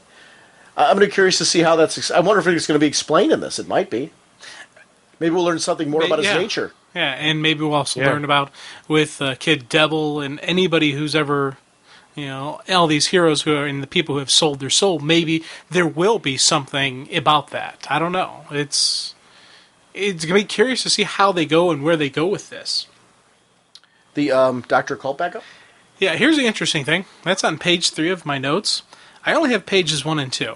Well, do you remember the Dr. Occult backup? Well, not enough to lead the conversation or discussion. Well, I've got the book right here. So it's Keith Giffen, writer. It's Stephen... and it might be Stefan, George Segovia, Segovia, and I know I butchered all that, so I apologize. He's the artist. Dan Brown is the colorist, Steve Wands is the letterer, and Joey Cavalieri is the editor. And it's called Dr. Occult Depth's Ode. And it was interesting to see Dr. Occult in all this, because we see a lot of inner dialogue with him about... different mysteries have been going on. We actually get to see him meeting with two characters who I was anxious to see back again in the DC Universe, in Ralph and Sue Dibny. We've seen them in Batman and the Outsiders, hinted at that they were in Batman and the Outsiders, but here we're blatantly getting to see them, and they're here as two world-famous detectives who are issuing a warning about the war that's going on in hell. And that, this should not be dismissed as just a simple war. There's something more going on here. There's something big going on here, and we need to get in the middle of this. And it's funny because they're really looking for him to take. Because they even make this reference to him. You're not of hell. Like, why are you going to be why should I be a part of this? Why should I help? And they're trying to convince him to get involved in all this. You're not of hell yet. So what are they implying with him? I guess I was taking it as. Dr. Occult's nature is going to change drastically, so it seems like this is a big reimagining of a lot of characters in this whole thing, including Dr. Occult. And that was an interesting bit. I liked the use of Ralph and Sue Dibny, though, as spectral detectives, spectral agents, things like that. And I kind of took it as they're trying to still be the hero. They're still trying to help out. This is who Ralph is. He is the hero. He will always step up when somebody needs him to be there, and he will do that. And that's kind of why I saw him doing for Dr. Occult. But he's a character, I didn't know who this guy was, so I really didn't have a strong background in But they understanding. explain who he is here, too. I liked it of his origin here. It's cool. And I'm assuming they're going to do this in all the issues to some extent. Probably, and I'm thinking he's probably going to play a role in the living mystics who do the siege on Hell, or who are part of it, or what. He's probably part of that, council. I'm assuming. It's interesting when they're talking about the effect on magic right now, because this is post the end of the issue. They're talking about a radical shift in Hell's dynamic. The magic is, obviously we've seen a lot of people lose their magic, and Dr. Occult's like, well, there's too many, armchair mystics out there anyway. Let's thin out the herd. This is a good thing. But Sue comes back with that. It depends on one's point of view. Hell is Ralph, hell is an obscene reflection of all creation. Putting aside the magic problem, if there is a major change in the nature of hell, what does that mean for the land of the living? And it would mean something for the land of the living. In the sense that, okay, if hell is like this, what happens, to the nature of good versus evil? What is considered evil? What does that mean? And how's it going to reflect on heaven as well? If there's a change in hell, Right. what could that actually influence in heaven?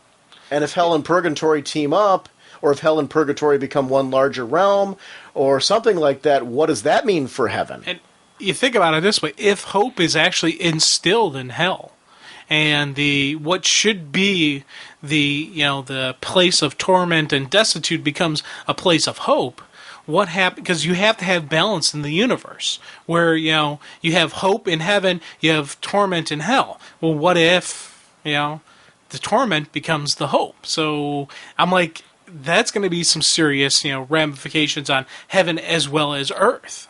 This also sets into play an interesting drama, too, because it's more than just an origin for Dr. Occult. They're setting into play the fact that the Resistance is making a move as well. And they need somebody to take the role of speaking the unspoken principum, which is obviously something where they can take advantage of this situation. Perhaps they want to take control of hell. And obviously they need some kind of person to do that, and Dr. Occult's the guy. And he doesn't seem too happy about it either. We've said all we said. Your move, Doc.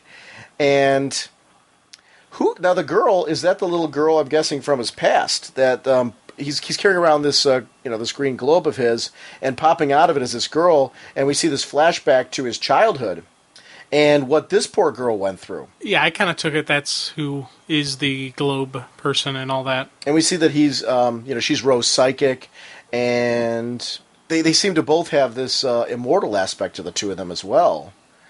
And she somehow is attacked by demons.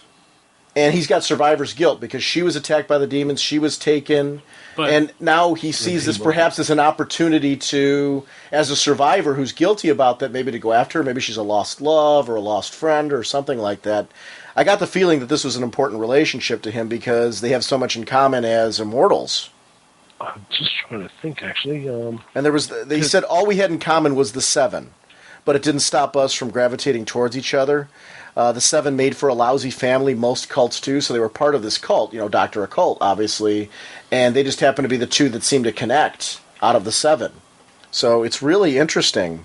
And they had, this natural talent, and wow. Because previous to this, the only time I've ever read Dr. Occult was actually in the Vertigo stuff, where he did with the Books of Magic mini. He was in there. Right. He was in Trenchcoat Brigade, which was literally, it had like Mr. E, Phantom Stranger, John Constantine, and him. And Rose was always, I don't know if you've read him before, but he would actually change. He had like the male and female aspect of himself, where he would change to Rose, if I remember correctly. So this may be... So it was sort of like they were like the lost lovers that could never actually... It was like Lady Hawk, if you want to look at it that way. They could never see each other, but they were always with each other. Now, who is this expendable guide? Because I don't take that as Rose there at that point, because she has blonde hair. Yeah. With a little I don't star. know who it was. Who has a star like that in their costume? I don't know. I don't know myself. So What if that's Linda Danvers? Maybe that's why she's was attacked. Maybe she's maybe this is the connection Maybe he to her. pulled her away. Yeah. Maybe it wasn't hell that pulled her down. Yeah, I don't know. A part of me was thinking amethyst as I was looking at the star in her crown. Yeah. But I don't know. I don't know. I'm kind of leaning towards Linda Danvers. Maybe that's. Yeah, I don't know. I don't know.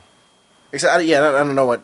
I don't know why. I was thinking amethyst just because she's come up at like every convention. I'm like, maybe this is the way they found to use her. And I saw the star there, and then the diamond design. I'm like, okay, maybe they're thinking gems. I was diving. Yeah, you were reaching, but hey, better than it's a young power girl. She hasn't developed to have the full circle. Well, the problem is I really don't recognize her at all. So I don't know who she is. That's not necessarily a problem for me right now. I'm intrigued by all this. And it seems like, if you look on the cover for the next issue, it looks like that whoever that woman is, she's featured on the cover of the next issue, so we're going to find out. So, I don't know, I'm intrigued by all this. It's an area of the DC Universe for me I'm admittedly very vague on. I'm not as strong in this area, but it definitely took me a couple read-throughs to really get a grasp on what was going on in this issue. So it's not even really fair to say that I didn't enjoy the issue the first time through. I didn't understand it. And that's not a bad commentary on the writing. It's just I think I was trying to get... I spent so much time saying, okay, who's this guy? Who do they go with? And who's that guy? Who do they go with? I love the pacing. I love that it started out with the big war. Yeah, it was a great layout of a comic. You think about it. Start off with, boom, this big action sequence. Then you go into the power play going on behind. You know, we've thrown out multiple political intrigue comments. You know, another really cool mystery going on. What's going to happen here? How is this going to affect? Who's it going to affect? So this is definitely a solid read that I'm looking forward to throughout the other stuff. And this is going to be a miniseries that has serious ramifications for the DC Universe because we're messing with magic now. Once again, we're tweaking with magic. So we're going to see all the magic players. Obviously, we got to see the Spectre involved in this somehow. Guys, do you want to come back and discuss this like around issue 4, the halfway point? Yeah, and maybe plan to do an issue 8 discussion? Just because I'm really intrigued to, like, as we go through on this talk about what we learn about these characters. I'm interested in this particular aspect of the universe. I mean, I'm interested enough that I'd really like to talk about this again. But let's give ourselves a few issues. Let's talk about it at the halfway point, and then we can, we'll focus on issue 4 when we have that discussion. But obviously, we're going to have a bleed-in from the events that happen in issue 2 and 3 as well. And then we can maybe do the same thing around issue 8 and just make it, we'll 3 different points. We'll just have a discussion about what's going on in this series. Because I'm really curious to see where this goes. It sounds like, and especially from the ad we did, it sounds like issue 4 is going to have a big event anyway. So it would be a good time to kind of talk about that big event when it happens. But I'm sure that we're not alone here and that a lot of people who are maybe reading this are getting their head around some of these characters for the first time. So I think it'd be fun maybe at issue 4 to kind of come back together and each bring in our own experiences and what maybe we've looked at in the internet or, what we've done from our own past reading and kind of come together and talk about, because I like the speculation we've been doing. We're covering a lot of, it'd be interesting to talk about, where do these magic characters go? And what happened to them. And sure. Yeah. So I'd like to talk about this again. This has been a fun discussion for me, so let's definitely make it a point to do that. Yeah, and this is sort of an aspect of the DC Universe that they haven't really touched in years. No, and it's something that I've been missing, to be honest. Yeah, for me, it's a very that to me is a strength of this, was the chance to be able to see an area that I haven't seen. I read Underworld Unleashed. And that's been my exposure to Hell, and it's been so long since I've read that I don't feel like I have a real strong grasp on this aspect of the universe. And it's great that, the cosmic part, they're really kind of branching out and using some of the strengths of the DC universe, and I'm glad to see them doing it. Damien, Kryptographik, what do you guys got coming up on Kryptographik, and what do you got coming up on Welcome to Heavenside, and where can we find those things? Okay, well, Kryptographik, we actually, on Thursday night, last Thursday, we recorded with Kat and Josh from Titanian Rain, and we did one of our director's cuts, so we've literally gone through page by page with them, panel by panel type thing. I think we're talking to them for nearly 2 hours about the book, first issue, and actually mentioned about the second issue, which hasn't actually came out yet, but, we've had the chance to actually look at it, so... we mentioned a little bit to that, but we didn't really want to talk on that. But we will be having them back again, actually, to do the second issue, because so much happens in that. And you can actually get that at lordshaper.com/cryptographic. Well, we've got voicemail lines there if you want to ring through to us. Save me actually having to ring through and make sure we keep the voicemail line every month. Other than and that, you guys are on Facebook and things like that too, correct? Oh, we're on everything. Yeah. You can find me on Twitter at Lord Shaper. Twitter.com/Lord Facebook, you can find me as Damien Smith on there. You can find us on MySpace, on LinkedIn, on you name it. We're on it. Yeah, that's great. So whatever your chosen form of communication, please make sure to look up Kryptographik. I'm sorry, and go ahead for Welcome to Heavenside. And for Welcome to Heavenside, I'm actually getting together my notes for issue 6 of Dr. Sleepless. Literally, it's basically doing what we did here, but going into even more depth and into theories. And, I sort of searched the internet and try to find out what, people think the book's about. Because if you like Transmetropolitan from Warren Ellis, you're going to like this book. It's sort of like his own answer to it, like an updated answer to it. Yeah, it's like looking at the technology that we've got today and how people are saying, why haven't I got a flying car? Why haven't I got a jetpack? Why haven't I got all that? And really looking at actually what you do have. And it's all about a doctor who's named himself Dr. Sleepless, but his real name is John Reinhardt. And he's basically got a plan to make the world better, if it likes it or not. And he's, testing it on the one city of Heavenside. Hence the title of the podcast, Welcome to Heavenside. How do you like doing a single exploration of a title like that? Being able to focus on one book that you're really enjoying and really kind of going over it like a fine-tooth comb. How do you enjoy that aspect of it? Because that's the intriguing part. I really like it. Yeah, I really like it. The hardest thing was actually when I actually would sit down to record it, because I was so used to actually just either recording like we are now or recording with Brian, where we're sort of going back and forth off it. And there's really no one as a measuring stick for when you're recording. That's the hardest thing about it. And the other thing I've noticed with it, I'll actually go off on tangents. And, I always thought it was Brian that was going off on tangents. And I will stop my phone ringing. And...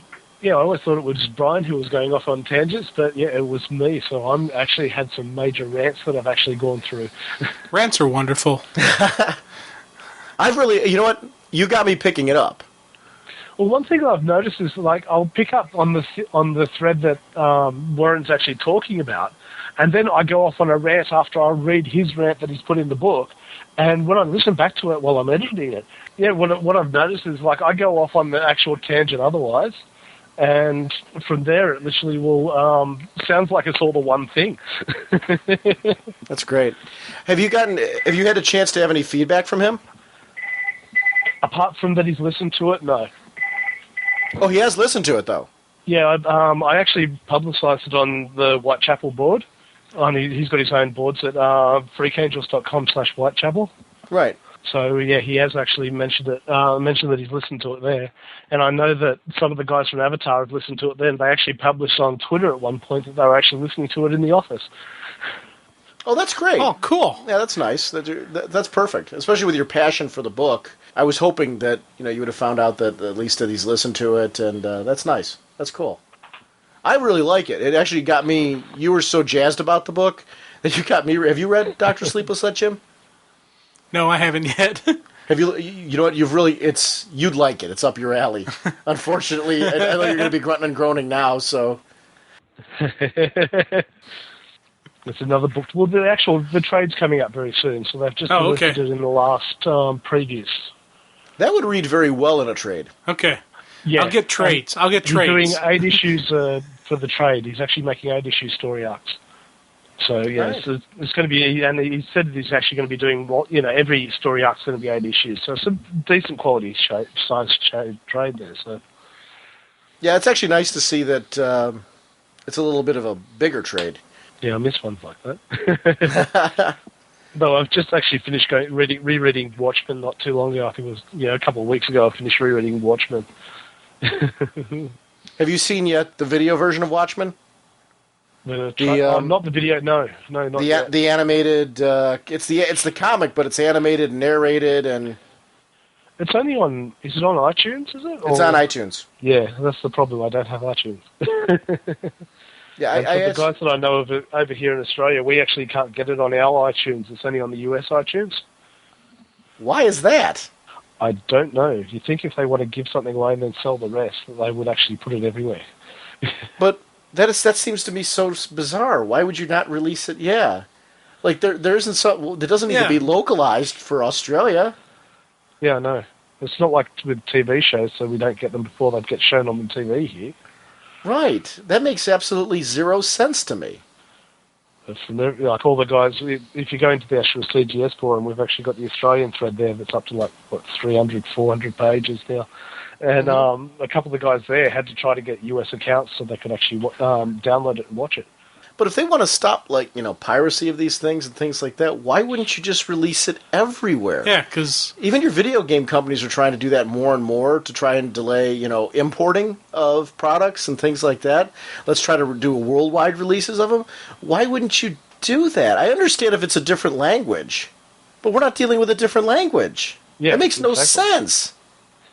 it's one of those stupid business things that you just got to say, what the hell are you guys thinking? Come on. Yeah. But sometimes there are different departments there. There might be different departments of Warner Brothers or something. I'm sure there's probably a very rational, easy answer to that. But I'm always baffled when there's things I'm like, you could be making money right now off of this, and why aren't you?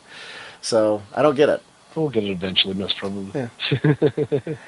Damien, as always, thank you for joining us, buddy. And we're definitely going to do this. Let's do this with issue 4 for sure. Yeah, because I definitely want to revisit this because I'm intrigued by this area because I'm clearly from our discussion, it's not an area that I'm as comfortable with as I am other areas in the DC universe. Probably the area I'm least, not probably, it's definitely the area I'm least familiar with. Can Batman escape? One hint, the worst is yet to come. Our sponsors for this episode are DCBService.com and InStockTrades.com. Ran Thanagar Holy War, which talked about the Hawkman Special this episode. Number 6 of 8, regularly $350, 40% off, only $210. Rain in Hell, number 4 of 8, also on this episode. Regularly $350, 40% off, only $210. All right, I normally do just kind of a quick read-through. Jim's new pull, Jonah Hex number 36, regularly $299, 40% off, only $179. I was shocked. I did not expect that to come out of your mouth. I thought you were going to, there was going to be some little gimmick where you're going to be like, you're not going to, I walked into the comic shop and I walked out and I didn't grab Jonah Hex. I was not expecting you to say to me, I grabbed an issue, but I liked it so much I went back and started buying more. Yeah. I'm thrilled, though. Was it worth it? Well, seriously, all kidding aside, yes. Yeah. You know what? It's one of those things where I've been fighting, and it's I'm literally fighting not getting it every single time I see it, and I'm like, forget it. You know what? It's a good read. I enjoy it every time. But weren't these? Wasn't that? Yeah. Did you? What issues did you read? Did you read 34? Is that what you read, or did you read other issues besides it, or? 34. Yeah. 34 was the one where he gave up being Hex. Yeah. Yeah. You read that one? Wasn't that good? Dude, man, that was a good one. It was a brilliant issue. Yeah. That's the one I think we're going to do with Jim. Oh, okay, cool. We're going to have him come on. I liked the issue so much, I'm like, why don't you come on and we'll just tuck Jonah Hex. Okay. So that'll be the one I think we'll talk about. So I'm gonna stay a little vague on that one, but yeah. Wasn't that good? Yeah, that was very good. Yeah. I tell you, and it's once again... Did you order like 32 and 33 beforehand? No, actually what happened after I read it, Okay. I went on and I did some searching online and I found, and I have now the full run. I have all of Jonah Hex. Do you really? Ordered. Oh, wow. So I have no gaps in my Jonah Hex now. Because I had bought... what happened was when we did that, I bought the Origin, and I bought a bunch of the issues after that, and I was like, I kept reading on, this is kind of neat, yeah. And finally, like, no, stop, Jim, stop. You got too many titles, done. Okay. And I just put it away, and then you kept talking about it, so it was more of a trying to shrink the sheer amount of your pull list. it was just, I have so many things, and so what I'm doing is I'm getting rid of some non-DC stuff. So now I got to pick another non-DC title to get rid of to make room for Jonah Hex. So sorry, hey, dude, don't be sorry. I'm enjoying. It's a great read. Yeah, it's a good read. So yeah, it really is. You know what? It was funny. I talked about those issues and I brought it up mainly because I was so enjoying them. When 32 comes, I can't recommend that one enough. That's that Matador story I was ranting and raving about, and that one was really. When I was talking to Jim this weekend. He's kind of a very casual comic reader in the sense that he'll pick up a trade here and there. He's picked up like the showcase. He's the one that got me on Sergeant Rock as a kid when we were growing up. Yeah. And I told him about the second Sergeant Rock showcase because he's got the first one, and because we as kids we had broken runs of everything. So I told him about Jonah Hex now because I got him kind of hooked on this series. I picked him up a trade of it. And he's going to, same thing, he's going to go and pick up at least issues, I said pick up issues 32 and 34. I said, we'll talk about 34 on it for sure when you come on the show. I said 33 has some really gorgeous, that was the Darwin Cook issue. Yeah. That is really gorgeous art. So that's another one too. But It should be arriving shortly. Yeah. I'm shocked by that. Whatever your shipping preferences, whatever your bag and boarding preferences, dcbservice.com accommodates your collecting edition needs. Don't forget our in-stock trades book of the month that we're going to start talking about. We're going to finish off Seven Soldiers next episode, but we are going to start Uncle Sam and the Freedom Fighters next show. The reason why I'm going to say we're going to start, we have another segment that we just came up with an opportunity for that I think we're going to fit in on that episode as well, so we may only be able to get to the first half of Uncle Sam on that one, in which case we'll finish the rest of it the following week. This collects the 8-issue miniseries Spinning Out of Infinite Crisis, with art by the sensational Daniel Acuna. You know, All New Phantom Lady, Dollman, Human Bomb and the Ray, Justin Gray, and Jimmy Palmiotti. I can't wait to talk about this next week. Regularly $14.99, 47% off, only $7.94. And we'll announce next week as well our in-stock trades book of the month afterwards, which is going to be, I mean, we might as well just say it now. It's going to be Seven Soldiers Volume 3, because we've been saying that. So, but we'll have the official, I'll contact them this week, and we'll get the official discount for that as well, for anybody who hasn't ordered that already. The Justice League International Hardcover Volume 2, collecting issues 8 to 13, and Suicide Squad number 13, regularly $24.99, 37% off, only $15.74. InStockTrades.com is your source for your collected edition needs. Thank you for supporting us. DCBService.com and InStockTrades.com. I want to thank you, Jim. Jim is going on a work vacation tomorrow, and we wanted to get a show out this week, so Jim actually scrambled to get a whole bunch of stuff packed earlier today. Because of the fact that we did 2 Skype recordings, it makes for a very long day. I want to give a shout-out to Comic Geek Speak. They were today recording their 500th episode. We were going to try to call them because they had an 8 to 10 time slot, and we didn't have an opportunity to do that because you and I have literally been scrambling since this afternoon to try to get our segments together. But I want to give them a shout out. I wouldn't be doing this show if it wasn't for Comic Geek Speak. Those guys provided such opportunities with audio comments. I'm a fan of their show. If you're not listening to Comic Geek Speak, please give Comic Geek Speak a shot. And definitely if you go to our forum, you can see that we're in the Comic Geek Speak forum, so definitely check them out. But I want to wish the guys, 500 more. Outstanding. We're going to be heading to their Super Show. So if you're going to the CGS Super Show, we are going to be there. That's September 6th that's coming up. So definitely head out to the Super Show. We'll get to hang out with you guys there. And other than that, we will see you next week. Please check the forum and the website as soon as I have specific details on the next episode with that segment I'm mentioning. I will be sure to post that there. I want to make sure what it's going to be before I post it up there. Buy Secret 6. Yes, buy it. And we'll leave it at that for now. We're definitely doing a segment on the show about Secret 6 number 1. Buy Secret 6. Both Sean and I have pre-ordered 2 copies, by the way. Yes. Yeah, we're planning on one for autographs that will be mounted up on our wall, and the other one for reading and collecting enjoyment. Yes. So. And more to come later on Secret 6. So we will see you next week. Bye. Martin, one thing I wanted to ask you before we get started. I know you're associated in some way with you. What? I said, yes, I'll have sex with you. Well, that's a question for Jim. But